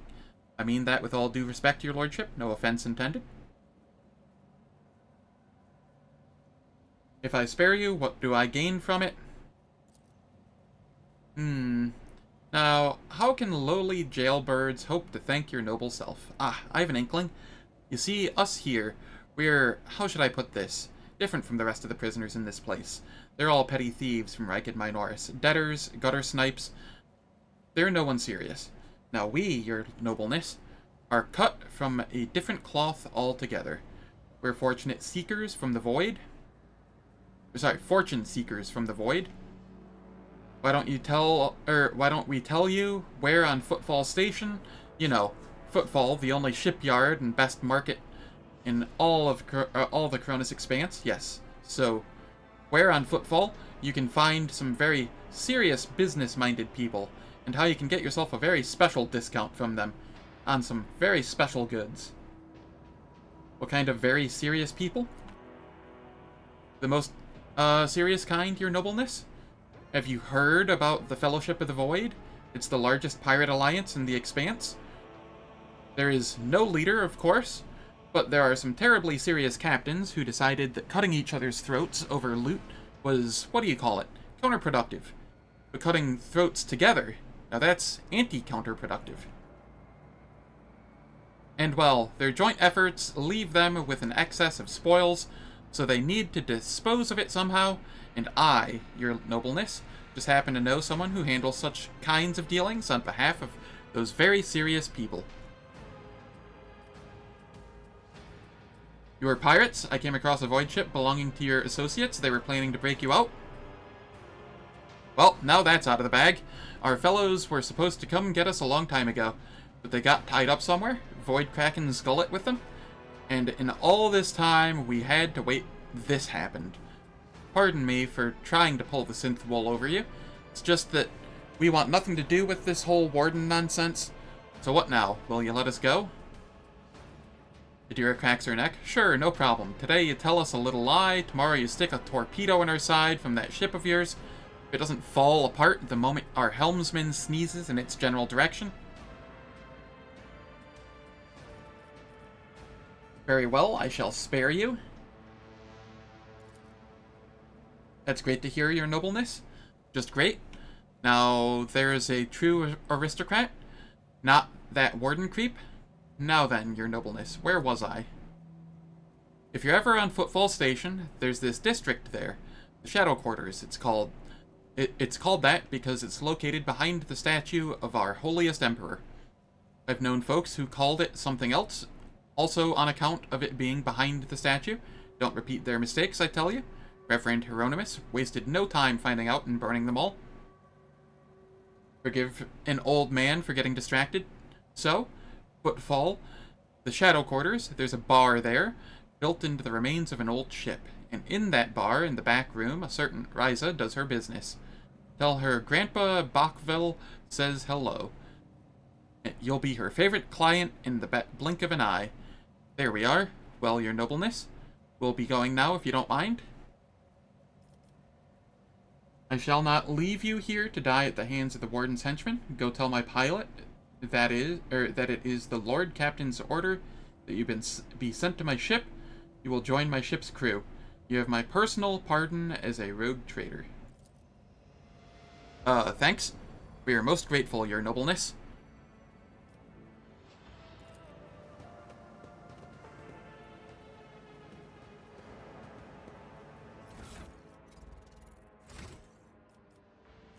I'm at 23 of 45. Soon I shall have Adherent, which will give me extra mobility.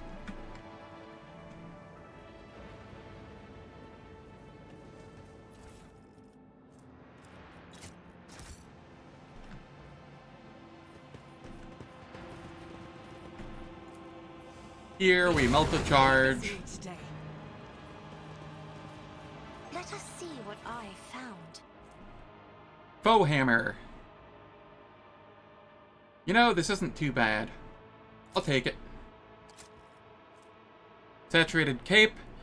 When the wearer uses endure, they immediately remove one of the following. Sure, why not? And we'll collect that. So, Abelard, what cloak do you have on right now?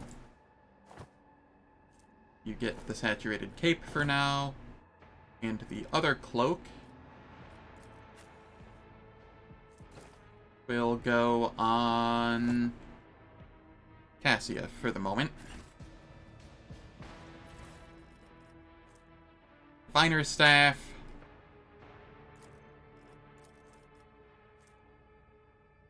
The next hit against the target will be an automatic critical hit.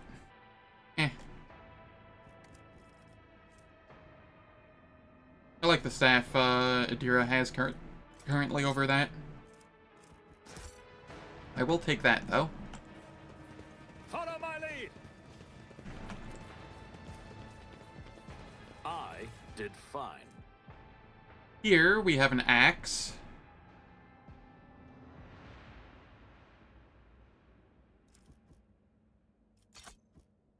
Which isn't all that good, so we just loot it.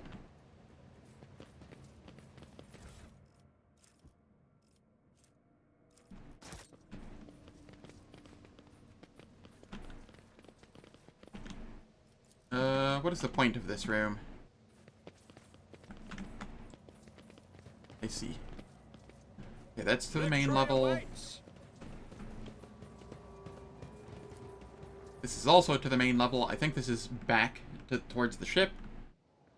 Yes. We can build a bridge.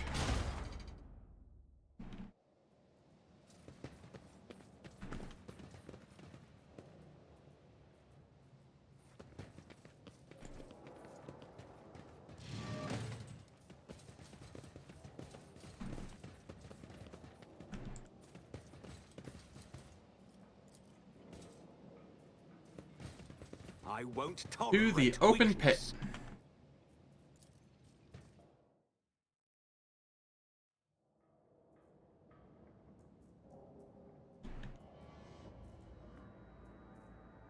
Alright, we're gonna try and sneak back here. I rise to the occasion.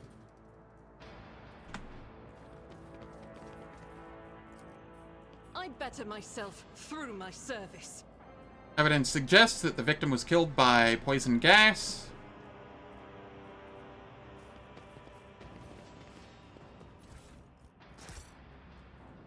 It's about time. Alright. Here.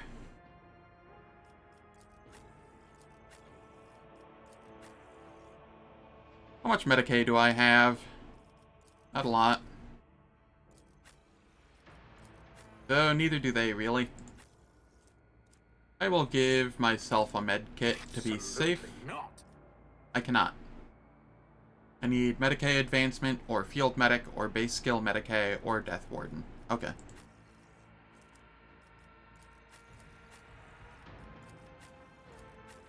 I will give another one to Abelard, then.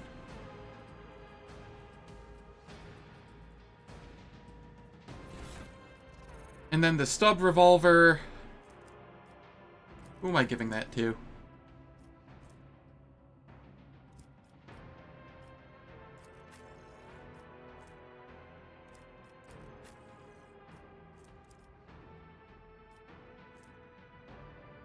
Sorry, the faux hammer.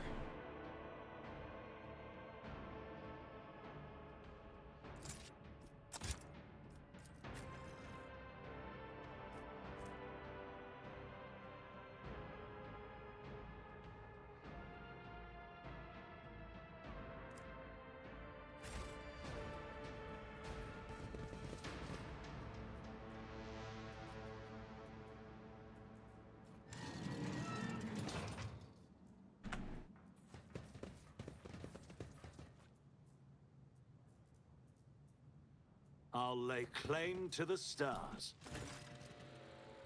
Gordon Casteglia, I told you, Evie. They are hiding so much from us. Arrogant mentors, holy brothers and sisters. What have they ever given us?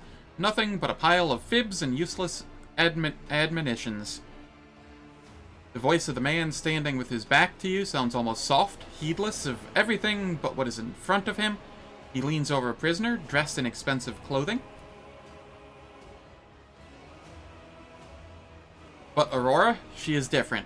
She spoke with me like no one ever had before. She revealed the truth to me, and now I can reveal it to you.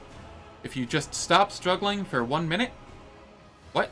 The man finally realizes he's not alone and turns to you. He's clutching a long, thin, metallic rod with blood dripping off of it. We have guests from the Von Valencia ship, I would wager. Evie, my dear, you will have to wait. Do not faint, I beg of you. It's important that you feel everything, including your other eye. The warden's words are suddenly drowned out by a chorus of voices in your head.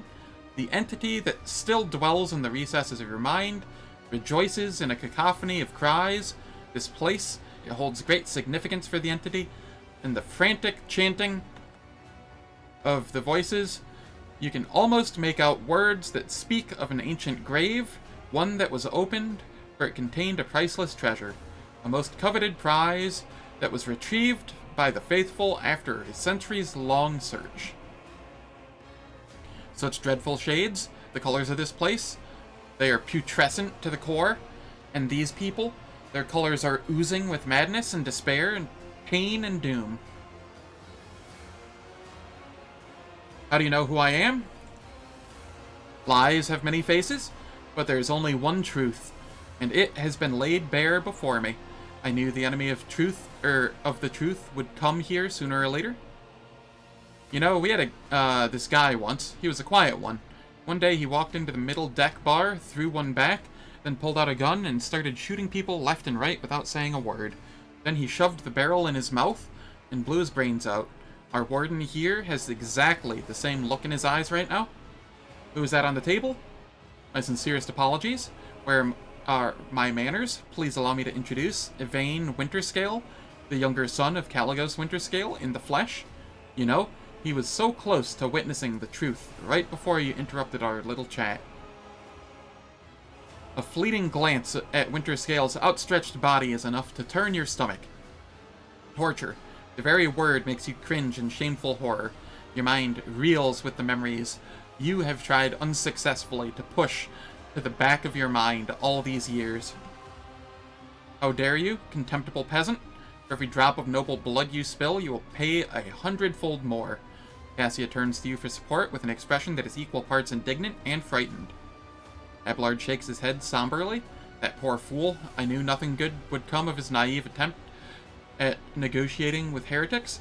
However, Yvain appears to still be alive. If we make haste, we might yet save him.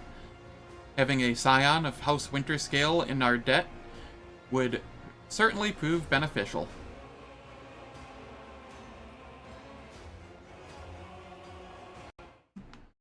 Alright, one moment here.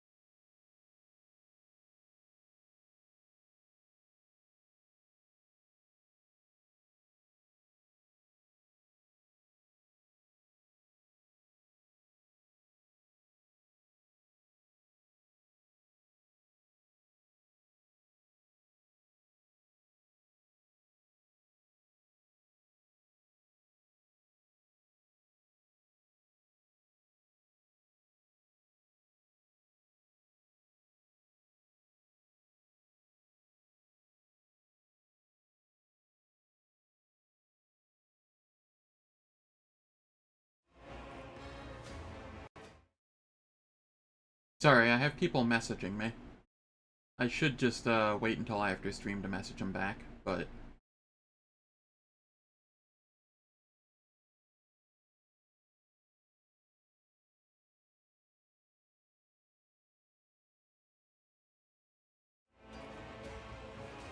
Alright.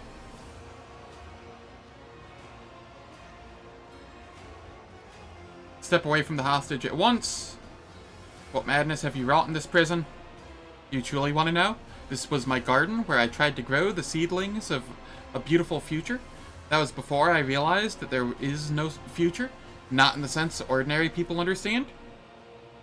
We are too attached to this life, to the limitations of our weak bodies, to the short-sightedness of our eyes that can scarcely see. It is all so insignificant. The true future lies beyond real space, and the only way to reach it is through a cleansing sacrifice. Do you understand? Why did you mutilate these people? These are my optimates, saints who will guide the flock at the fated hour. Listen, can you hear? You can't? They are crying out, calling. It's just that their cries are not meant for our ears. They cast their voices out there, beyond the edge of the glass, into the transparent quiet. There they are heard. There, their call is answered. Rogue Trader, every moment spent talking to this heretic could be a moment spent destroying him and committing this place to purifying flames. This pit, there is something special about it, is there not? An item of value was once buried there. Now tell me, Warden, what was the item and who took it from here? You're too late, enemy of truth. This bastion has already fulfilled its great purpose. You will never find the trail of the reclaimed relic that now rests in the hands of the devout. Who is Aurora? Oh, so you've managed to barge in here and interfere without the prophetess's designs? Without even knowing who she is. But it's too late now. You will never attain sight. All you can do is accept your fate. He suddenly stirs like a predatory beast. I do not like it when people take the prophetess Aurora's name in vain. I desire your death, enemy of truth. The Warden raises his hand, and the maimed people start thrashing about in death throes. The time for words is past. Optimates, give your power to this harbinger of Aurora. Let our foes see the truth, or become awash in blood. And you'll die quickly. Come to chaos. Alright, I'm going first here. I can come over here. Abelard.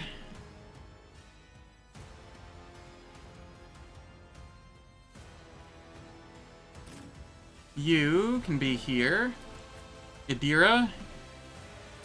I'm okay with you being here.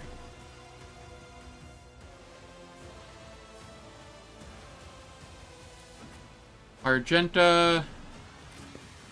I want you there, and Cassia, I'll put you there.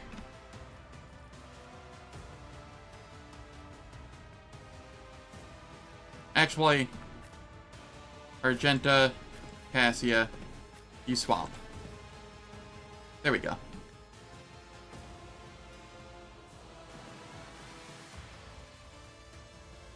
We start the battle. I go here. And then I concentrated fire. Suits my purposes. Into a large hit.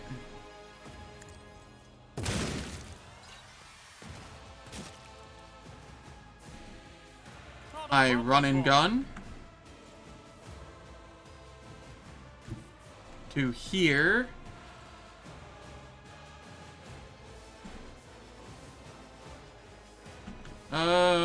Or here.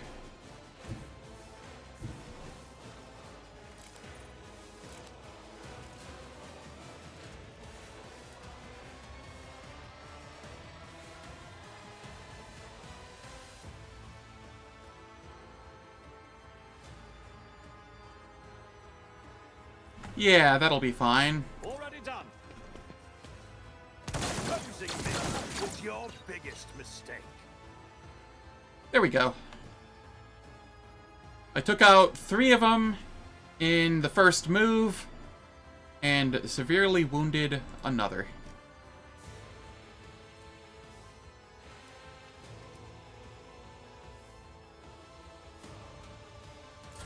Let's make it quick. That is not bad at all. Ooh. Glad that missed.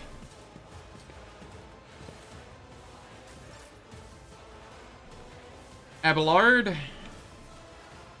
I need you to come down here, charge in. Tested tactics are the best ones. At your beck We and call. endure, and then we taunt. Victory is imminent.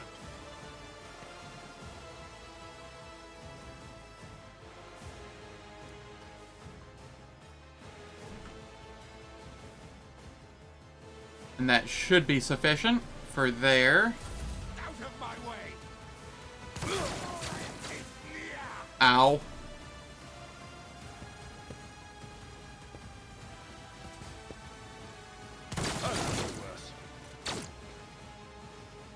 I serve the ruinous powers! Okay, we parried. Idira, I need you to buff Abelard to the fullest. With forewarning and Iron Arm.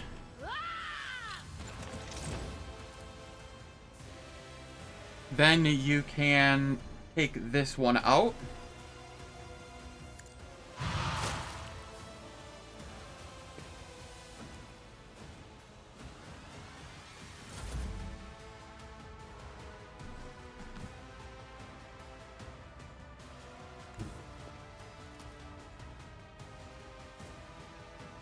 Yeah, this'll work.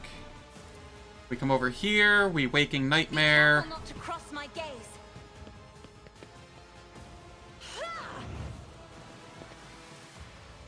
Then we Lidless Stare. If I may. Darn, so close. We did get the stun, though. Did this one become stunned as well? Yes. Okay, so at least they're stunned. Voice of Command on Argenta. To being ordered around.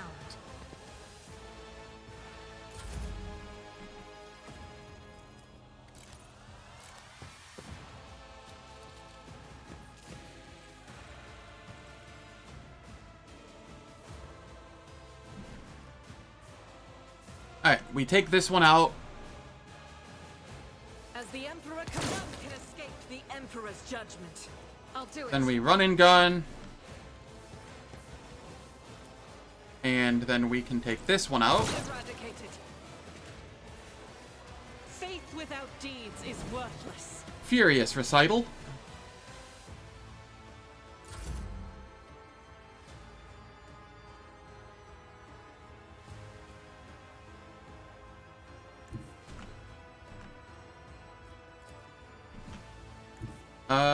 I will come here. And then can I can hit it. So I will go there. I will Concentrated Fire into trying to do as much damage as possible here.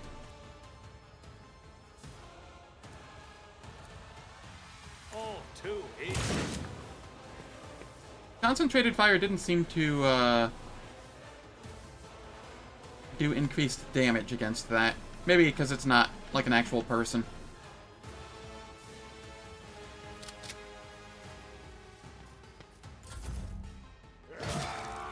Just a minor setback.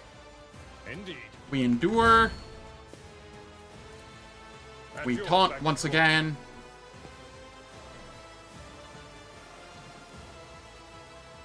And we just chill. So that we have the bonus armor. Deliver us. Cassia, please.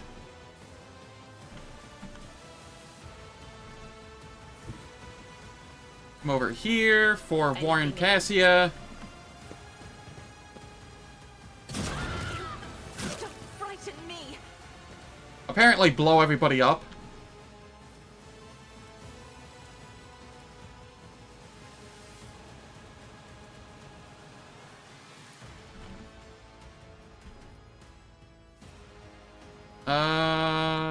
We will give Argenta some extra toughness. Why is the ring? Idira, do you mind? For the love of God.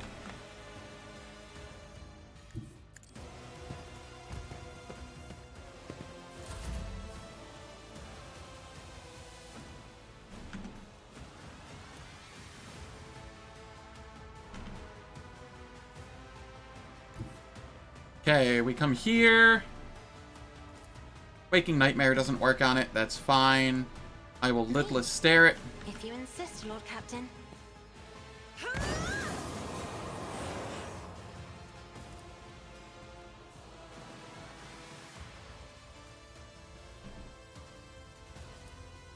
Isn't this a job for the serfs?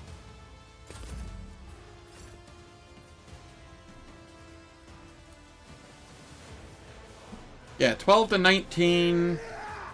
And if I do this,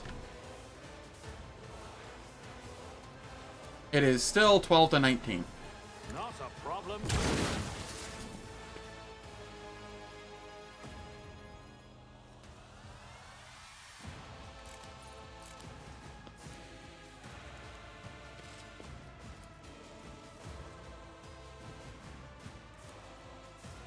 Already done. Then we run and gun. Nothing I... Another clean strike.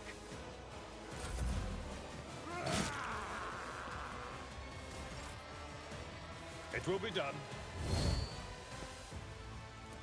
Victory is imminent. It will be done.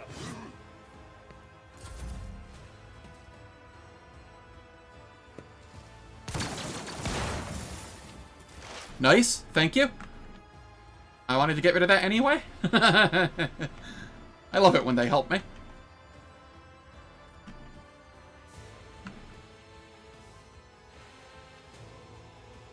Adira, you can just chill. Cassia, I don't know what to do with you.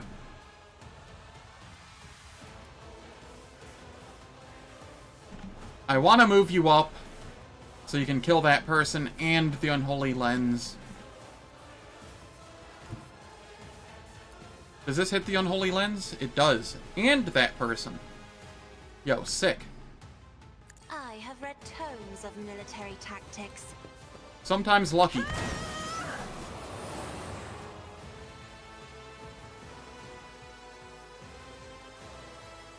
Did this person get stunned? They did. Even better.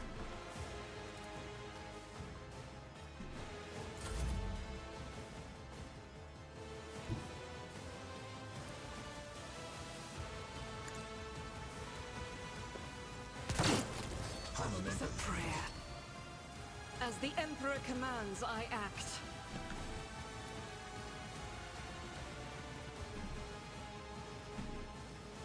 Alright, can I get a shot off there? No. Okay, that's fine. We will get our shot off here then. The enemies of the Emperor will be undone.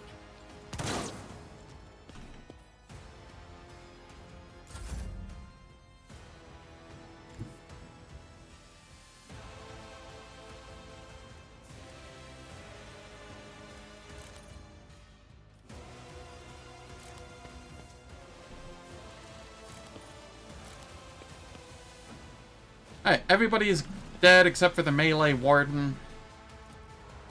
So here... Alright, fine.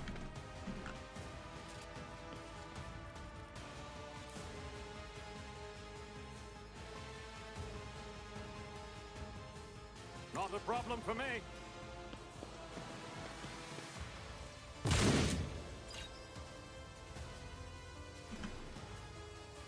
Nothing I can't do.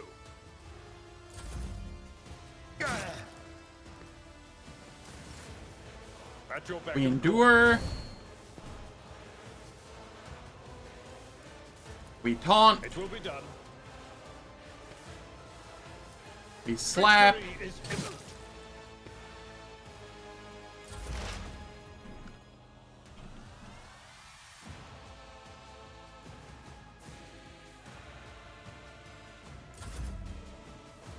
Cassia.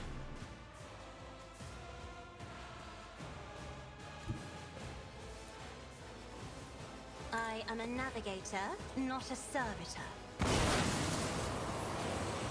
Thank you.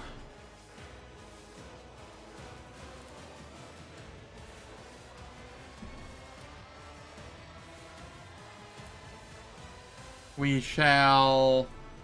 Voice of command.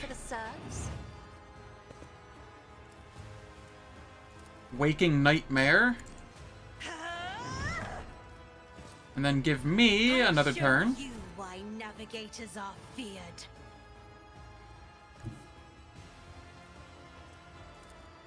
We concentrated fire. Already done.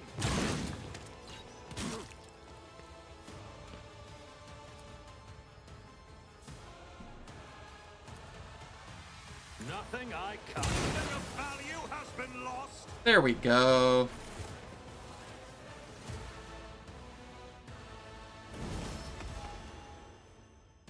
I don't believe we've been properly introduced. Yvain Winterscale, off Coronis. Greatly pleased to make your acquaintance. On the rare days that Lord Winterscale visited Eurac V, the station was awash in a mist of warm hues. We were forbidden from meeting each other, but I was delighted still to see such rare colors in my home. Now, however, his colors are darkening, twisting from pain and bitterness. We must help, Lord Captain. We must save the clarity of his soul, for he whose presence makes the world a little brighter deserves no less. Cassia, I presume, the sacred child of House Orselio? How disgraceful it is that on the day we finally meet, I find myself not at my best. There's no disgrace in your predicament, Lord Winterscale. The Lord Captain and I met under similarly dreadful and tragic circumstances. What have they done to you? And the warden, my friend, I tried to convince him to stop the riot. Diplomacy failed. Father hates diplomacy, which is why I had to try.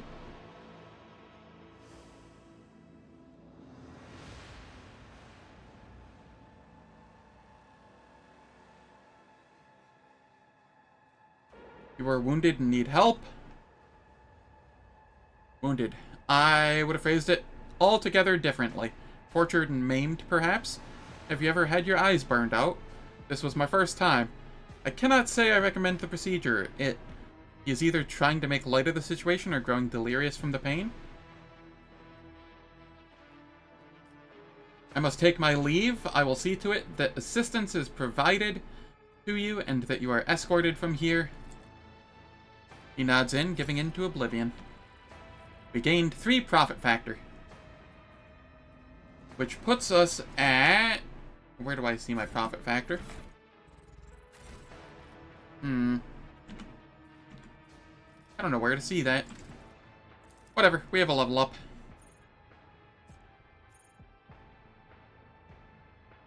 And it is...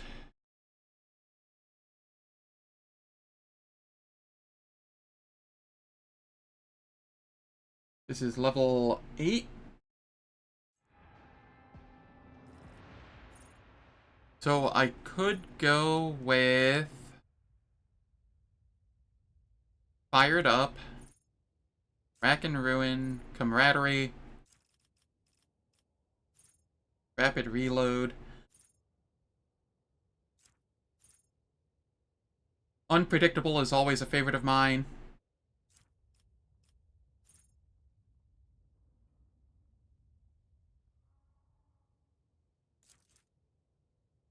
This could be okay. I do enjoy enough bullets for everyone. I could take it later, though, because I'm not... This is a talent.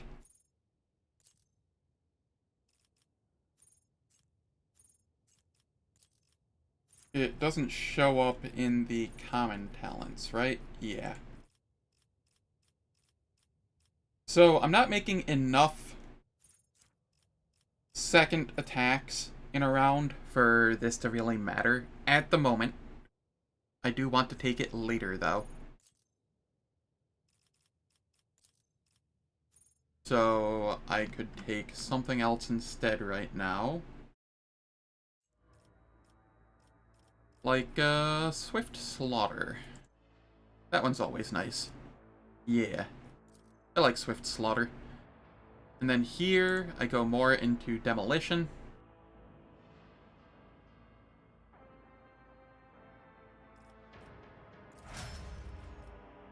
Abelard.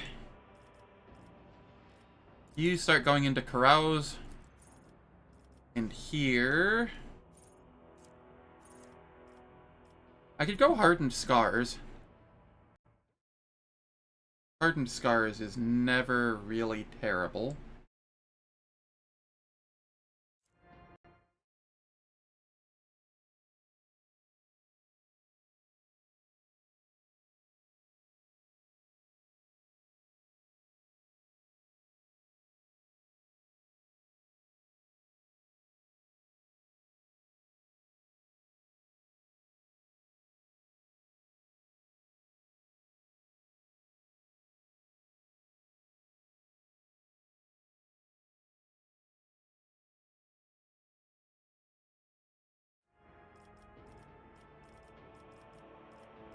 Oh, I know what I want. Is this available on common talents, though? No. Okay. So I will take that now. I want my ramming speed so that I can charge from a further distance.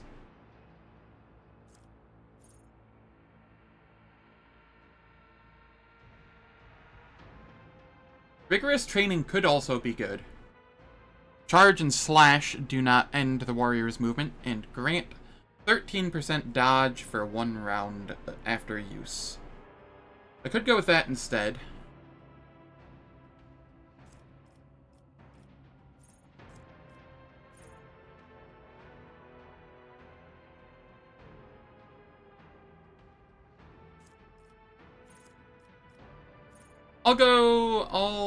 I'll go rigorous training for now. The extra dodge will be useful. Here, Idira. What am I giving you? Miss, who tried to blow me up multiple times that combat?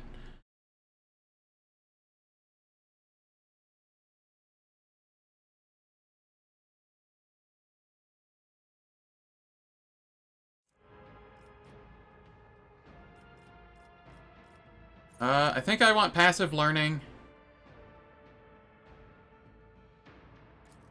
Passive learning's always good.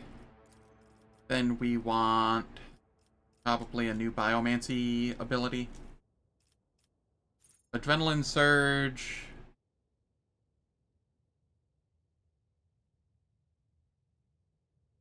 Adrenaline surge is pretty nice for buffing.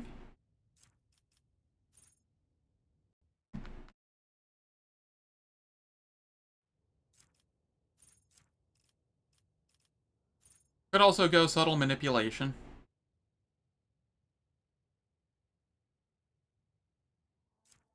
I think I go adrenaline surge though, for better buffing later.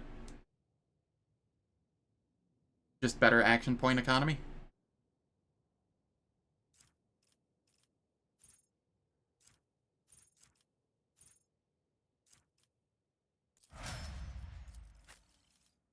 Then Argenta. Oh, what do I want to go on you?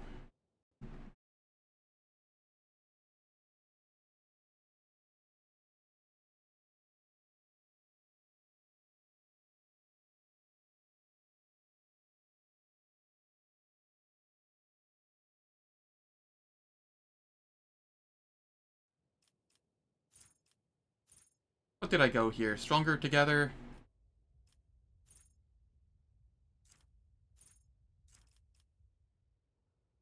I could go...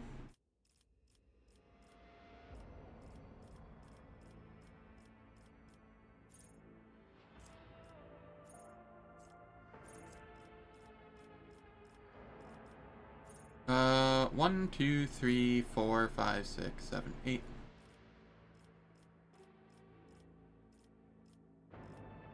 I could go camaraderie. But honestly, there aren't a lot of adjacent allies a lot of the time. So, probably not gonna go that. Which leaves me with a lot of the choices I had on me. Yeah, let's go Swift Slaughter, I think.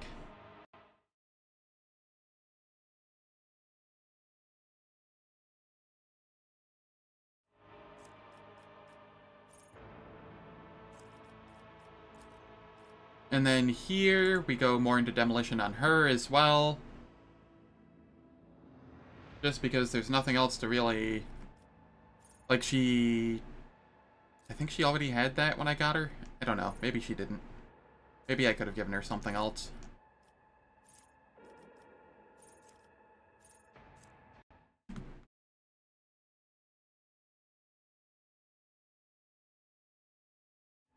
No, she starts with that. Yeah, okay. And she wants demolition anyway. So, I'll just give her that. Cassia, what am I doing here?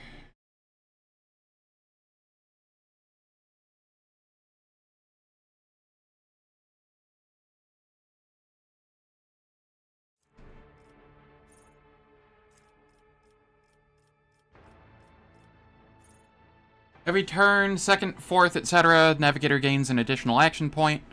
Sorry, every even turn. Every odd turn, Navigator gains 20 perception. I like this one.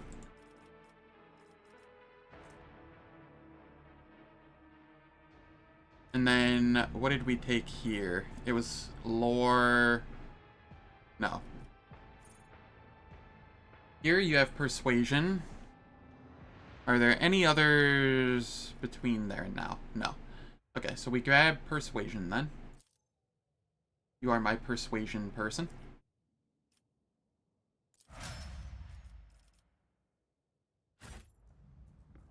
Cool, and then it is time for ads. Ads will play for 3 minutes. They turn off pre-roll and mid-roll ads for the next hour. I don't do anything in the meantime, so nobody misses out on any content. And I will catch you all in 3 minutes.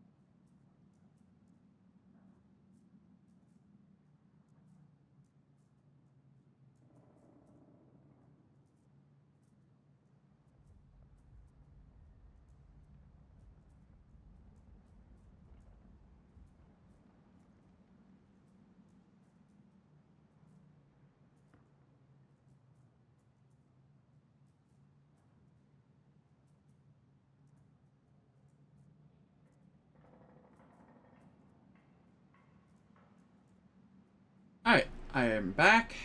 Ads are finished. We can continue.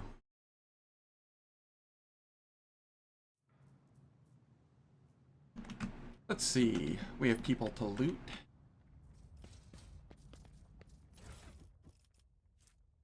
Noble sword. Is that better than what you're using?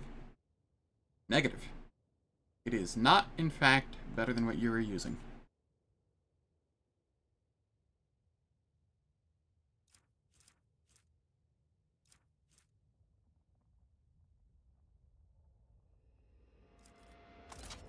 Okay, I don't need that.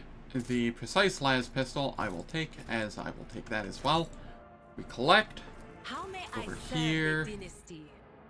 You get the improved body, or armored body glove. Because there is no downside to it.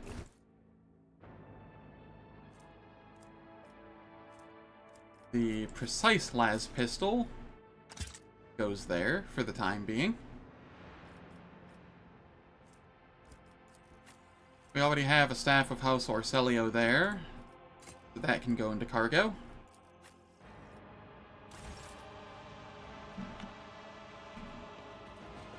A new challenge for me?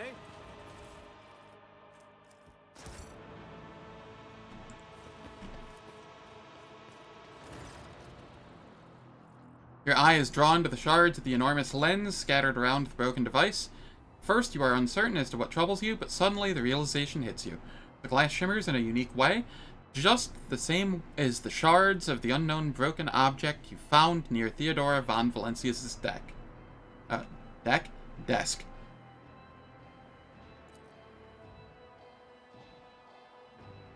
What's the matter, Lord Captain? Why are you so interested in... Abelard trails off when he notices what you're looking at. He instantly makes the connection. By the Imperium Saints, it cannot be. I see it too. Whatever that thing in her study was, it was made from the same material as this junk. What? What? Abelard is at a loss for words. He takes a moment to collect himself, and all at once they start pouring out in a hasty sputter. It's a mistake. Slander meant to blemish the good name of a person who is now dead and cannot even defend herself. First, those minions of the archenemy murdered Lord Captain Theodora, and now this cannot be tolerated. It will not be tolerated. Come on now, Abelard. Remember what she was like? Adira's smile betrays her grief, but at the same time is strangely knowing. Brazen, assertive, it was like her entire life was a race against fate until fate caught up with her. In the end, she would have gone headfirst into a black hole if she had thought it would put her even one step ahead of everyone else out in the expanse. If we could just find out what she was keeping in her desk, and why she went to get it during the attack. How bitter it is to know that you were born from bad blood, Argenta says to me, but do not let this knowledge drag you into darkness. The sister's words ring with a genuine, sincere hope that you be blessed with a worthier fate. She does not appear to be shocked by the news of Theodora's possible heresy. Life must be so easy for you sanctimonious preachers. A dubious trinket, and you no longer see a person. You see bad blood, an annoying hindrance. There is enough venom in Adira's voice to poison an entire regiment. Argenta recoils, but the next moment her dark eyes ignite with fury. How dare you admonish me? We are speaking of abetting the archenemy. A person who has tainted themselves thus can never justify their actions. Sure, why go through all the trouble of trying to make sense of anything when you can just label them a heretic and call it a day? Except, dear friend, I seem to remember that you didn't mind Theodora so much while you were aboard the ship. You didn't leave her side for even a moment.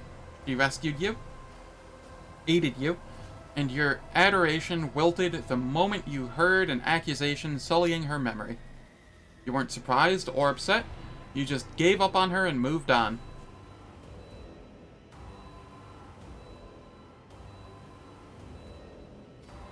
Adira is right. It's too soon to cast accusations of heresy. Don't be naive. Theodora kept an unsanctioned witch by her side like a pet. You really believe she would think twice about crossing the line in other ways?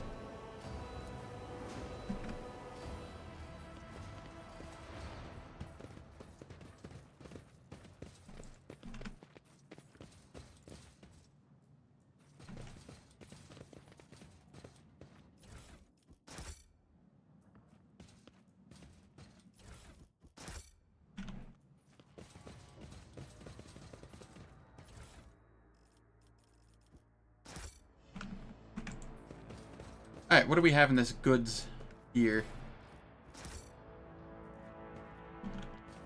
Victory awaits.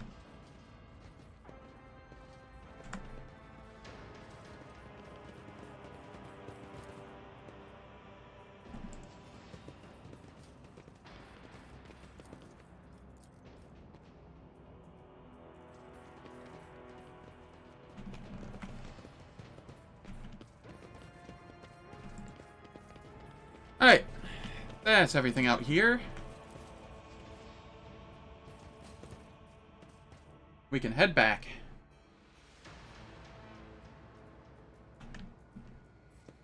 I won't tolerate weakness.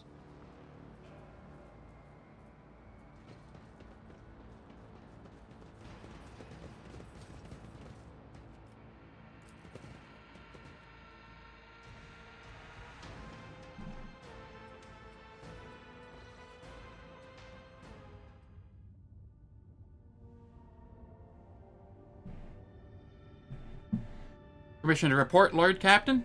Over the past few days, I received several messages from different decks complaining about anomalous behaviors in the ship's cogitators and servitors. The machine spirits are restless and rebellious, and no tech litany or ritual of pacification can rid them of this obstinacy. The tech priests can deal with the vessel's systems, but the servitors, they make errors in their tasks, disobey orders, change the assigned rituals, or sometimes downright freeze as if in a trance. A click comes through the Vox channel, followed by a weary sigh. Lord Captain, occurrences such as these are caused by errors in cogitator calculations, or have some other sensible explanation. I beseech you not to take after those who whisper about the ship being cursed or possessed.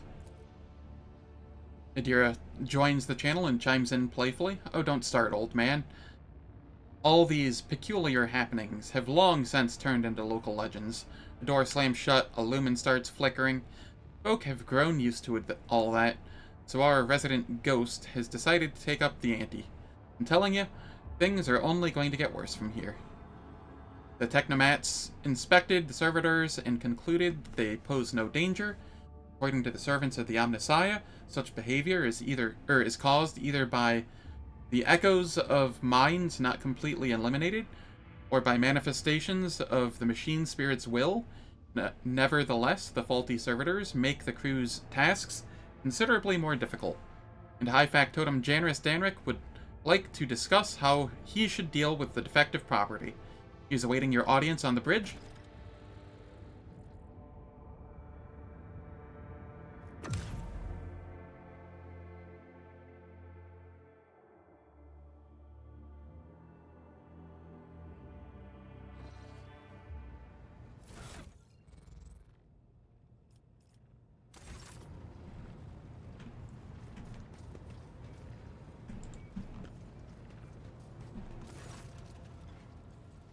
Pleasure to see you, Lord Captain. How may I be of assistance? I would like to order the shipping and transportation of some goods. Here we are.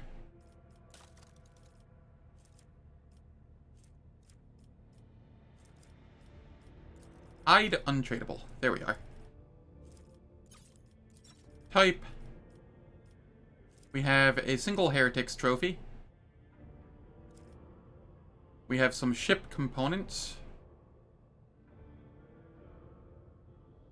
Fuel is more or less worthless.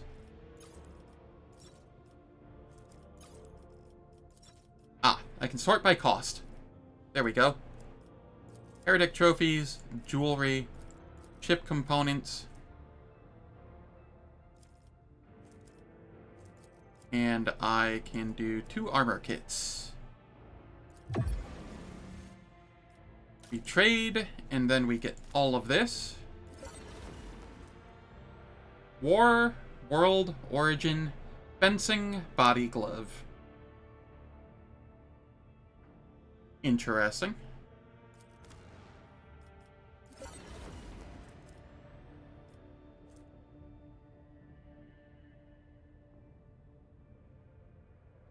I want to give that to somebody, but I don't know who yet.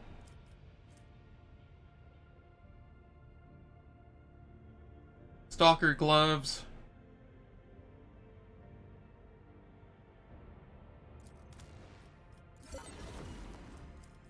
We take our med kits. Noise suppression helm.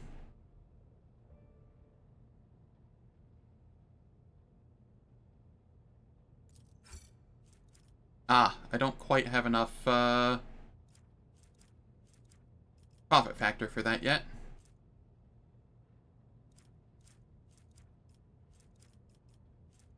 That is fine. What about this auto gun? Could be fine. We grab the power mole. Soul pattern chainsword. Alright. And we're good here for the moment. I really want to get to 3 for the pneumo boots. That's like the big thing. And the Medal of Alacrity if I can get the profit factor for it. The reflective shield would be nice, but I think that might be a little far out of my range.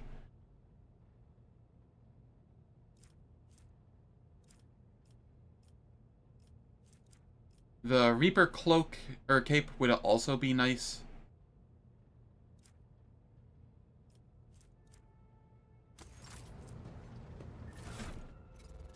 Okay, so first things first, we can give this to Idira.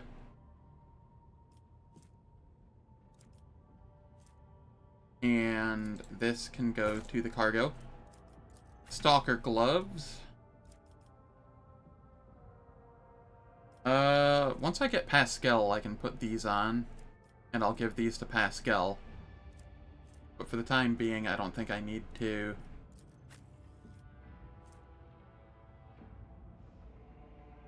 I think I'm going to use the Soul Pattern Chainsword over the Mars Pattern Sword. The dodge reduction 5 is kind of nice. The big thing here is higher armor pen and extra crit damage for when and if we crit. But yeah, I'm just gonna use this.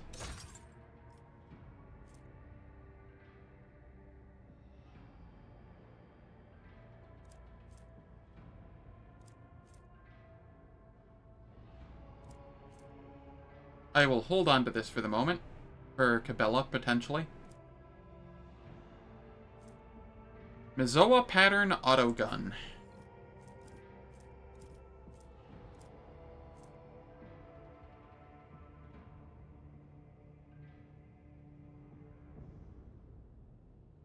I could give this to Argenta.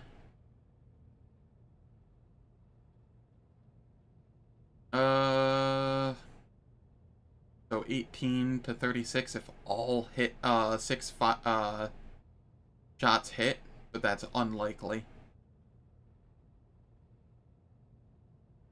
Yeah, I think this just goes to the cargo. Flamer definitely goes to the cargo. Las Pistol goes to cargo.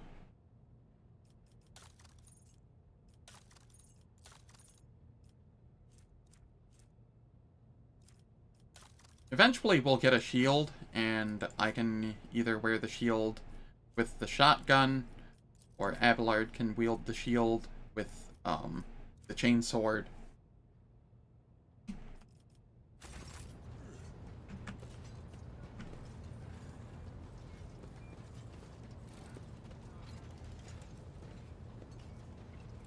For now, though. Bigdis informed me about a problem with the servitors. What happened? You see, your lordship, the ship's servitors have been malfunctioning of late. They violate protocols, interrupt their tasks, observe crew members for long periods of time, and move erratically with no meaning or purpose. Had it been a routine technical fault, I would have decided the fate of these servitors myself, but I deemed it necessary to notify you. I do not wish to hide such irregularities from the Lord Captain. If you wish to observe the servitors' unusual behavior before you decide their fate, this can be arranged. The majority of the defective units have been delivered to one of the storage compartments pending your decision. I wish to take a look at these servitors before deciding their fate. As you wish, your lordship. When his lordship arrived at the scene, he found servitors in the same position that they assumed after they had been corralled into the bay, all standing in a long, spiraling line and facing the center of their strange formation. The moment his lordship crossed the threshold of the bay gate, their bodies jerked into motion, all as one, as if obeying a command. The servitors turned to face the Lord Captain. The technomats, tasked with overseeing the defective units, even reached for their weapons, but then the servitors went still just as abruptly, staring at his lordship with vacant eyes. All present held their breath, disturbed by the sight. We waited for the Lord Captain to speak. I take several steps towards the servitors. Immediately, the servitors, each and every one of them, stepped toward the Lord Captain in perfect unison. They mimicked his movements with frightening precision. The rogue traitor halted in place, and after a moment's thought, waved his hand, and the servitors, just as synchronously, repeated that gesture as well.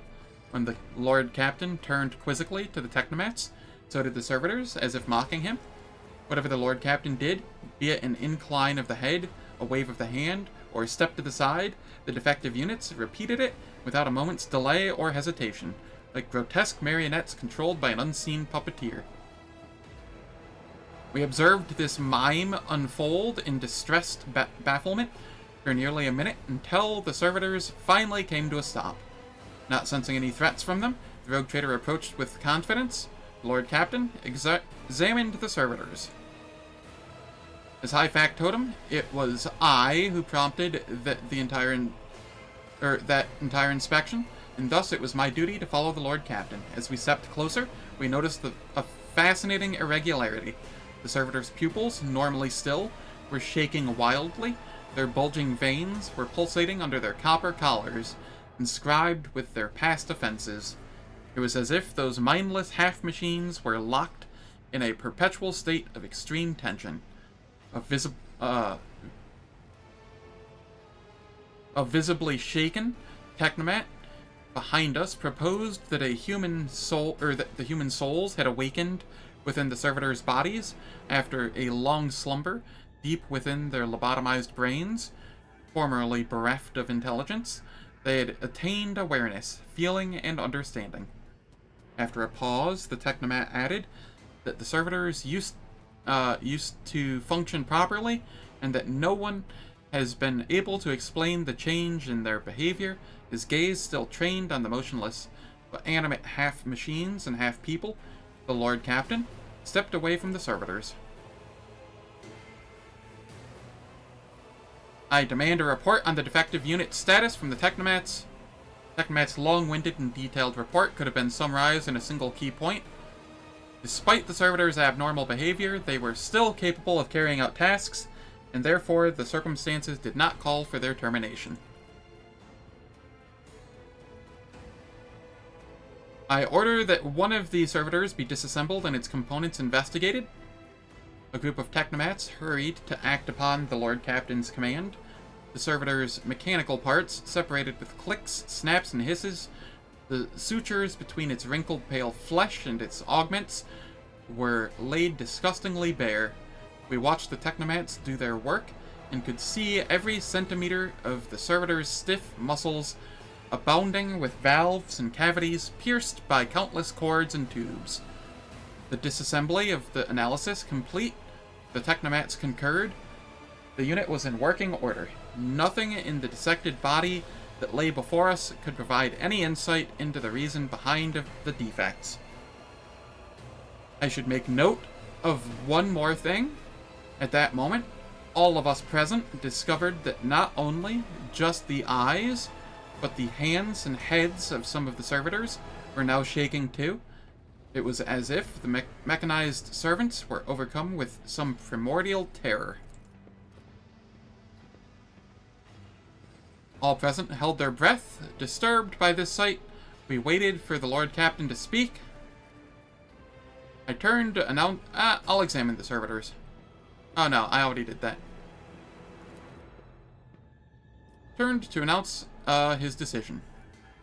His lordship looked at me with unwavering resolve, and it was that confidence that wrenched me out of the nightmarish stupor that had me tensely observing the scene unfolding before me. I go iconoclast. We dispose of the servitors so that their human souls may be released from torment. The Lord Captain's command was executed post-haste. All defective units were incinerated in furnaces, and their remains were expelled into the void. The crew was provided with replacement servitors, and soon forgot all about the destroyed unit's peculiarities. Yet this incident haunts my memories to this day. With the fate of the defective servitors decided, nothing could now distract the Lord Captain from his mission.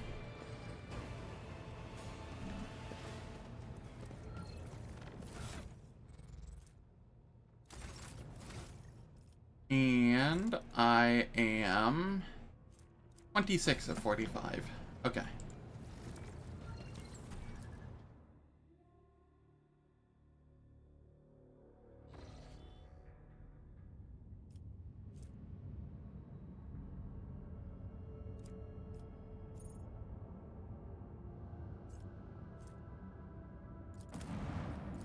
I'm gonna step back on this real quick.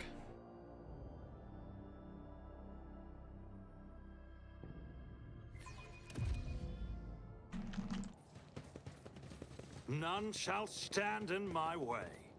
Okay, she's no longer here.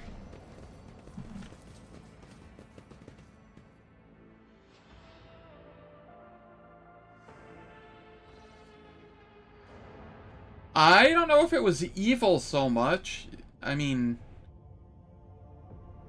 the servitors were malfunctioning, and I mean, also, I'd almost argue that, you know, killing quickly the servitors, quickly and as painlessly as possible, is always a nice thing, because they are lobotomized beyond, you know, human reason anymore. Ah, yeah, you know, that's fair. That's fair. Hadn't really thought on that. It was kind to the servitors, and not to the crew that became the new servitors. Yeah. Yeah, no, you're right. Do I gain anything for having taken care of those prisoners? No, I don't. Alright, that's fine. Permission to report, Lord Captain. Members of a sacred cult operating aboard this ship have requested an audience. They wish to present gifts and introduce themselves to their new captain. I am ready to receive them. I will commence preparations at once, Lord Captain. And now we get Cabela.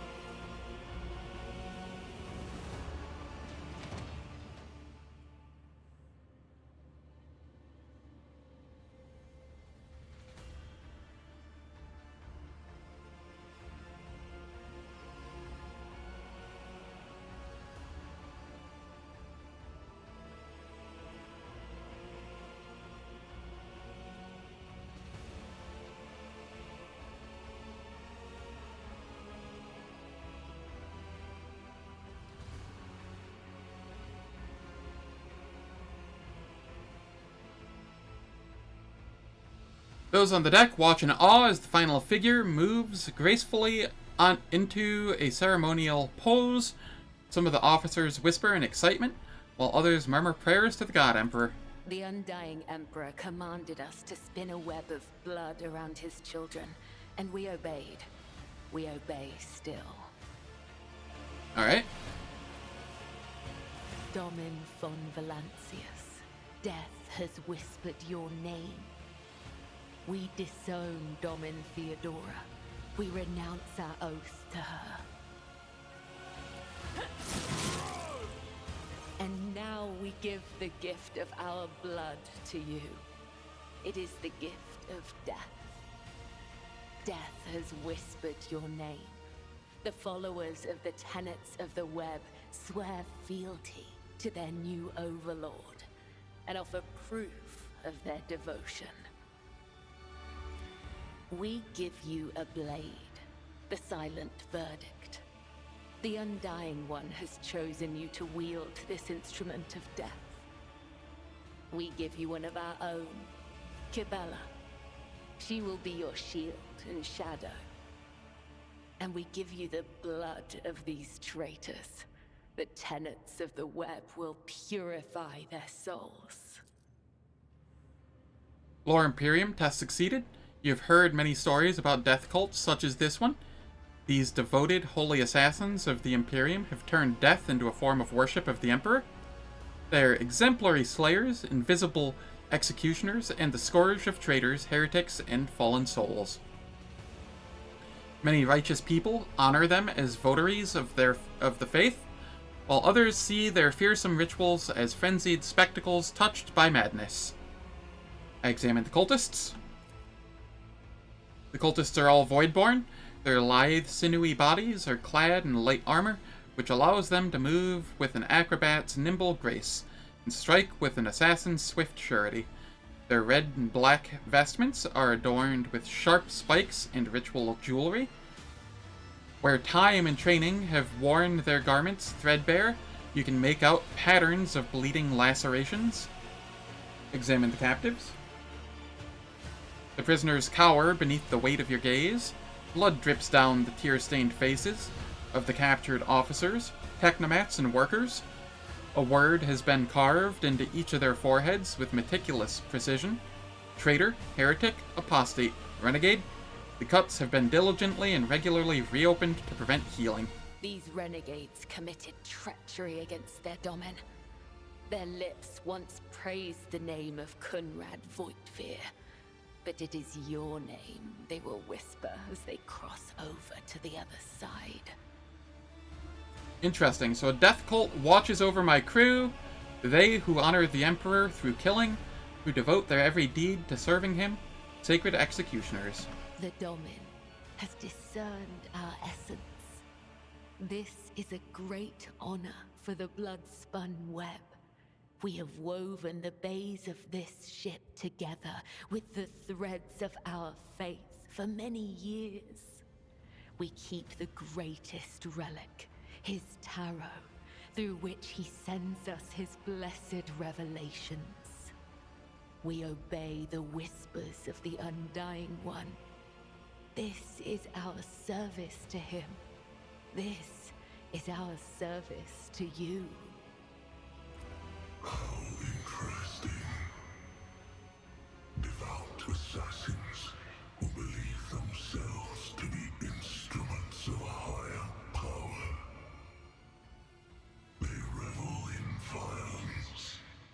I have not heard this before. Know the difference between bloodthirst and piety. They follow their faith blindly, unaware of how closely they tread to corruption and depravity. Look at them. They stand on the edge of a precipice. The smallest push will send them plummeting into the abyss. Alright, so Their downfall. All you have to do is push. I like how they gave the voice in my head an actual voice actor, finally. I never heard it speak in the past. That's neat. What exactly does a cult like the Bloodspun Web do? The tenets of the web teach us to read the threads of the future and understand the hearts of others. When a soul is filled with the poison of corruption, we know its time has come. We bring liberation. 3 strikes, 3 rebukes, 1 blade. This is how we serve the Undying One. This is how we serve you and your flagship. But there are others, the virtuous martyrs who contravene his design without realizing it. Those who have come too close to faltering or committing an apostasy, but have not erred yet. We present such souls to the Undying One.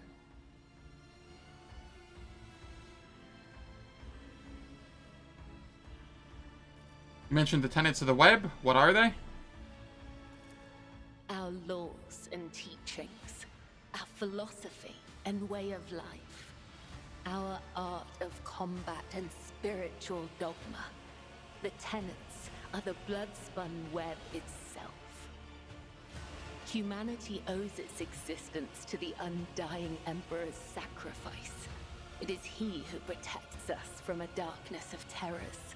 Hence, each of us has a duty to serve him, and a duty to die for him. To act otherwise is to waste the life that has been given to us by the Undying One, to become a thief. We help others understand this. We help them to live and die righteously. You have my blessing. May your blades bring swift death to the Emperor's enemies. The blood-spun web will not forget your words, Domin. They are the wisdom of the tenets and the benediction of our duty. Tell me about yourself, Cabela. Are you the leader of the Bloodspun Web, or its herald, or its servant? I am the second spinner of the blood-spun web. The honor of this title is bestowed only upon those who have ushered more souls than... It is shameful to speak of one's own deeds. I'm here to become your shadow, not to make boasts. Why have you brought this rabble to the upper decks? So you may offer the souls of these traitors as a gift to him. You have the authority to order their execution. Their blood will bind us together through him. For the God Emperor, the Undying One, is death itself. The Undying One is duty itself. Give the order, Domin. Let a spinner of the blood-spun web undergo the test of a sacred trial. Give weapons to the traitors. It's time for Cabela to prove herself. A dagger that has not sliced through sinew is nothing more than a toy. Let the final dance begin.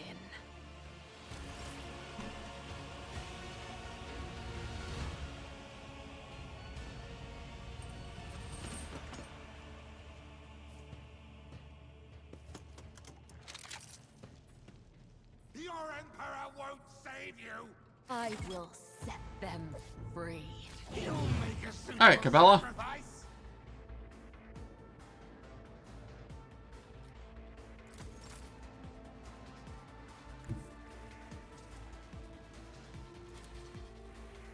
I will leave footprints of scarlet. The blade whispers your name.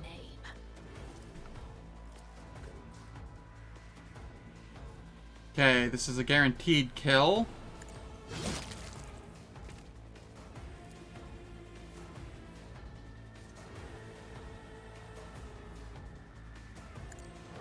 Let your soul be purged. Harried.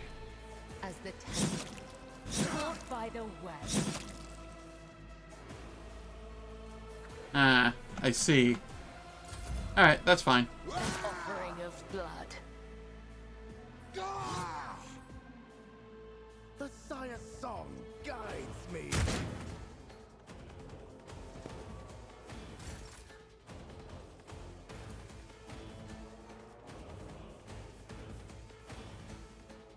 As honor or come, the other side awaits. Killing brings me no pleasure. Seriously? This one just keeps parrying. The other side awaits.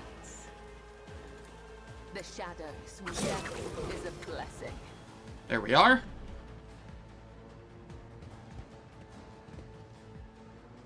More come forth.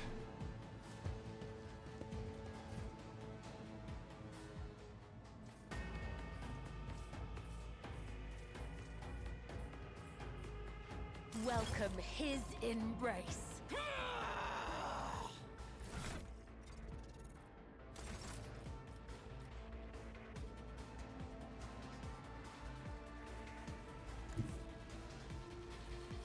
Okay, we come here, we slap this one. We jump here. As honor ordains. Killing brings me no pleasure. Trust me. The shadows will see it done. Well, that's unfortunate. Death to non-believers. Get parried. As the tenant.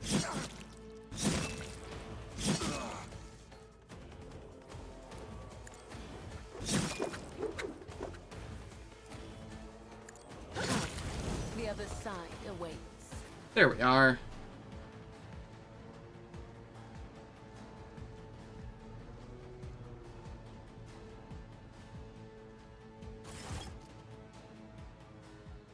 Oh, now her voice actor stops. Okay. A cut to the heart, a cut to the throat, a cut to the stomach. These wounds have been inflicted according to his pleasure. The blood of the apostates will wash away the stain of their treachery, so that their souls may prostrate themselves before the Undying One's throne and beg his forgiveness. Bella wipes the blood from her blade in one swift movement. I've acted with reverence and shown proof of my loyalty. Will you accept me, Zenavathar? Will you make me your shield and shadow? Your lordship, the spinners of the Bloodspun Web were watching, tracking, and killing Von Valencia's enemies long before the warrant of trade passed to Lady Theodora. However, their blade has also been known to cut short the lives of highly upstanding persons. But I certainly do not trust, or do not in any way condemn the deeds of the deeply esteemed cult. I'm sure they must have had a good reason. The cultists are the scourge of the seditious. They bring the unrighteous to ruin. The enforcers respect the Bloodspun Web, for we share a common goal: to bring his light and his harsh justice to the darkest depths of this ship. Scourge the seditious or not, folk are afraid of them for a reason. A couple of watches ago, these spinners took a train driver to pieces for some kind of ritual. I don't know what old Moloch did to earn that privilege. And who's going to feed his family now? But that's a lower decker problem. What matters is that the Bloodspun Web serves you faithfully, Lord Captain. Confessor Adalbert. My predecessor's predecessor once delivered a sermon about how the spinners saved this vessel from the servants of the archenemy. The Bloodspun Web paid the price in blood. A river of scarlet that flooded the decks from bridge to bilge. They became the blood of the flagship and the pulse in its veins and the beat of its heart. Their great sacrifice earned them the favor of House von Valencius. Seems that not all the officers have been presented to me yet. Confessor Adalbert, your lordship, as a humble servant of the Emperor, I am entrusted with the high honor of being the ship's confessor, or in other words, the highest spiritual authority on your vessel. I am here to oversee the purity of the crew's faith. I officiate in the officers' chapel, and I also look after the ship's reliquary. Tell me about the spinner's great sacrifice. The vessel was beset by famine and pestilence during a long warp jump. The flagship wandered uncharted paths in the Immaterium for 20 cycles straight. Servants of the archenemy used the despairing hearts of the crew to infiltrate the ship, and death followed. The hungry became the hunted. The famished became a feast. The exhausted crew was too weak and emaciated to resist the invaders, but then the spinners emerged from the depths. They stood alone against hundreds of foes, yet they did not falter. They did not sleep or rest as their blade-tip dance brought death. Though many spinners fell, the blood-spun web held strong until the flagship left the turmoil of the warp. You will be my shadow, Cabela.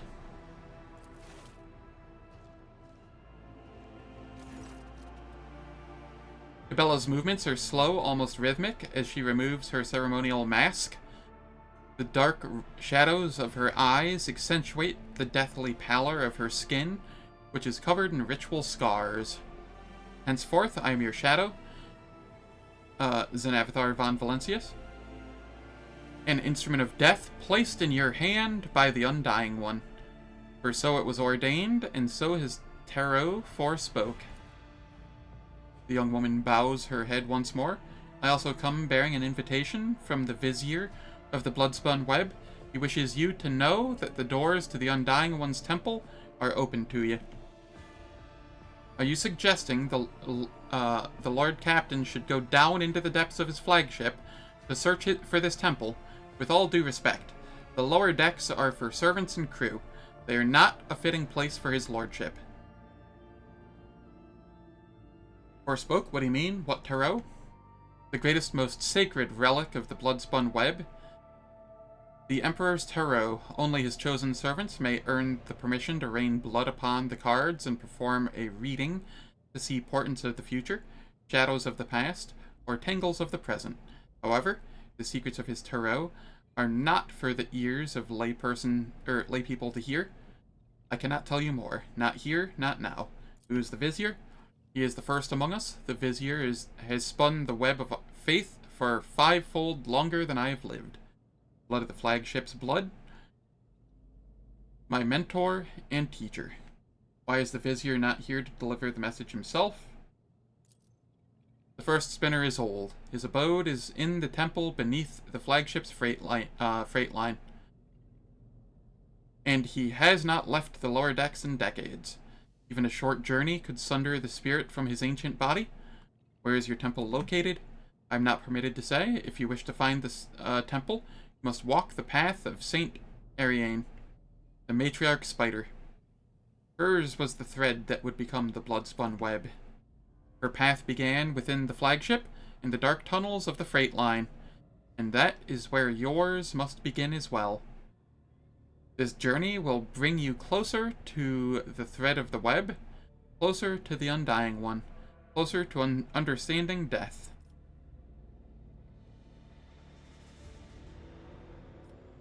I will walk in the footsteps of the matriarch spider. Your journey will begin in the darkness of the deepest tunnels. The Vizier awaits you. Your blade awaits direction. Then, Avatar, we will speak again when the time is right.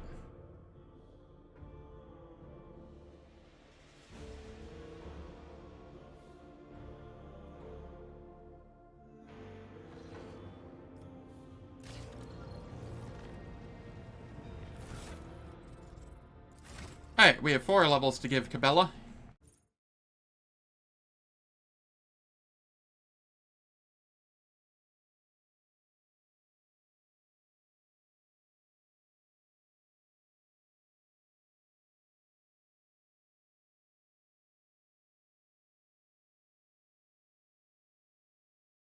And I do think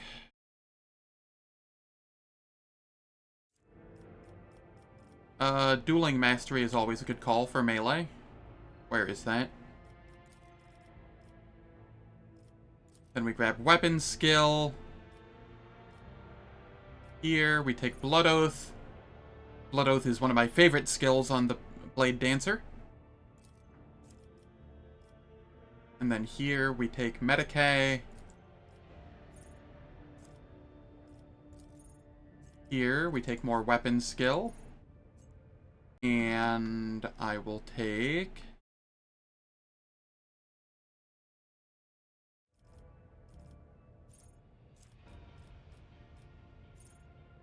Whenever the Blade Dancer uses an ability that costs wounds, they gain 3 MP in the current turn.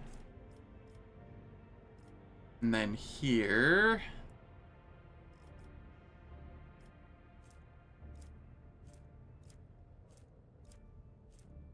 Okay, I don't need you for any of this. Abelard has athletics. I have demolition with Argenta. Awareness is Adira and Cassia. Arouse is Abelard. Coercion will be Cassia. So, I will probably go awareness, just because having extra awareness checks is not bad.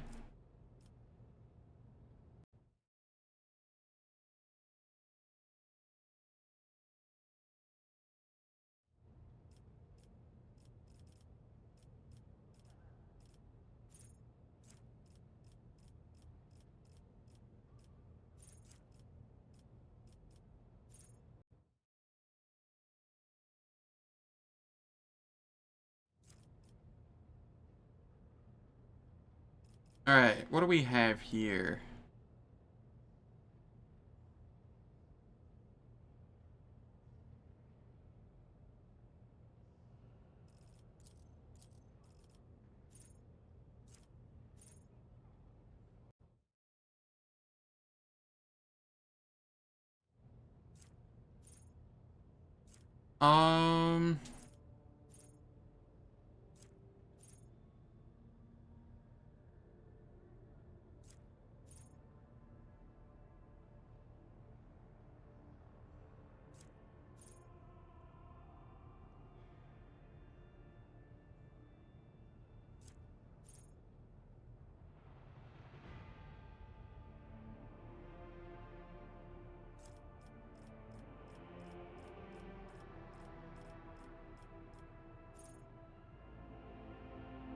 I'm gonna go Combat Master here, so that there are no melee superiority bonuses against this character. Melee superiority bonuses really suck to deal with. In melee combat, any target surrounded by more allies than enemies receives a +10 weapon skill bonus for each additional ally. Larger creatures need to be surrounded by 2 or more than 2 enemies to provide this advantage to the attackers. So yeah, just so that I don't get surrounded and gibbed because of melee superiority. Combat Master we go.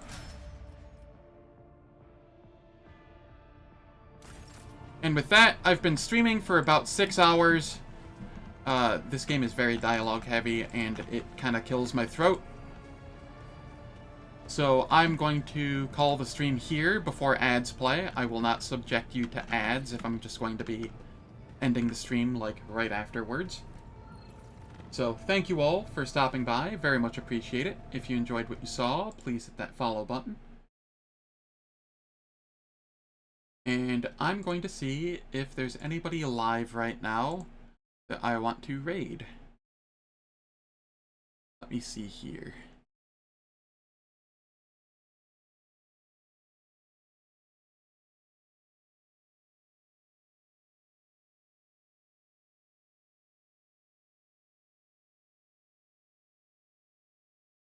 I don't see any of my normal people online that I'd be willing to raid. So, thank you all again. And tomorrow I will be playing Baldur's Gate 3. Oh god, why is it? No, stop. But yeah, tomorrow I will be playing Baldur's Gate 3, as I did manage to fix the save. And, I will be alternating between Rogue Trader and Baldur's Gate 3 for the next handful of days. Until I win one or lose one. And then I'll just hard Would you believe me if I said that the 4th time that I reloaded that save, it had just fixed itself, and I was no longer in combat? I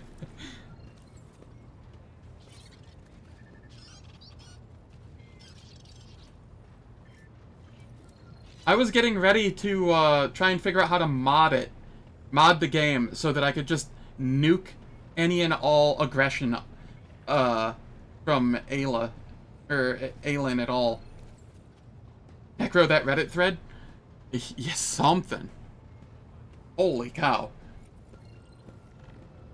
But yeah, a part of me is legitimately contemplating learning how to mod the game just to make it so that that never happens again.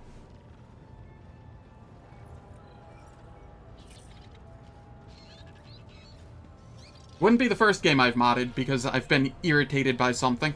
And it won't be the last if I do go that route. But yeah, have a wonderful evening, everyone, and I hope to see you all tomorrow for Baldur's Gate 3.